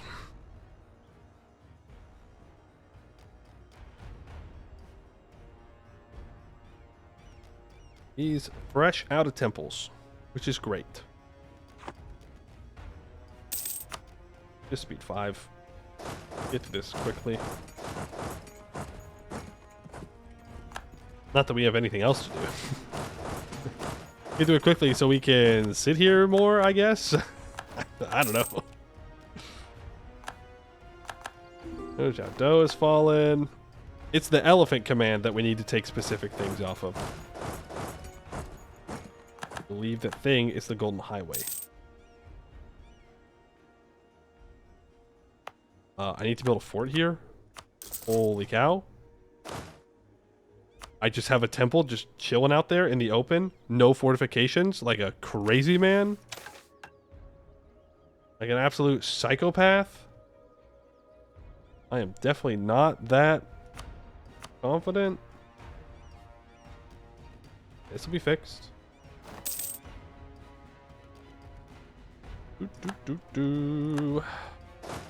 All those troops together. Tiger Command, are you willing to peace out? Nope. They're jerks. Specifically, I don't own this fort. That's why. Let's solve that problem. Own the fort. Then we will be freed. Elephant Command fully occupied. We're going to be overextension. Oh, this is a rending event. March of Expanding Apathy. Ghosts have become a common sight since the onset of this spirit tide, especially in the vicinity of damaged and ruined high temples. These apparitions are typically pale blue or white, although sightings of other hues such as red and yellow have been reported. They appear with a faint aura, taking the shape of sentient species. However, recent sightings have brought attention to gray, shapeless apparitions haunting our state. These ghosts evoke feelings of dread, unease, and weariness among our people. Whatever their nature, it is evident that these entities are not entirely benign spirits. For 20 years, we get the lethargic march for minus 10% production efficiency. 20 years. You know, if I cared about money, I might be real upset about that. I'd be downright angry.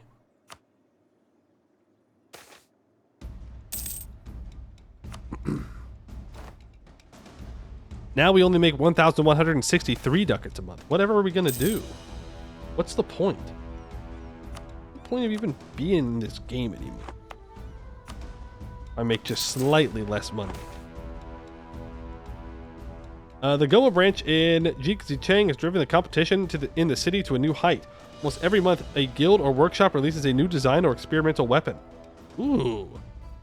We get 0.08 infantry fire until the end of the game. Trade collapses. 100 diplo points or minus 20% trade efficient. I'm just going to take less money. We don't need it. We have so much money. Yeah, we have too much money, you could say.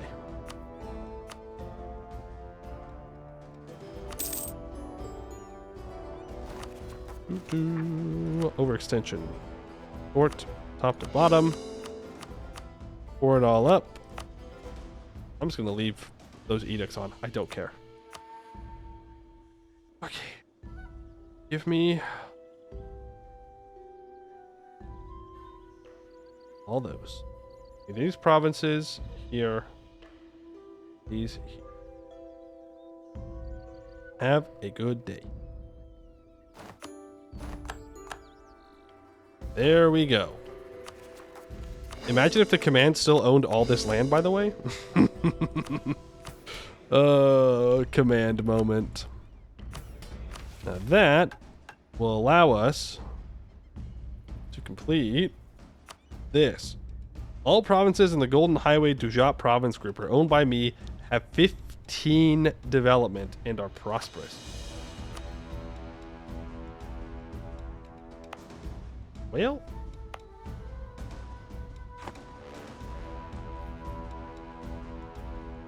they will be eventually. For sure. We have 274k. Now we just need to save up some monarch points. So that way we can... Oh, invite ogres? Yes. Spend the diplo points. You save up monarch points so that way we can do some more of the industrialization stuff. That being said, our next war with the command is in 71. That's a little bit longer than I thought it was, so we're fine. Keep the silk turbans going.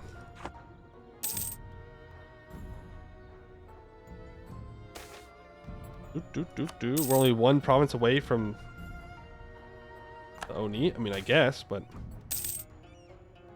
Is there a specific reason why I need to be next to the Oni? We're making less than 1,000 ducats a month. It's Jover. It's never been more Jover than it has been right now.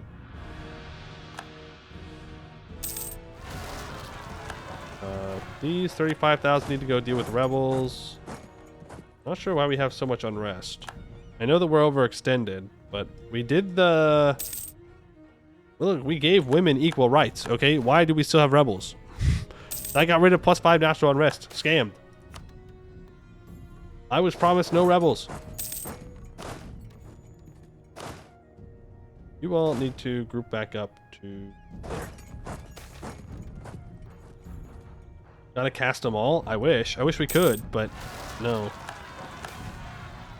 Whatever reason, we cannot put ogres into the caste system. Blah, blah, blah, blah, blah.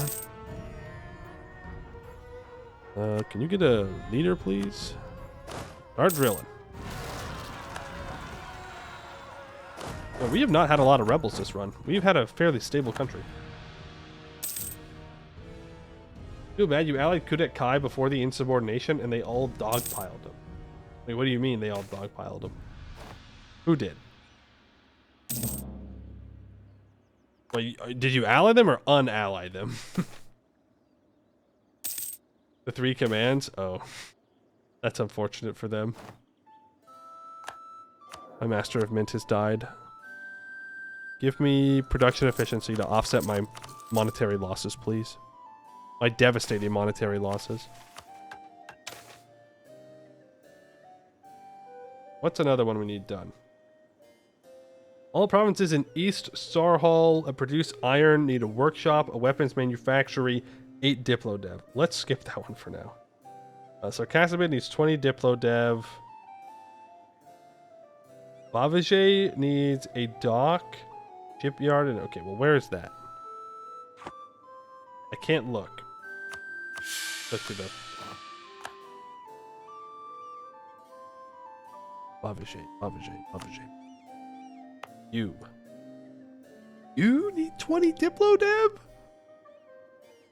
Why?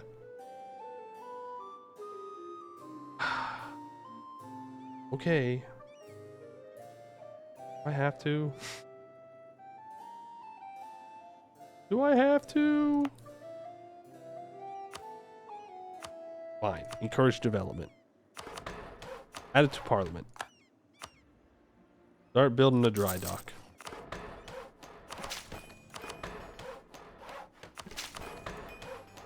Mm. 20 diplo dev. Come on, man. You gotta be kidding me with 20? Really? That is a lot. That's a lot of diplo points. Ooh, Monopoly Company founded. Thank you for the diplo points. Never mind. Game is forgiven. I'm on negative stability. This is bad.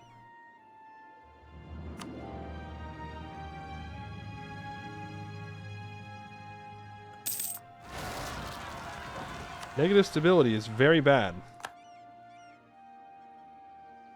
Because we need prosperity. So if we could get some admin points and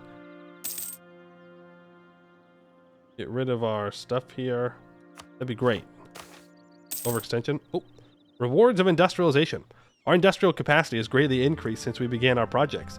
Every day, ore is mined, shipped, refined, transported, and forged into all manner of weapons, armor, tools, and material, while the forges blaze with coal fire. Our economy has become a machine, churning out tons upon tons of steel across sea and land. While some protest the billowing smoke and pollution, we know more than any that progress and prosperity requires sacrifice, and we have already bled enough. Till the end of the game, we get the elephant-drawn plow, plus 10% production efficiency, 20% cav cost. I don't know if that one's worth it. I guess that's just more encouragement to not use cav as Bhuvauri. Because that's quite the cost there. Man paid off the foreign debt of Segdir. Let's go up to step 2. Black Blight. Reports from Alkun have reached the court of Bhuvauri, delivering chilling accounts from frightened survivors that paint a bleak and haunting picture. A plague has descended upon the land, manifesting as a foul and putrid black mold that clings to everything it touches. Those unfortunate enough to be afflicted by this mold are driven to madness within a matter of days, seemingly beyond the reach of reason or sanity. The horrifying spread of this affliction has prompted people to flee the region in large numbers, desperate to avoid succumbing to the same dire fate that has befallen their friends and family. The suspected cause of this calamity is a dark and malevolent spirit, seemingly intent on spreading misery throughout the land to compel us to take action. While confronting this entity directly would be reckless, ignoring the situation could prove disastrous for the region. Within the court, opinions diverge on how to proceed. Some vehemently oppose the idea of bargaining with the spirit, viewing it as a corrupt and malevolent force that must be eradicated. Ultimately, the decision lies with the Adasiddata, and there's no clear-cut solution to this dire situation. However, a choice must be made, for time is of the essence. I'll just do with the rebels.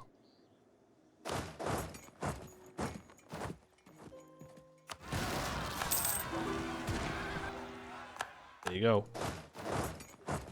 I did say that we were taking a hostile approach to these spirits, and I wasn't kidding. Okay, rapid industrialization. I need to do one of these bad boys down here. Let's go for the Shenrali Steel Company. Boom. Temple restoration. I need to wait for another one to be done first. Speaking of, build a level 6 fort on that temple. All temples must be protected. Cannot allow them to go kapoof. That would not be good. We now have Artificer Exo-Arms. Through recent advances in potent dynamic servo technology, the ability to provide extra limbs is finally possible without the need for committing crimes against nature. Advanced exo-arms are mechanical limbs powered by clockwork and controlled through a divination-based magic interface with the user's mind. Nice. Also, tech cost and improve relations. Why not?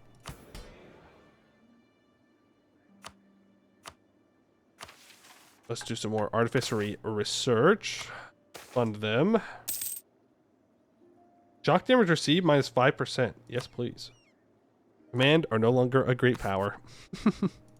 Loser. Let's go with living mirrors. That feels worth. And infantry combat ability and morale damage increase for our artificer units seems great. Self-cleaning parchment for that admin efficiency, great as well.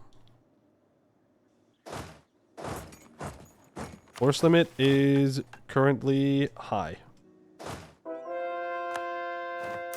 Let's build another 30,000 cannons. I guess 35? Not 135? 2, 3, 4, 5. We almost have 100 heavy ships. No, for any particular reason. But we can end slavery. Open up membership in the Adasa to everyone in Bhuvauri, de facto ending the institution of slavery. All coastal producing slaves will now produce grain. All non-coastal provinces producing slaves will now produce unknown. We will remove the slave exportation station from all provinces. We will lose distrustful populace in its entirety. The estate organization Free Adasa will be granted to the Adasa, which grants 25% manpower recovery speed. We get a true free land until the end of the game, giving 15% national tax, 5% morale of armies, and minus 5% tech cost. And apparently, some people do not want to end slavery. Imagine that. Well, to them, I say, too bad. Slavery is hereby officially ended in the state of Bhuvauri. Get rolled if you didn't want that. Now, I need to gain my prosperity back. Got some spices, livestock, spices. Not bad. We're building our prosperity back up. That's great. Kind of makes me not want to go fight the command, but we will. There's a famine. There's an extreme monsoon down here. Monsoons, famines, oh my. Gross, the rent. The woke have ruined Bhuvauri, so you know what? Yeah, sure. If that's what you want to say about ending slavery, yeah, that works. Have we finished any wards recently?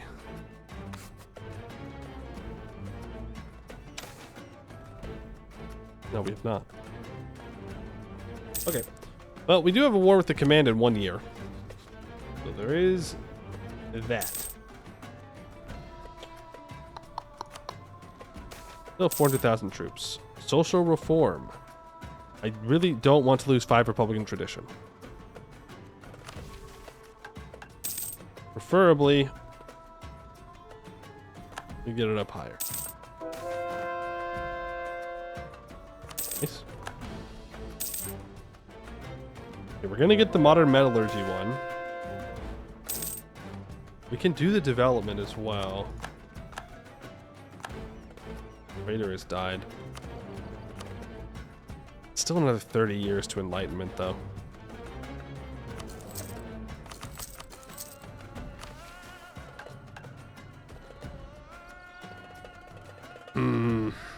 I don't know. I don't know if we're gonna get to Luna Eclipsed. We can definitely get these 2 missions done. Those for sure. But the other ones are just waiting for enlightenment. So I don't know. I don't know about waiting for that one. That doesn't really seem worth it in my eyes. Because we'll literally just be sitting here. Like, I guess we can keep doing the Bhuvauri. Did I just get 5 pips?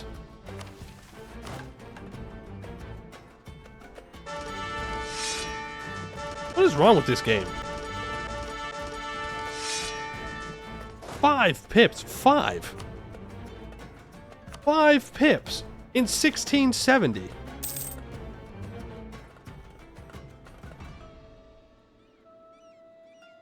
I don't want a 526.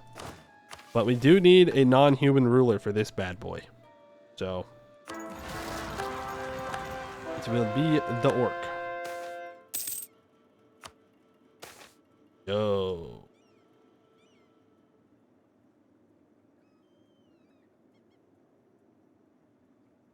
Whoa, wait a second. Our Adasiddata must decide whether to pursue artificery or strengthen their own ability as a powerful mage. We will work with the artificers. We will no longer reduce the artificer capacity from having a powerful mage, but he cannot use magic, or the power is mine alone. Thrall will rule as a normal powerful mage, but suffer a minus 50% reduction in artificer capacity. Huh. Was he good? He's actually in transmutation. I say we work with the artificers.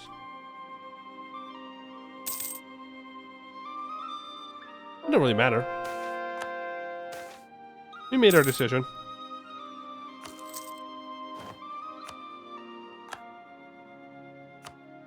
We made our decision on what our path would be, and I will stick by it. We're very close to taking tech. Homunculus needs repair. Kind of funny that we're allowed to keep our homunculus, though. Nobody tell them. Nobody tell them that we can keep our homunculus when we go full artificery, okay? It'll just be our little secret. Our little secret, so that way we can keep them. I don't want to lose my 5% discipline.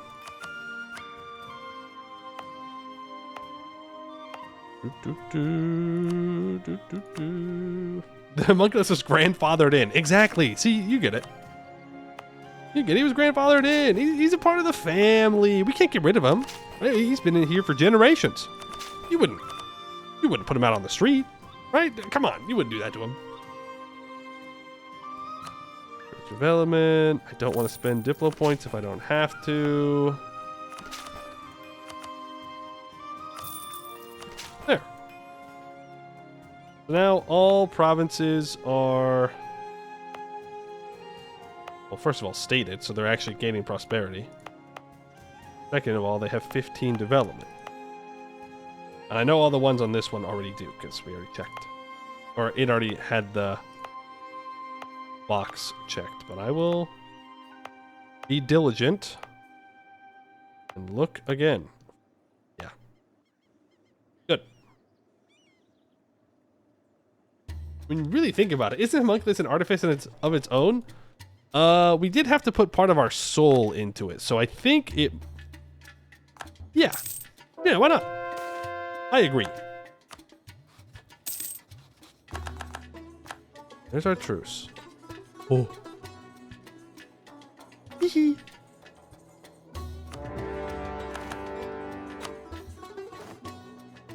No hesitation. Such devastation. This was not my intention. Sorry. Couldn't help it. Couldn't help it. Couldn't help it. All right, get to sieging. Get your asses in gear. Start sieging stuff down. These artificers are going north. Love the hee-hee war cry. Truly, it inspires fear in our enemies. Hee-hee. You get up here. You're going to do some fighting. You're going to do some sieging. The command is a great power. Uh-huh. Uh-huh. So they claim. And yet, here I am, fighting them. Interesting. What's our next idea group going to be, by the way? I don't know if we want to choose an idea group. What? What? You're actually contesting my sieges? Do you know how lame you are, Command? Do you know how significantly lame you are? That you couldn't just let my small stacks just siege for free and let me greed? I will remember this.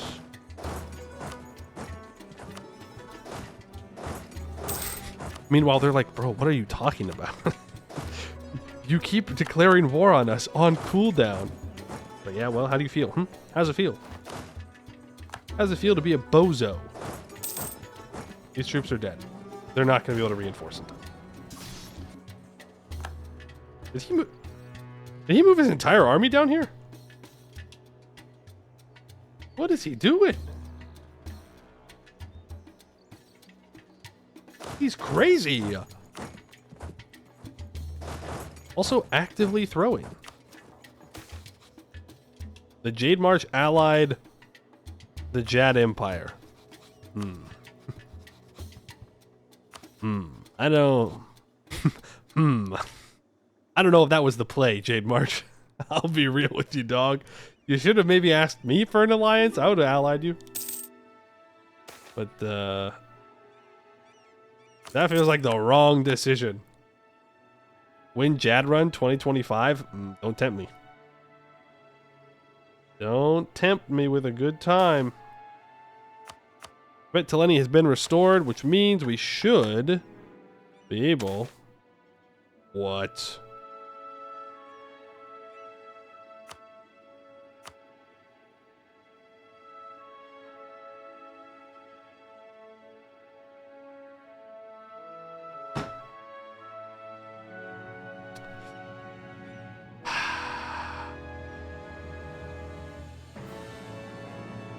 I think this one's in that area. Nice alliance while it lasted. Yup. Allies are good, but you're not allowed to have allies in Hellas, so. Oh well. Let's just overstack this, see if we can get a quick wipe on these troops. Yep. Gone. Can I catch him if I force march? Bet you I can. RPU headquarters burnt down. What? Oh, I got their capital.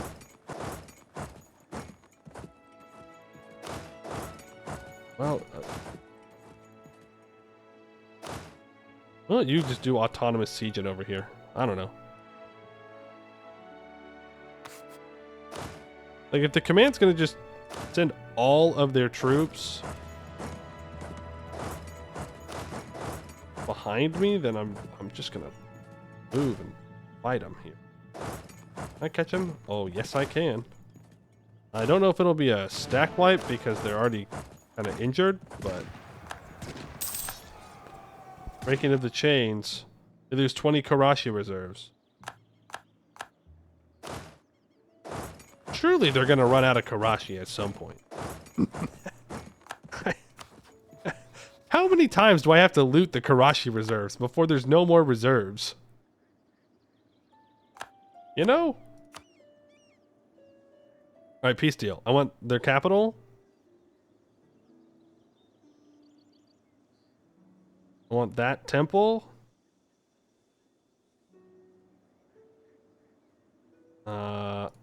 I don't think I can get any other thing.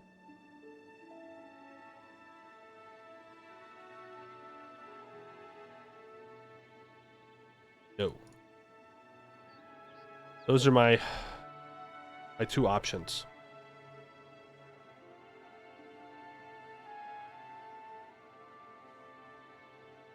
I can grab 1, 2, 3 temples. I don't need Seer yet, so that's fine. How much war score is that? 75. And releasing Ashikuma is 100 war score.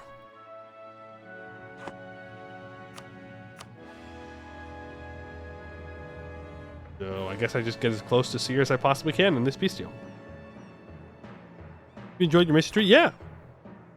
I am. I did. Ooh. I'll take the Diplo points. Right now, it feels like I'm sitting around a little bit, waiting for the industrialization. But to be fair, I mean, what are you going to do? Missionaries arrive. Get those missionaries out of here. I don't need to be converted. Like, we've already won the game. We're eco-hegemon. We're essentially mill hegemon as well. I could become the naval hegemon if I wanted to, so missions are more just flavor at this point than anything else. But I like the idea of the rapid industrialization. This is cool. It's a lot of Diplo points. But I don't have anything else to spend them on, so... Worst part, there's a big cap and a big time gate. Yeah, the time gate for Enlightenment is always too big. It doesn't matter the mission tree. Waiting for Enlightenment in any game is kind of rough, but it makes sense, right? Like for the actual flavor of the mission tree to have to wait for it. Nothing's expensive. That's not true. Clicking the button a lot is very painful. That's expensive. The mental tax. You ever think about that? No one ever thinks about the mental tax.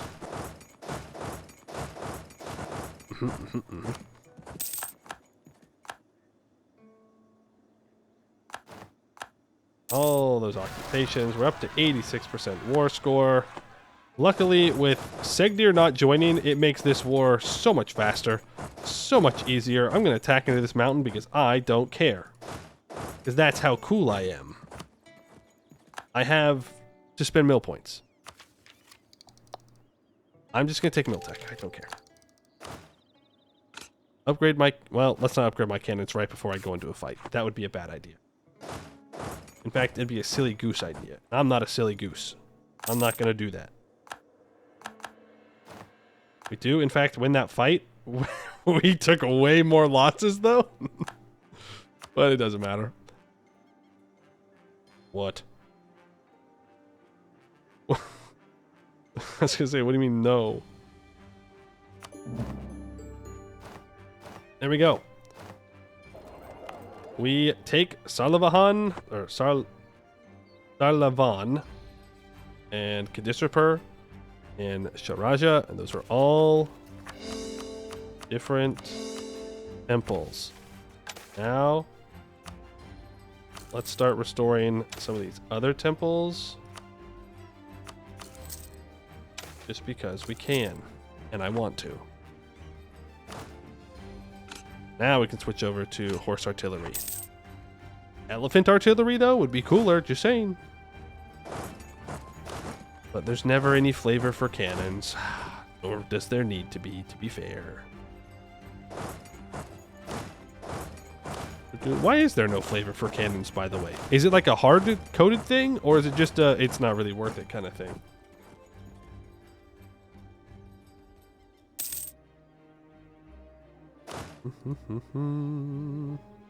It's a not worth it thing? Yeah, I mean, hey, fair enough. It is not worth it. It's just not. We do have centipedal chests, though, so that's cool. Okay, I want to try to get at least these 2 missions done. So, I mean, no shot. Frick, dude. I didn't have it stated. I didn't have this stated either. Okay, so we have to wait for that. We have to wait for prosperity. And that means that we should focus on developing all of our urban provinces to 30. I don't know if we're going to get this one done either. That's a lot. That's a lot of development. That's a lot. That's a lot of development. Another stream? No, there will not be another stream. Wait. What does it want me to do here? Oh, right. They all need stock exchanges.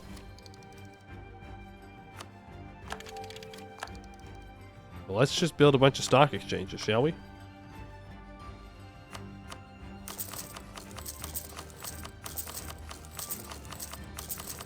Is an ominous sun final mission icon? There is, but I don't know if we're gonna get to it. In fact, I don't think, well,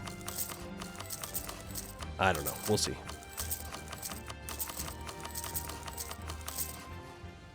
I don't even know if these are centers of trade. They are. They must be level 1s. These are not. Unless I'm wrong.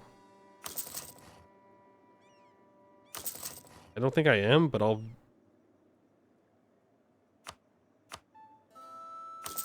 build it on these higher provinces anyways. No, these are not. We're fine. Wrong sort? It was not the wrong sort. I know what I was doing. I wasn't looking for, like, the best improvement. I was looking for the highest amount of trade power possible. Inflation. Okay. Farms to factories. Where once a man would only produce meager amounts of cotton, silk, and other fabrics, now machines have greatly bolstered this process. Every man produces the yield of a dozen. Across the world, Bhuvauri fabrics can be found in every port and market, and in blessed Ramaya itself, the people have taken to using silk as wrapping, and cotton as packing for cushions and bedding. Never in any age of the world has the common man been able to make use of what was once a luxury item. Okay, every cotton or silk gets mechanization effort for 10 years, giving 15% manpower, minus 10% local goods produced. We unlock weaving wealth and spinning silk in rapid industrialization. Okay. Wait, was that not intensive research? That was just a regular event. Fine. Giga Segdir? Yeah, they've been doing pretty well.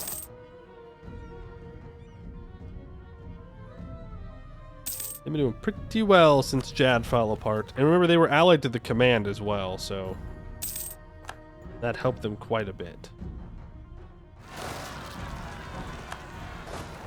Suspiciously a bit, you might say. There's the rewards of industrialization.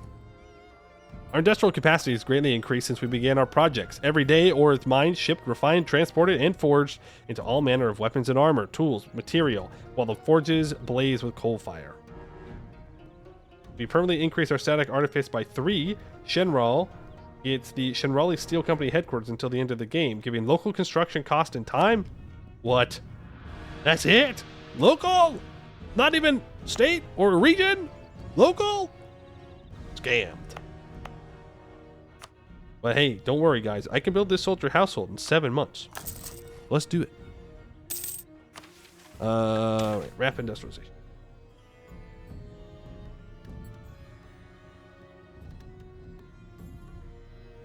Ooh. Let's do the iron holes of Sarhal. Wait, pause. Yeah. I built 100 heavy ships, so I'm going to click the button where I get a reward for it. You're confused. You're not interacting with the command and they're only the 6th great power. Are they behind on institution, maybe? Big 3 Anbennar be wild with this Bhuvauri. Well, this Bhuvauri better appreciate it. 134 for admin tech, by the way. Hold on. Pause.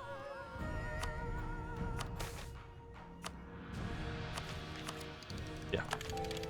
Because if I recall, Bhuvauri in the canon timeline does not do as well.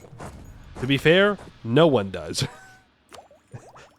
Halesh just gets dunked on for 100 years. Ideas. I don't care. Is that fair to say? Eco? Yeah, we need more money. True. So true. We need more cash money. To be sure, this is... It's gaining prosperity. Okay. Can I get up to stab 2? I could. If I focused... admin, but I'm not going to. Do you have a parliament debate? I'm just going to let it go. Actually, minus 10% dev cost, worth. Bribe for 5,000 ducats. Okay. Yeah, alright. Sure, man. Conscription, National Navy, Government Progress, Republican Tradition. I don't want to give up Crown Land, but I don't care enough, so take it. Good question. Okay, that's a lot less highlights. That is a lot less highlights than it was before. Encourage development here. 15, encourage it. And 30, that's all we need. Let's go. Get minus 15% dev cost. Ready level 2. I love developing deserts. I love developing deserts. Oh boy, have I ever told you guys how much I love developing deserts? I love deserts. Oh boy. That's even more desert. That's another whole ass desert right there. I love developing deserts. I love deserts. I'm also gonna accept the Sitsu culture. And I'm gonna accept the Harpies as well, so that way I can get them to be accepted. Only 10 Diplo, by the way, to accept these guys. I don't want Wuyun half-orc. I'm gonna accept... No! That's what you get for allying the Jad. Which Hobgoblin do I have more of? Well... well... Technically, I'll have 2 Tiger Hobgoblins before I have 2... Elephant Hobgoblins. So we will accept the Tiger Hobgoblin. Well, they're already integrated, aren't they? Hold on. They're coexisting, technically. That's fine. Get him up to integrated. Homunculus needs repair again. It's breaking down real fast. We're getting a breakdown every like 2 seconds. One guy, I would like national tax woman. Sure. Why not? We like national tax. The downsides of blobbing. Oh, pain and suffering. The glowing paths. We received reports of unusual spirit sightings. Troubles of a homunculus advisor. Stop trying to make me get rid of it. Specifically, our scouts reported herds of spirit elephants traversing the countryside day and night. Initially, we feared these sightings might foretell an ill omen or pose a potential threat to our citizens. However, it soon became apparent that this was not the case. The spirits were following ancient, long-forgotten paths that had been lost to time and wars. Though these paths may be nothing more than dirt trails, they provide us with a significant tactical advantage should we ever need to mobilize our armies swiftly across the country. Have you noticed the possibility that you can be ruled by a lizard man or others in the elections yet? Oh yeah, right now we have a brown orc, I believe. Yeah. We have a brown orc, which is very cool. In fact, we've had multiple brown orcs. They've had really good stats overall. I don't know if we had any other non-human races. It's kind of a roll of the dice, you know, if they're good or not. I definitely remember we've had some good brown orcs. Next to my this looks like Gollum after all the repairs. Yeah. He's been repaired a lot. At this point, it's maybe a different Gollum.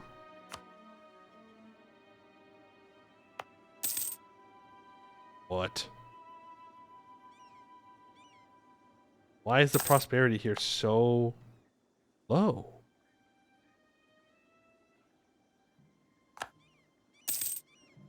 Damn. Damn.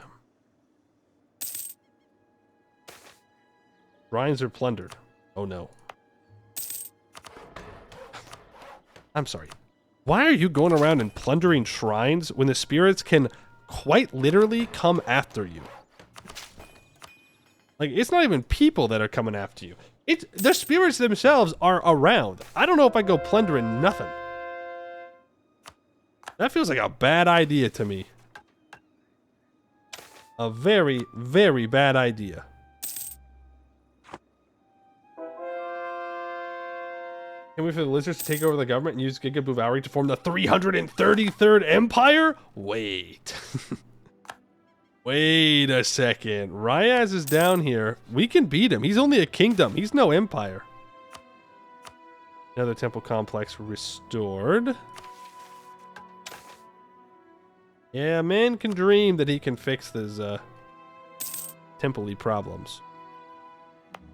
Speaking of temple-y problems, let's get some level 6 forts built up on said temples. Then let's repair said temples. Gulf of Rahen. Oh, good government policies. I want that stability.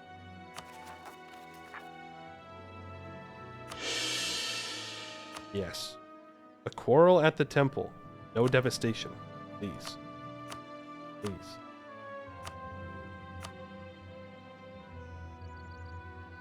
Down here? Oh, that's not mine.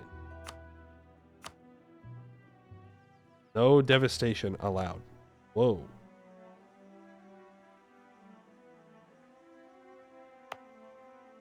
What? What happened? Where did all this devastation come from? I blame the spirits. I don't know who did it.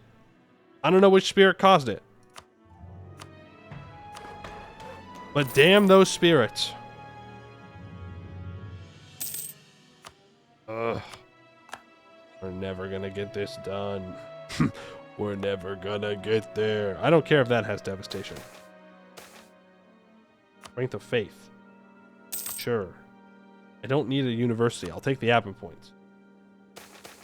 It is in a fort zone of control, yes, but doesn't matter. That has been fixed. Wonderful. Now I need another temple repaired, please. And it's going to take 78. Okay. We'll wait. That's what we have to do. That's what we have to do. This is Hengdu Boa, the Winter Frog Spirit. I don't like this guy. This guy's kind of mean. It's another temple repaired. Idisrapur needs to be repaired. And then Sharaja needs to be repaired after that. Sometimes it feels like I'm the only dude out here trying to stop the rending. Where is everyone else? Huh? Command? Chin Ben Rung? My once ally? Build a spy network on him. Curious that I see you have multiple temples that are not fixed, and yet you are supposedly part of my religion, which means you should supposedly be working with me to stop this. But now I gotta kill you because you refuse to be helpful. Ugh.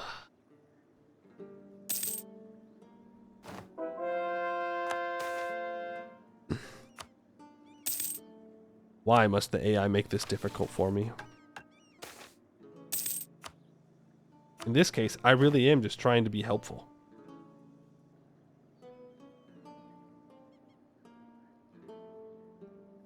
Clean the stain. I'm cleaning, man. I'm cleaning. But the fact that I have to clean down in Sarhol too is a little rough. But I suppose that might be the place that needs to be cleaned the most. So I will keep my mouth shut. And I will just develop provinces like a good little Bhuvauri. I will do what I am told and click the development button. This up here? 25? What in the world? Okay, hold on. Universities, get them built. All of our new provinces. I'm the only one out here fighting the foo. That's a good way to put it. I'm the only one out here trying desperately to save us all from spiritual damnation. And do I even get a thank you for it? No. Nope. Nothing. Sure, maybe I'm a warmonger. And sure, maybe I am an existential threat to everyone on the continent. And maybe that means they might be a little bit hostile to me. But answer me this. I'm being helpful right now, so is that not enough? Does that not count as a redemption arc in the eyes of Hellas? I think it shows you who the true enemy is. Anyways, we should invade them. We should invade them to prove to them that I am the good guy. Makes sense in my head. All I'm saying. Makes sense. Man, you can develop Sarasung super high, can't you? This place goes crazy. Almost like it's a really good city or something. How much money are we making now? I don't know. Stupid money. 2.4k. And we also have a hit to our production efficiency. Minus 10% right now. I think we also have negative trade efficiency. No, it went away. And our taxes, obviously, whatever. But we're making a lot of money. Stupid money. I haven't min-maxed it either. It's just vibing. Rippy dippy to the goblins. They had a good run. Monkey.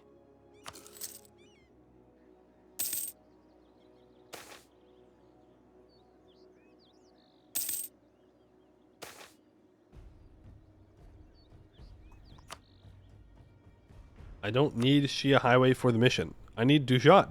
Do I not? Is this the Dujat Golden Highway?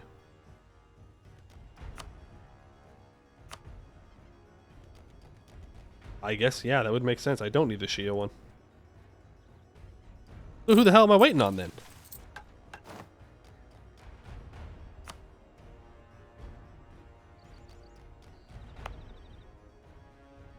These two. Well, what's taking so long? 47.62%. Towards prosperity. There's a 65% chance. That's because our Diplo's not great, but still. We're just waiting on these.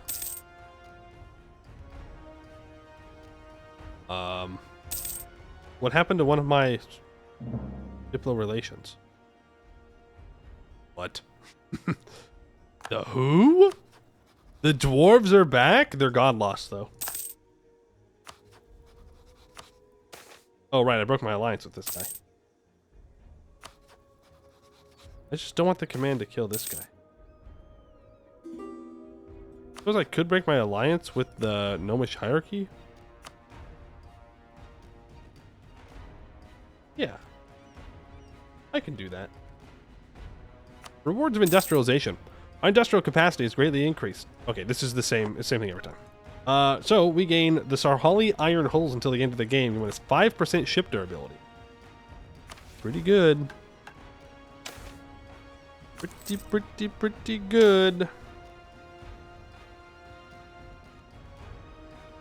We've done a bunch of these ones. Let's do the culinary cotton creations. I want to know what this is talking about. No. Yeah. Wait, have we already done that? No. It's an artificial fabric. I'm clicking it. I want to know what it is. Take infra for global prosperity growth? Ooh. You are correct. You are extremely correct. That is, in fact, the correct answer. That 0.25 is, in and of itself, very good for us. And we get even more dev cost if we finished it, which we won't, but if we did. Cotton candy? Oh. we must dig deeper, greedily. Surely this candy won't go bad. Surely there is nothing evil when there's so much wealth to be had. Huge Dwarf Fortress reference?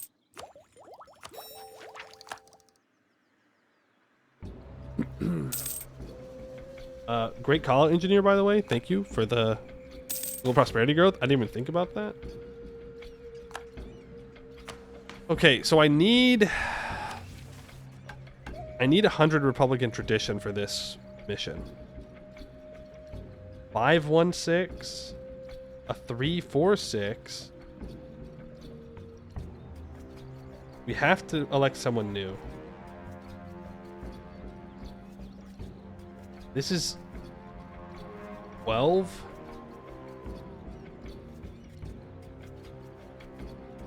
This is 13. This is better. You can pay Mill for Republican tradition. Yeah, but it's for only 3 at a time. Must be non-human.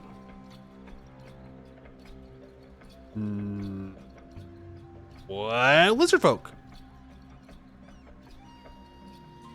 Perfect. The lizards have officially taken over the government. But we say that in a positive way. Inspiring leader, 5% morale of armies. Lizard folk got us a data. Huge. Cotton candy from the circus? Yeah, from the circus. It tastes good. It comes in multiple different flavors. Some of them even look like snow. It's good stuff. We're not taking my stability. It's not going to happen. At this point, we don't even need to go to war anymore. We don't even know the meaning of war. Well, you could say that we don't know what war is good for. You could say that. I wouldn't say that because I know that I make money from going to war, but you could say that. Nice hold, by the way. I hope you enjoy that taking up all of your governing capacity. 25 ducats of value here. Sometimes it's sad that the AI does not build their economies in the same way, but other times I think about what would happen if they did, and how much better I would have to play all the time. Why am I losing 64 ducats in trade?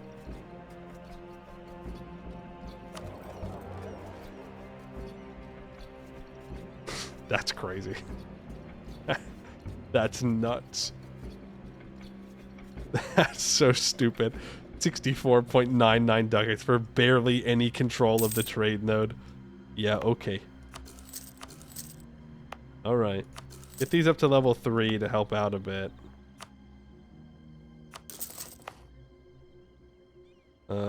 Give me more trade power in this node. Right, this is stated now. Nothing I can do about it.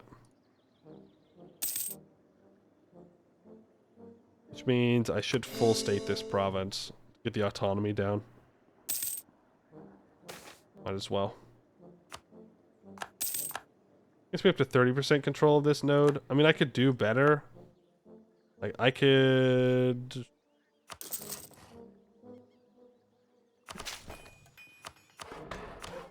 that up to level 3. That would help me get even more control over the node. At this point, it's kind of sunk cost. It doesn't really matter. It's not like we need the money. I don't think we want to go to war again. I think we'd rather just develop. If I can even do this.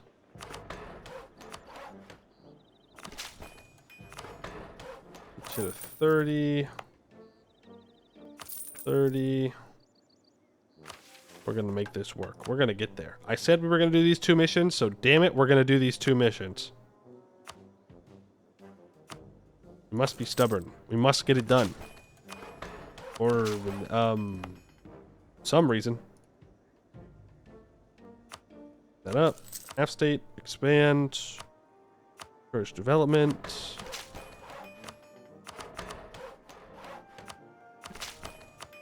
There we go. Still highlighted because it does not have a stock exchange. Let's do that. At least Devon's cheap. True. In your next run, consider the Zorm AI mod with the AI auto-develop, and your wish will be granted. Yeah, I've thought about it a couple times. But then what if I lose? Then what if I lose? Fan development there. I don't know. If artificery is as strong as I'm hearing that it can be for the gnomes, then maybe, just maybe, we should. Or... I'm not making any promises, but what if we turned on mythical conquerors? What if we did that? My only concern is that they would get mythical conqueror too early, and then I would die because I'm a gnome in the early game, and I suck. Am I asking for pain? I mean, that is kind of what you do when you turn on mythical conquerors. You're not asking for a good time. You're asking to get your shit pushed in. You get slapped around like a little baby you are. That's kind of the whole thing.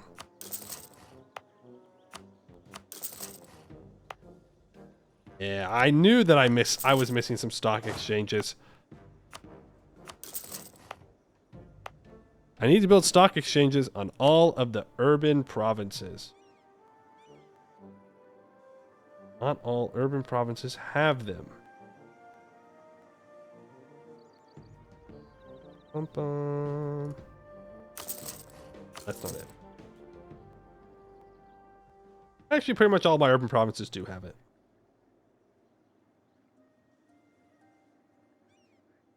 Because most urban provinces are centers of trade as well. Go figure. Give her next. That's what I'm thinking.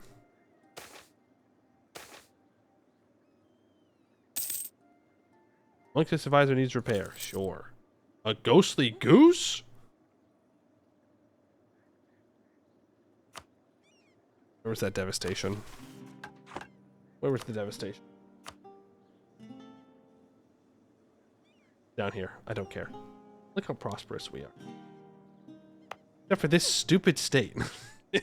This stupid state is still not prosperous. That's fine. But I would like it to be prosperous. No!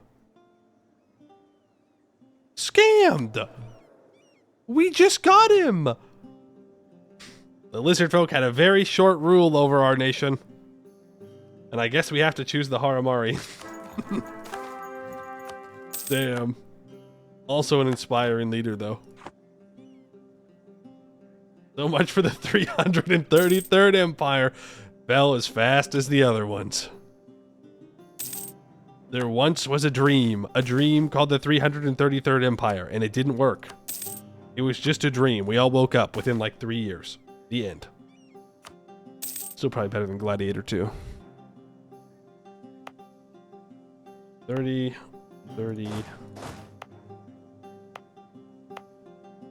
Yippee. Okay. They're all still building stuff. Stuff and things.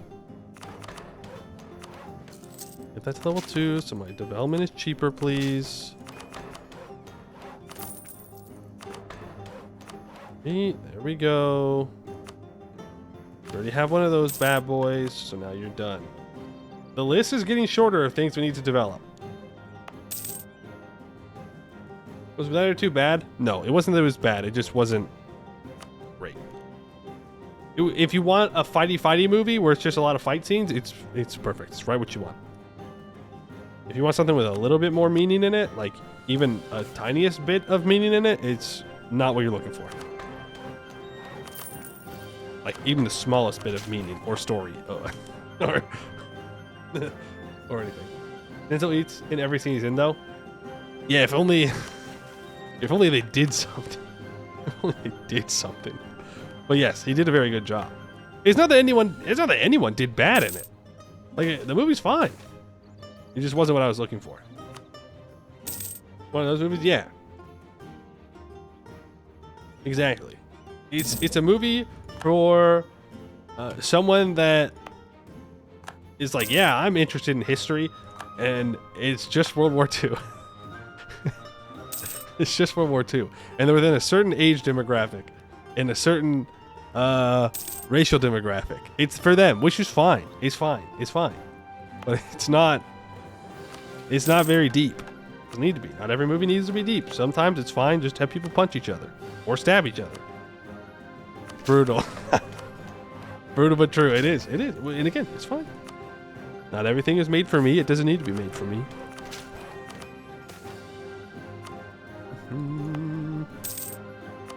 Go up to level 2. First development.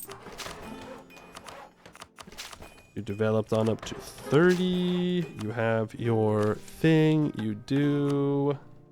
What? Why is this highlighted? And it didn't do it to 30. Merge development. Hey, at least dev is cheap. Okay. Let's, I think...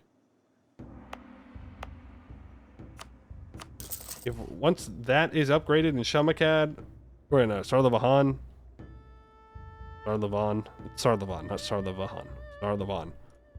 and all of the stuff on the main continent is good. We still have some stuff down in Sarhal that we need to develop, but that's fine. Actually, what I should do is make sure that they have the buildings built. They do. Let's get the cheaper dev cost and the trade power. Band 30. I was like 6? 6 development? That's to 30. That one's going to be a bit trickier. Don't really have the monarch points for that one.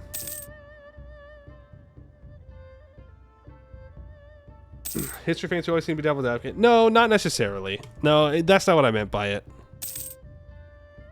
But I get why you'd go there. I kind of led it in that direction. That's not what I was meaning. It's very surface level. Just very surface level. It's just about stabbing people. That's what it is. That's what Gladiator 2 is about. It's literally just stabbing people.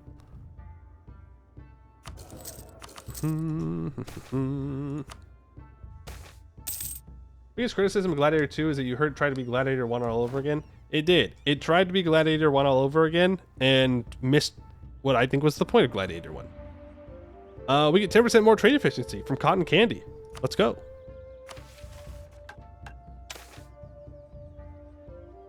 Go spinning silk now.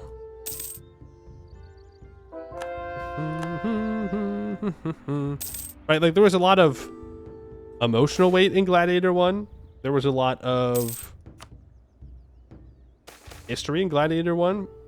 There was a lot of like deeper meaning in Gladiator 1 beyond just the stabby, right?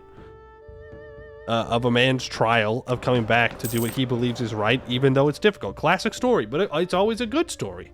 It's always a good story of fighting back against, for what you believe in. Gladiator 2 is not that. It's not. It might have thought it was that, but it was not. All right, spreading prosperity. We are not conquerors. That is not true. We are most certainly conquerors. We do not seek thrones and idle riches. Oh. Seize from our subjects. We are uplifters, innovators who seek to bring the old and decayed lands we touch into the light of prosperity. We will build mills and farms and renovate the Golden Highway to connect them, and they will divide the history of Hellas into two portions, before and after Bhuvauri.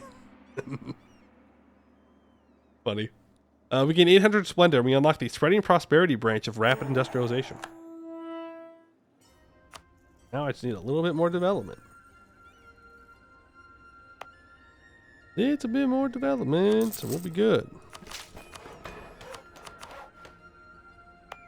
Okay, and you need cheaper dev cost.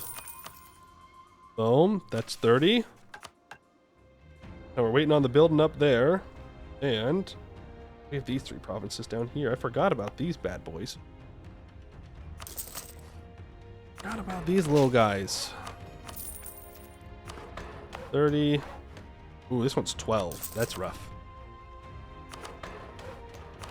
3. And luckily, our development is very, very cheap. Not cheap enough, though. Oh, I'm throwing. I could have gotten a dev cost. It don't matter. We're only 15 years from Enlightenment. I mean, yeah, I guess that's true. That's true that we're only 15 years from Enlightenment, but like, that's a long 15 years. No? Very long 15 years. Courage development. Level 2, please. Expand the infrastructure. As another temple complex restored. I think that means that we can beat up the catfish now. Might be one temple off. Might be waiting on one more.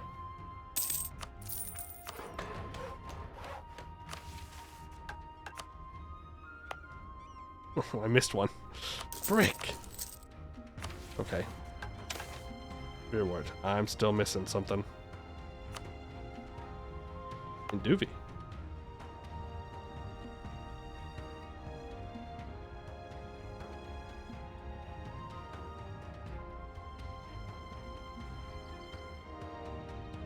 Yeah, Kadishrapur. Kadishrapur is in this one, so we have to wait.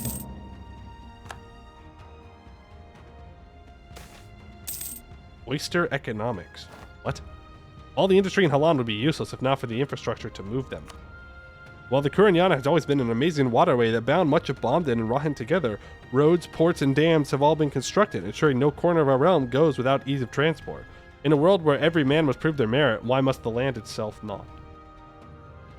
Gems are produced in Prukakin, get plus 10 local trade power, and Dakmender produces gems for plus 10 local trade power. Unlock the Oyster Ordinance in the Spreading Prosperity branch of the Rapid Industrialization. Okay. We got oysters, apparently. Doing oyster things.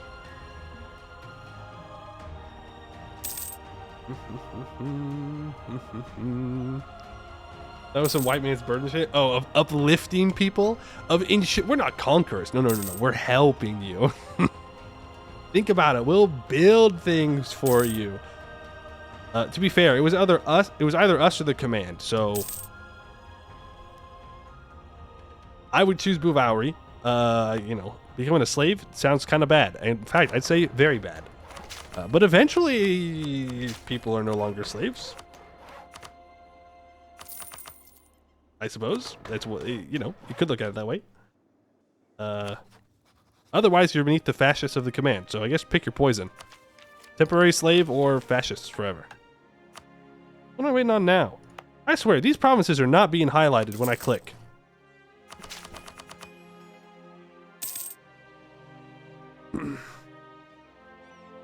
Things did get better. They're not under the command. Exactly. So when you really think about it, we're the good guys now.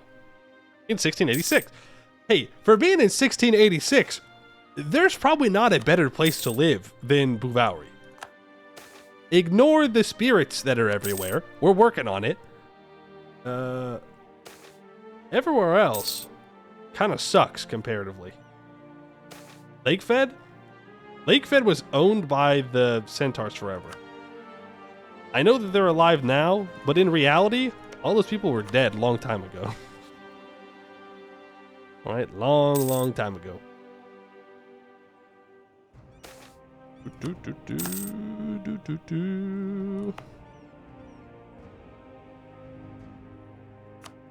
And 30. What? Oh, dude. There's another one. Come on.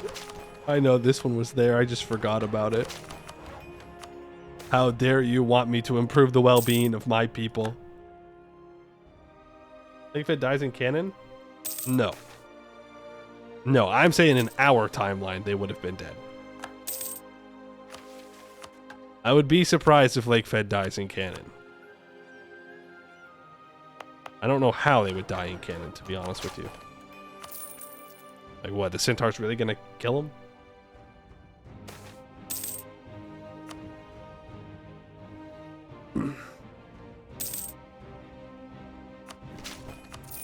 Dude, I'm pretty sure the Centaurs fall off just like the steppe nations do. Well, fall off, you know what I mean. They don't keep up technologically, and so Lakefed's able to survive.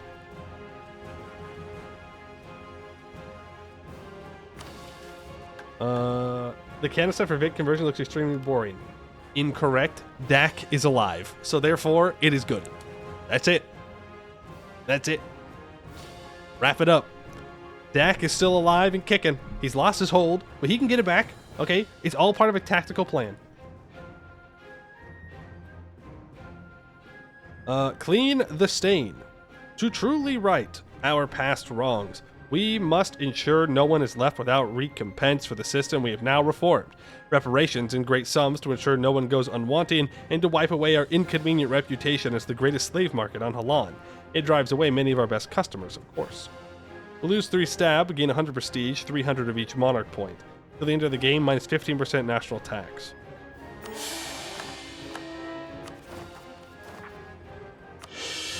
Just saying, reparations, 1687, pretty good. Alright. So now, I need to... We could probably wait. It's 13 years. We can put that bad boy on a speed 5. Surmaya needs at least 55 development, which it has. It needs at least 3 manufactories. Can I even do that? Little state house. Now, Sekuang, Renasad, and Dudnatani. Essentially, all the provinces surrounding it, not including this, all the farmlands surrounding it need to be 35 development. Which that's easy. With our current dev cost reductions. That is a very, very, very simple 5 thing to do. expand 30, expand. Oh. Yeah, so those are all 35. So just building the manufactories, letting the speed 5 go by, and we can actually complete the mission tree. And then I can claim correctly that I fully completed the mission tree. Yeah. We can wait for some more of these intensive research to be done.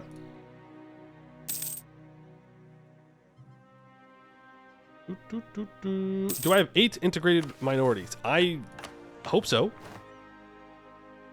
Dwarves, gnomes, goblins, half-elves, half-orcs, Armari, hobgoblin, lizard folk, orcs. We got 9. So, yep, we're good. We are in the clear. Alliance for Maya, most of them, yeah. We can upgrade to Nadam Raj Musketeers. I will not pause. The most major leap forward in the development of the Raheni infantry was the combination of the Gonkud and Black Powder units with the permanent armies of the Bhuvauri and mass mobilization techniques of the Nadam Raj. During the monsoon months, conscripted reserves would practice their musketry accuracy alongside professional soldiers. With months of dedicated practice each year, Raheni farmers became surprisingly accurate with firearms, an invaluable resource that could swell the ranks of Raheni armies to huge numbers of capable infantry, rapidly trained in soldiering by professionals alongside whom they had practiced.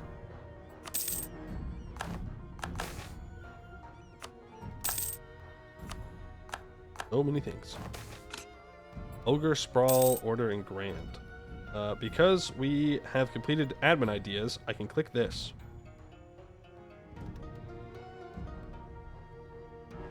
I gain attacks. Cool. Raheni Dragoons. Despite their long tradition of pachyderm-based warfare, pachyderm? Gotta repair the homunculus. Many in Rahen, influenced by Canorian armies, would begin adopting horseback dragoons, as they were simply faster and more mobile than elephants, albeit less strong. Although some, notably including the lords of Dugajir, would refuse to adopt horseback warfare, for several decades it would become the norm in many Raheni armies. Elephants fall off. Elephants fall off. Just the sad reality of things. Nothing you can do about it. They're big and they're slow. You know what else is big and slow? Tanks. Don't worry, the horses are on the way out. It might take a while. We're still in 1689, but the horses are technically going to be on the way out at some point. And the counter did not matter in this run. You know what? Good. They don't need to matter. I'm out here doing my own thing. Rewards of industrialization. Every owned province in the Denbensana trade node producing silk, it's 10% local goods produced until the end of the game. And Sardif Fadin gets center of urbanization for minus 30% local dev cost till the end of the game. Ooh. Let's see, what other rapid industrializations can we do? Dikes, dams, and dredging.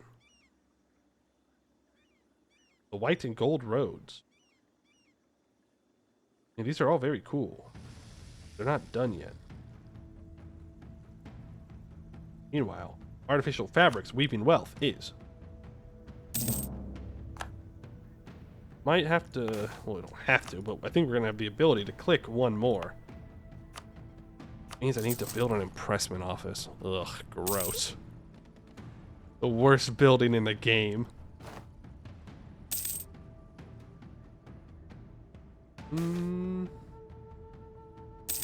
Which all these came with unique lock? I mean, yeah, but at the same time, it is at the end of the mission tree. We were gonna skip it.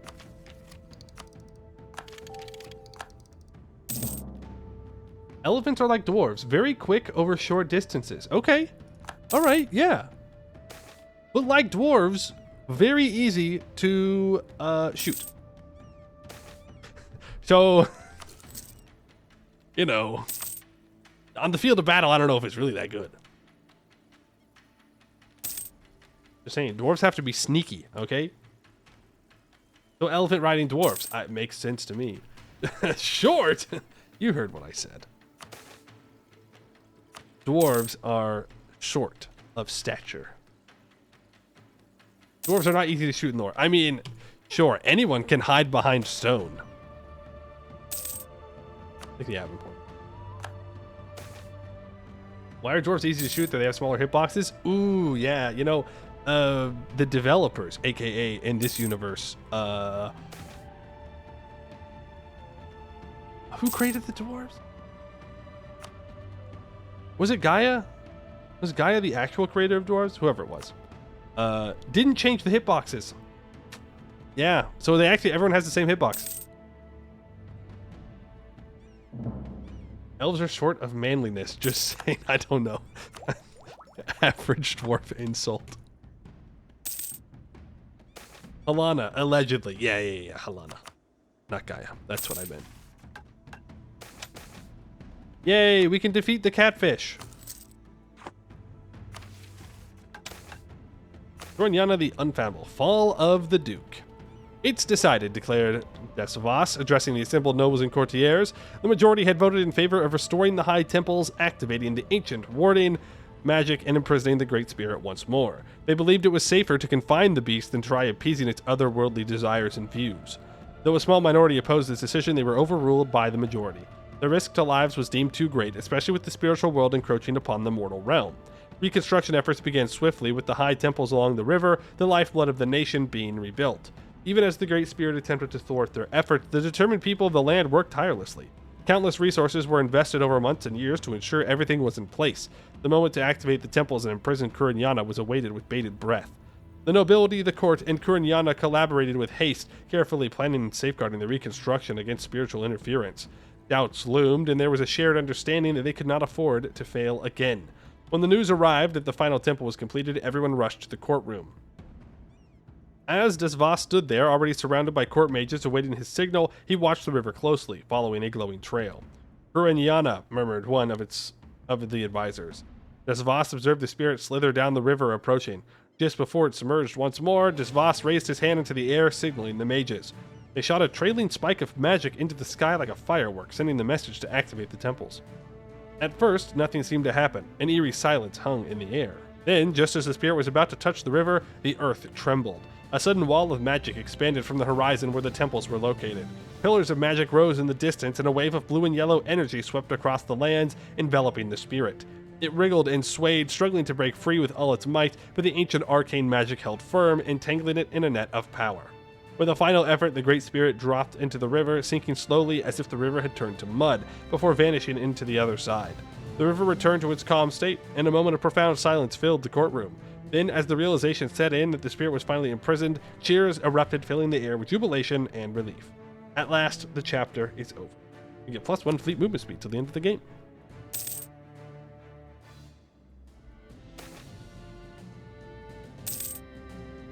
And our ruler is dead?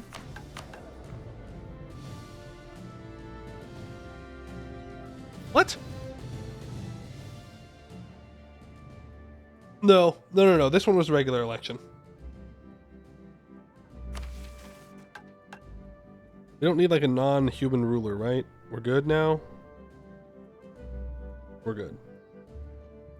It's gonna be a non-human though. A hobgoblin 466. Look at me. I am the command now. Silver tongue. We short elections? It's 9 years. But I think it had been 9 years. I think it was doing that. What do we do now? Now we're just gonna sit here for the next 9 years. Chilling. Guess I need to hire a new Diplo advisor. This one. Like we could try and go and grab other temples and whatnot, but none of them are going to be fixed in time. And the AI is not fixing them. So I guess we're all doomed to an eternal rending of the realms?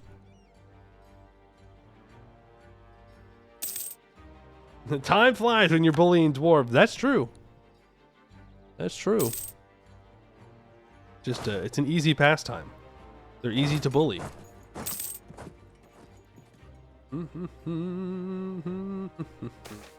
As you mean the commander getting conquered by a hobgoblin emperor from Bhuvauri? Whoa, we're not an empire. Well, we are an empire, but we're not like an empire. You know, we conquer people to help them.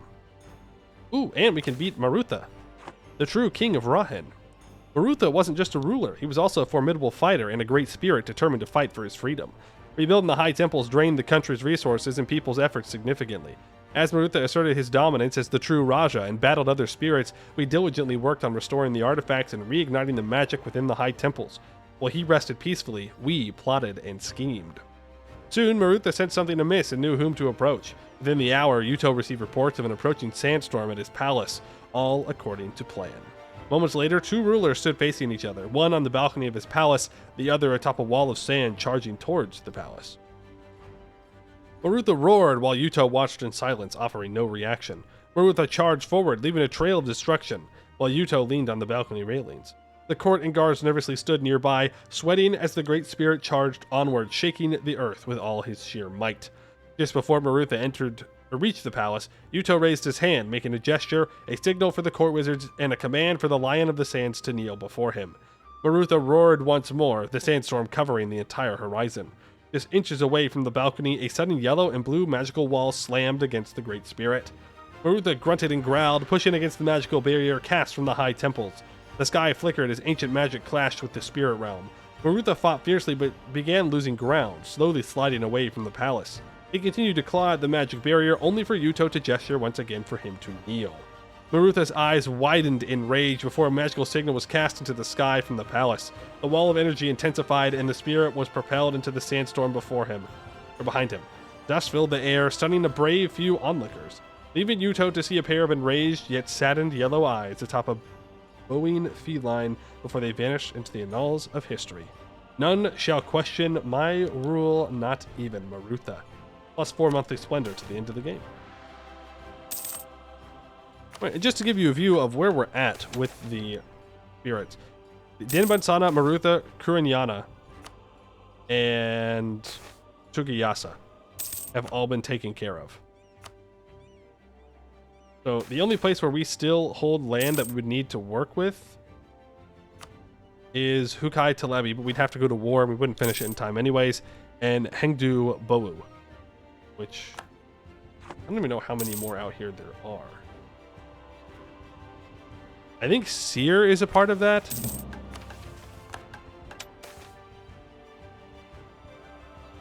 Yeah.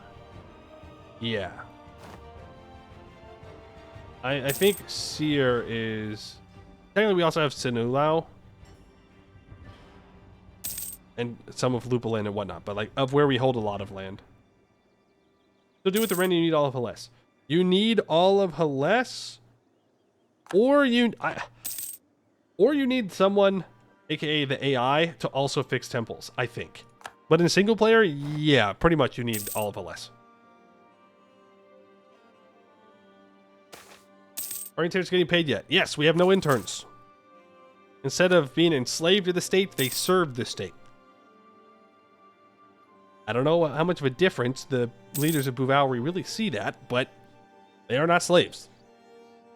And women are equal in our society. We are a pretty progressive society for 1693. You can do it via subjects as well.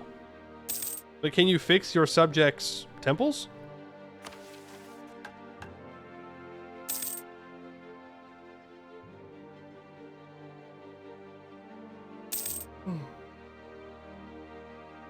Women did receive suffrage before we abolished slavery, but that's because I was going to get +5 national unrest. So, don't read into it too much. Let's just go through infrastructure ideas here. As much of those done as possible. The command is going back after the Jade March. I suppose this is what happens when I'm not there to kick the command in the teeth. They'll just keep going. They'll try and get strong again. They're up to 500,000 troops. I don't know what to do. I've taken away hundreds of development, but their force limit just keeps getting higher. Average command gameplay. Every owned province in the Denmansana trade node with cotton gets 10% goods produced, and Dirty Hinana gets 30% dev cost reduction, and Dennejanzar gets center of urbanization for cheaper dev cost as well. Or industrialization. Can I do any of these? No! None of them? Really? Acid. Oh, it doesn't have 20 Diplo Dev. There we go. It has 20 Diplo Dev now. The weapon skill. You bankrupted them and they still managed to be number 1 GP? Yeah. Yeah. For Maya. Maya gets devastated by a fist fight, as one does. Let's see. Can I build... I need to expand infrastructure here again. That way... What? 1, 2... Okay, it has enough. That's all that matters. All that matters is that it has 3 manufactories. So that way I can complete this mission. 55 dev, 3 manufactories, 8 integrated minorities. All those provinces have the development that they need. And then we are great power number 1. We do have the highest value trade node in the world. All those. Okay, let's look around the world while we let time pass. Lake-fed has recovered pretty well. There are technically speaking 2 lake-fed tags that are still around. Looks like they're allied. They're homies. But Vajev, or however you say this, is most definitely the strongest. I believe they're the number 2 world power.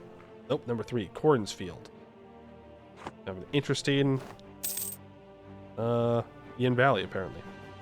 The dwarves did pretty good this game. Vroko Kosanad, well, Vroko Kosanad is losing now. Abdel Ludum did really well.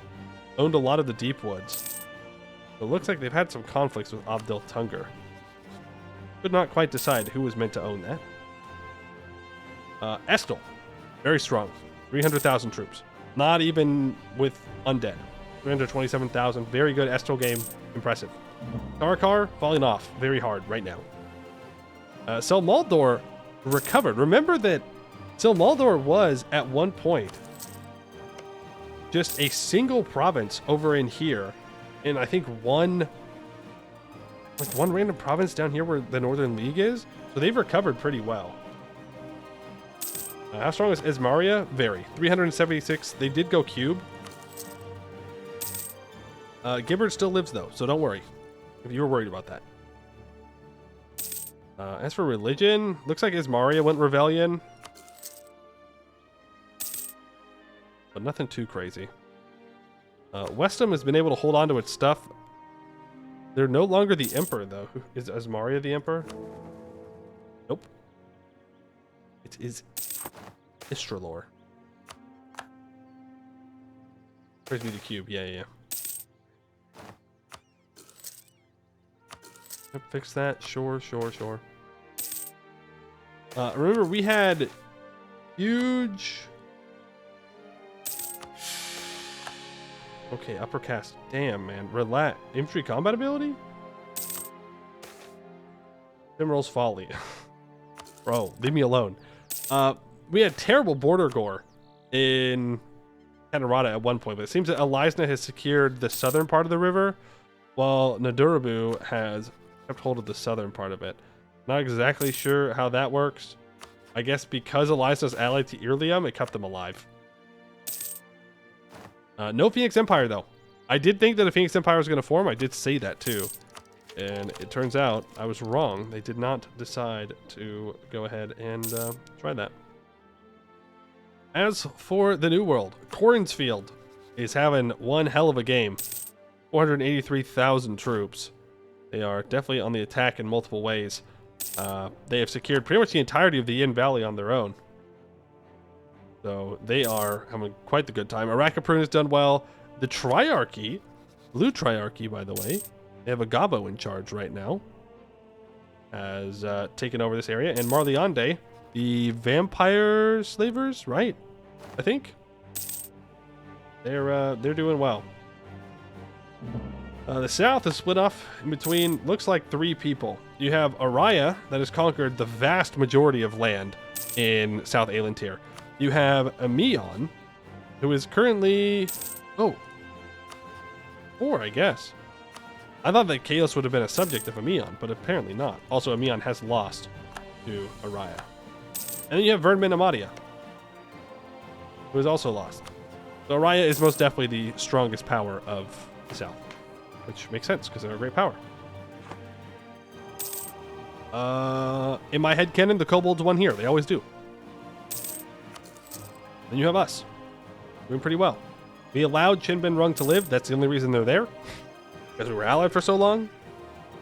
I never got to Yanshin, and I never needed to. The command is still like this because, again, we stopped going to war. Yanlu did have a pretty good game. I'm surprised they didn't do more about Phi 10, though. I guess they're allied. But if I was Tianlu, I definitely would have killed Phi 10. If I was also Tianlu, I wouldn't be this small. There's also that. How's the command so strong? Because they're the command. That's why.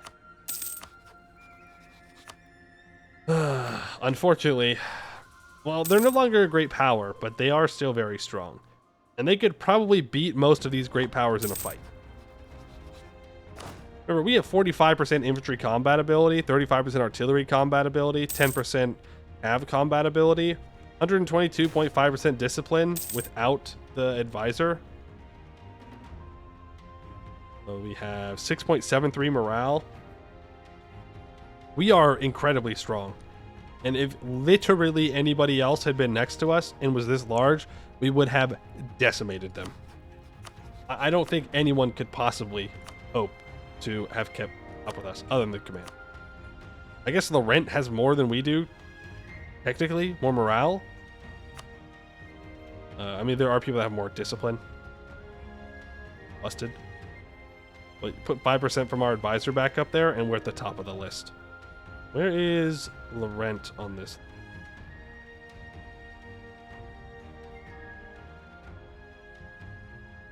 Dead. Yeah. I guess Laurent might be able to keep up with us a little bit, but with our infantry combat ability, I think we just decimate him. We also do 10% more land fire damage from this weapons guild. You can lose to a few people with those bad luck generals. True. With all of our 1s and 0s and our bad luck generals, we might lose a battle or two. That is possible. I think we'll do Gibbard next. He's already done Gibbard. Yeah, but they have content now. They have a new mission tree, I should say.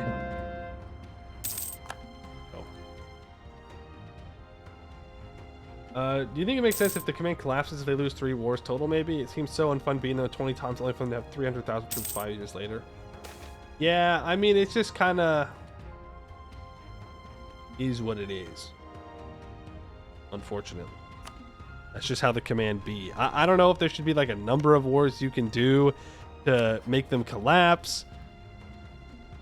But it is rough. What's Gibbard's situation? They are gnomes. They're these guys right here. They're gnomes and they do artificery, which is what I want to. They have Dames here. Lucky. They do artificery. We get to check out the artificery in a little bit more depth than we did in this run. We touched upon it, but I wasn't going to focus on it because I want to do it with Gibbard. Thought you did the new mission tree. You're dreaming? Nope, I did not do it. Not done the new Gibbard. You know what? We'll end with the lizard folk in charge. Why not? Here's the Enlightenment. We have universities everywhere. He's also strict. So we should be able to embrace this fairly quickly once it spreads. That'll be good. Good folk homesteaders. Gonna take that. More governing capacity. That's fine. And we can finish infrastructure ideas as well. Boom. Boom. More goods produced. More provincial trade power. Yearly professionalism. Rah. More money. Advance my efforts everywhere to speed it up. I think that will take longer than just letting it play. Well, I guess if I don't pause. Homunculus needs repairs. We know. We know that the homunculus needs repairs. We understand that. It always does. To be fair, it is pretty old at this point. But I'm not giving up that 5% discipline. No way. Defensive edicts for 153 years, by the way. Pretty good. Haven't had one of those for quite a while. But for whatever reason, the game was thinking that that was necessary, so it didn't tell me. I needed to get rid of it. So many events when you're on speed 5.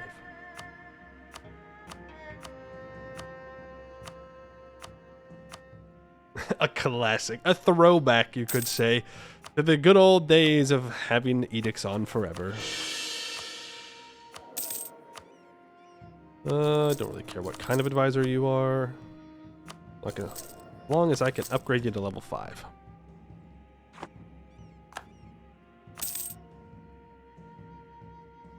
And how much do you think I'll get if I develop this province once?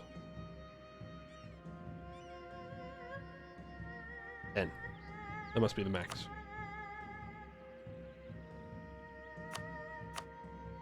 Really? In my capital, it only spreads that slow?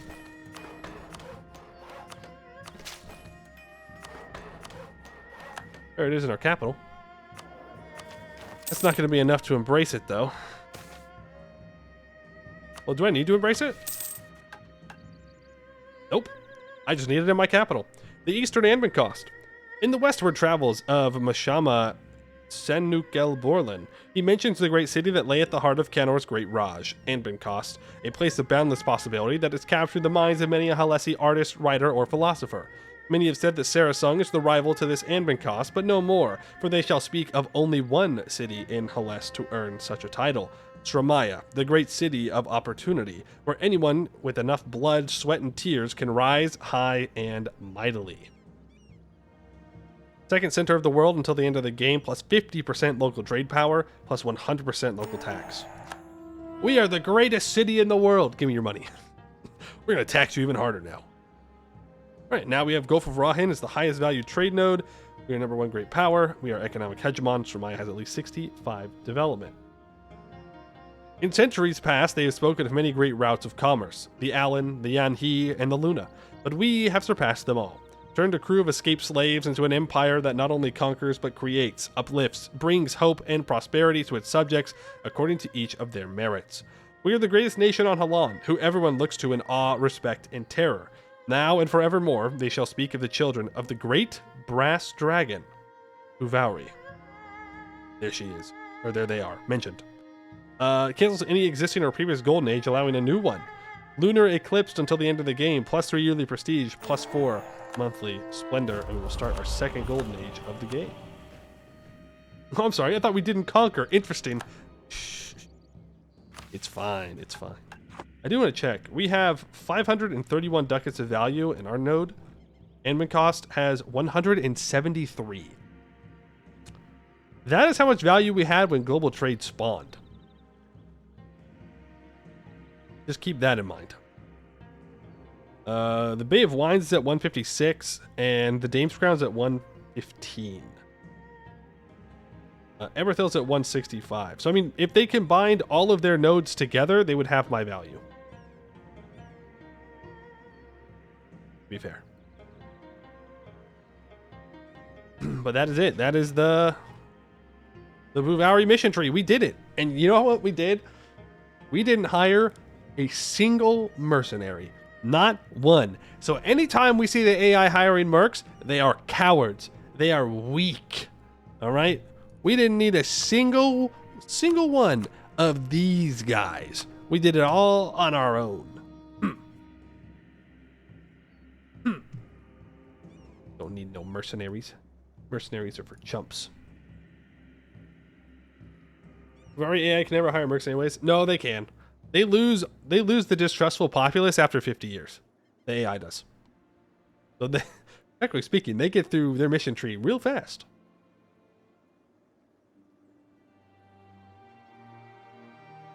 For a second, I thought you were going to say you didn't hire Bungus. Well, I guess that's also true. We also didn't hire Bungus, but we were not given the option to hire Bungus.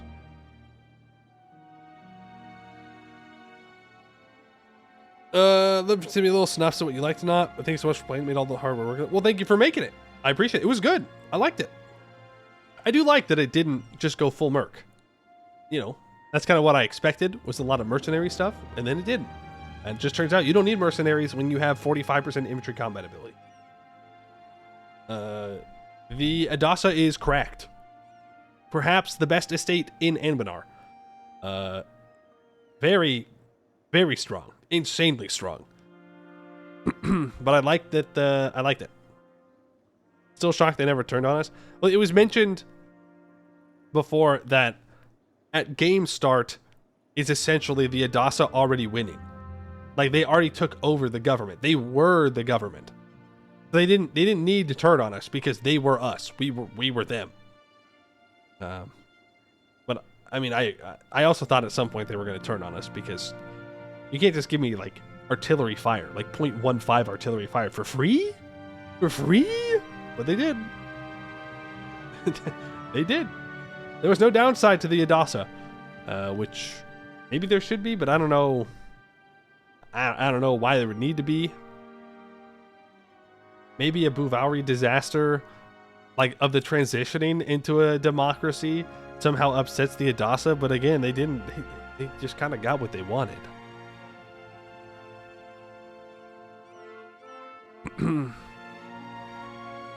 The fire modifier and cannon combat are better than the infantry combat. Oh yeah, for sure. Which is why I chose them. Which is why they're very good. Because of having Janissaries? Yeah. But I don't know. I thought it was fine. You know, still would always appreciate a destroy the command CB. Would appreciate that for every tag, though, to be fair. Kind of is what it is. Find the command over and over and over again, and then just building right back up to max manpower and force limit is always something.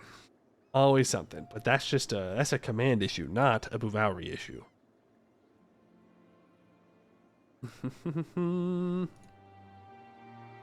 But thank you all for hanging out and watching. Do appreciate it. This was a bit of a longer one today.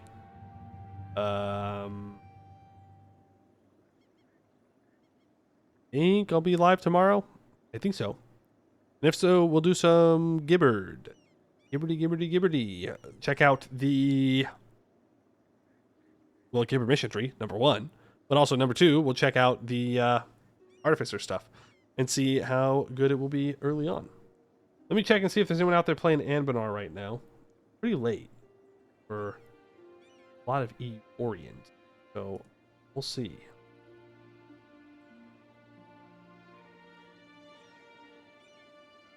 Oh, you have someone playing kobolds?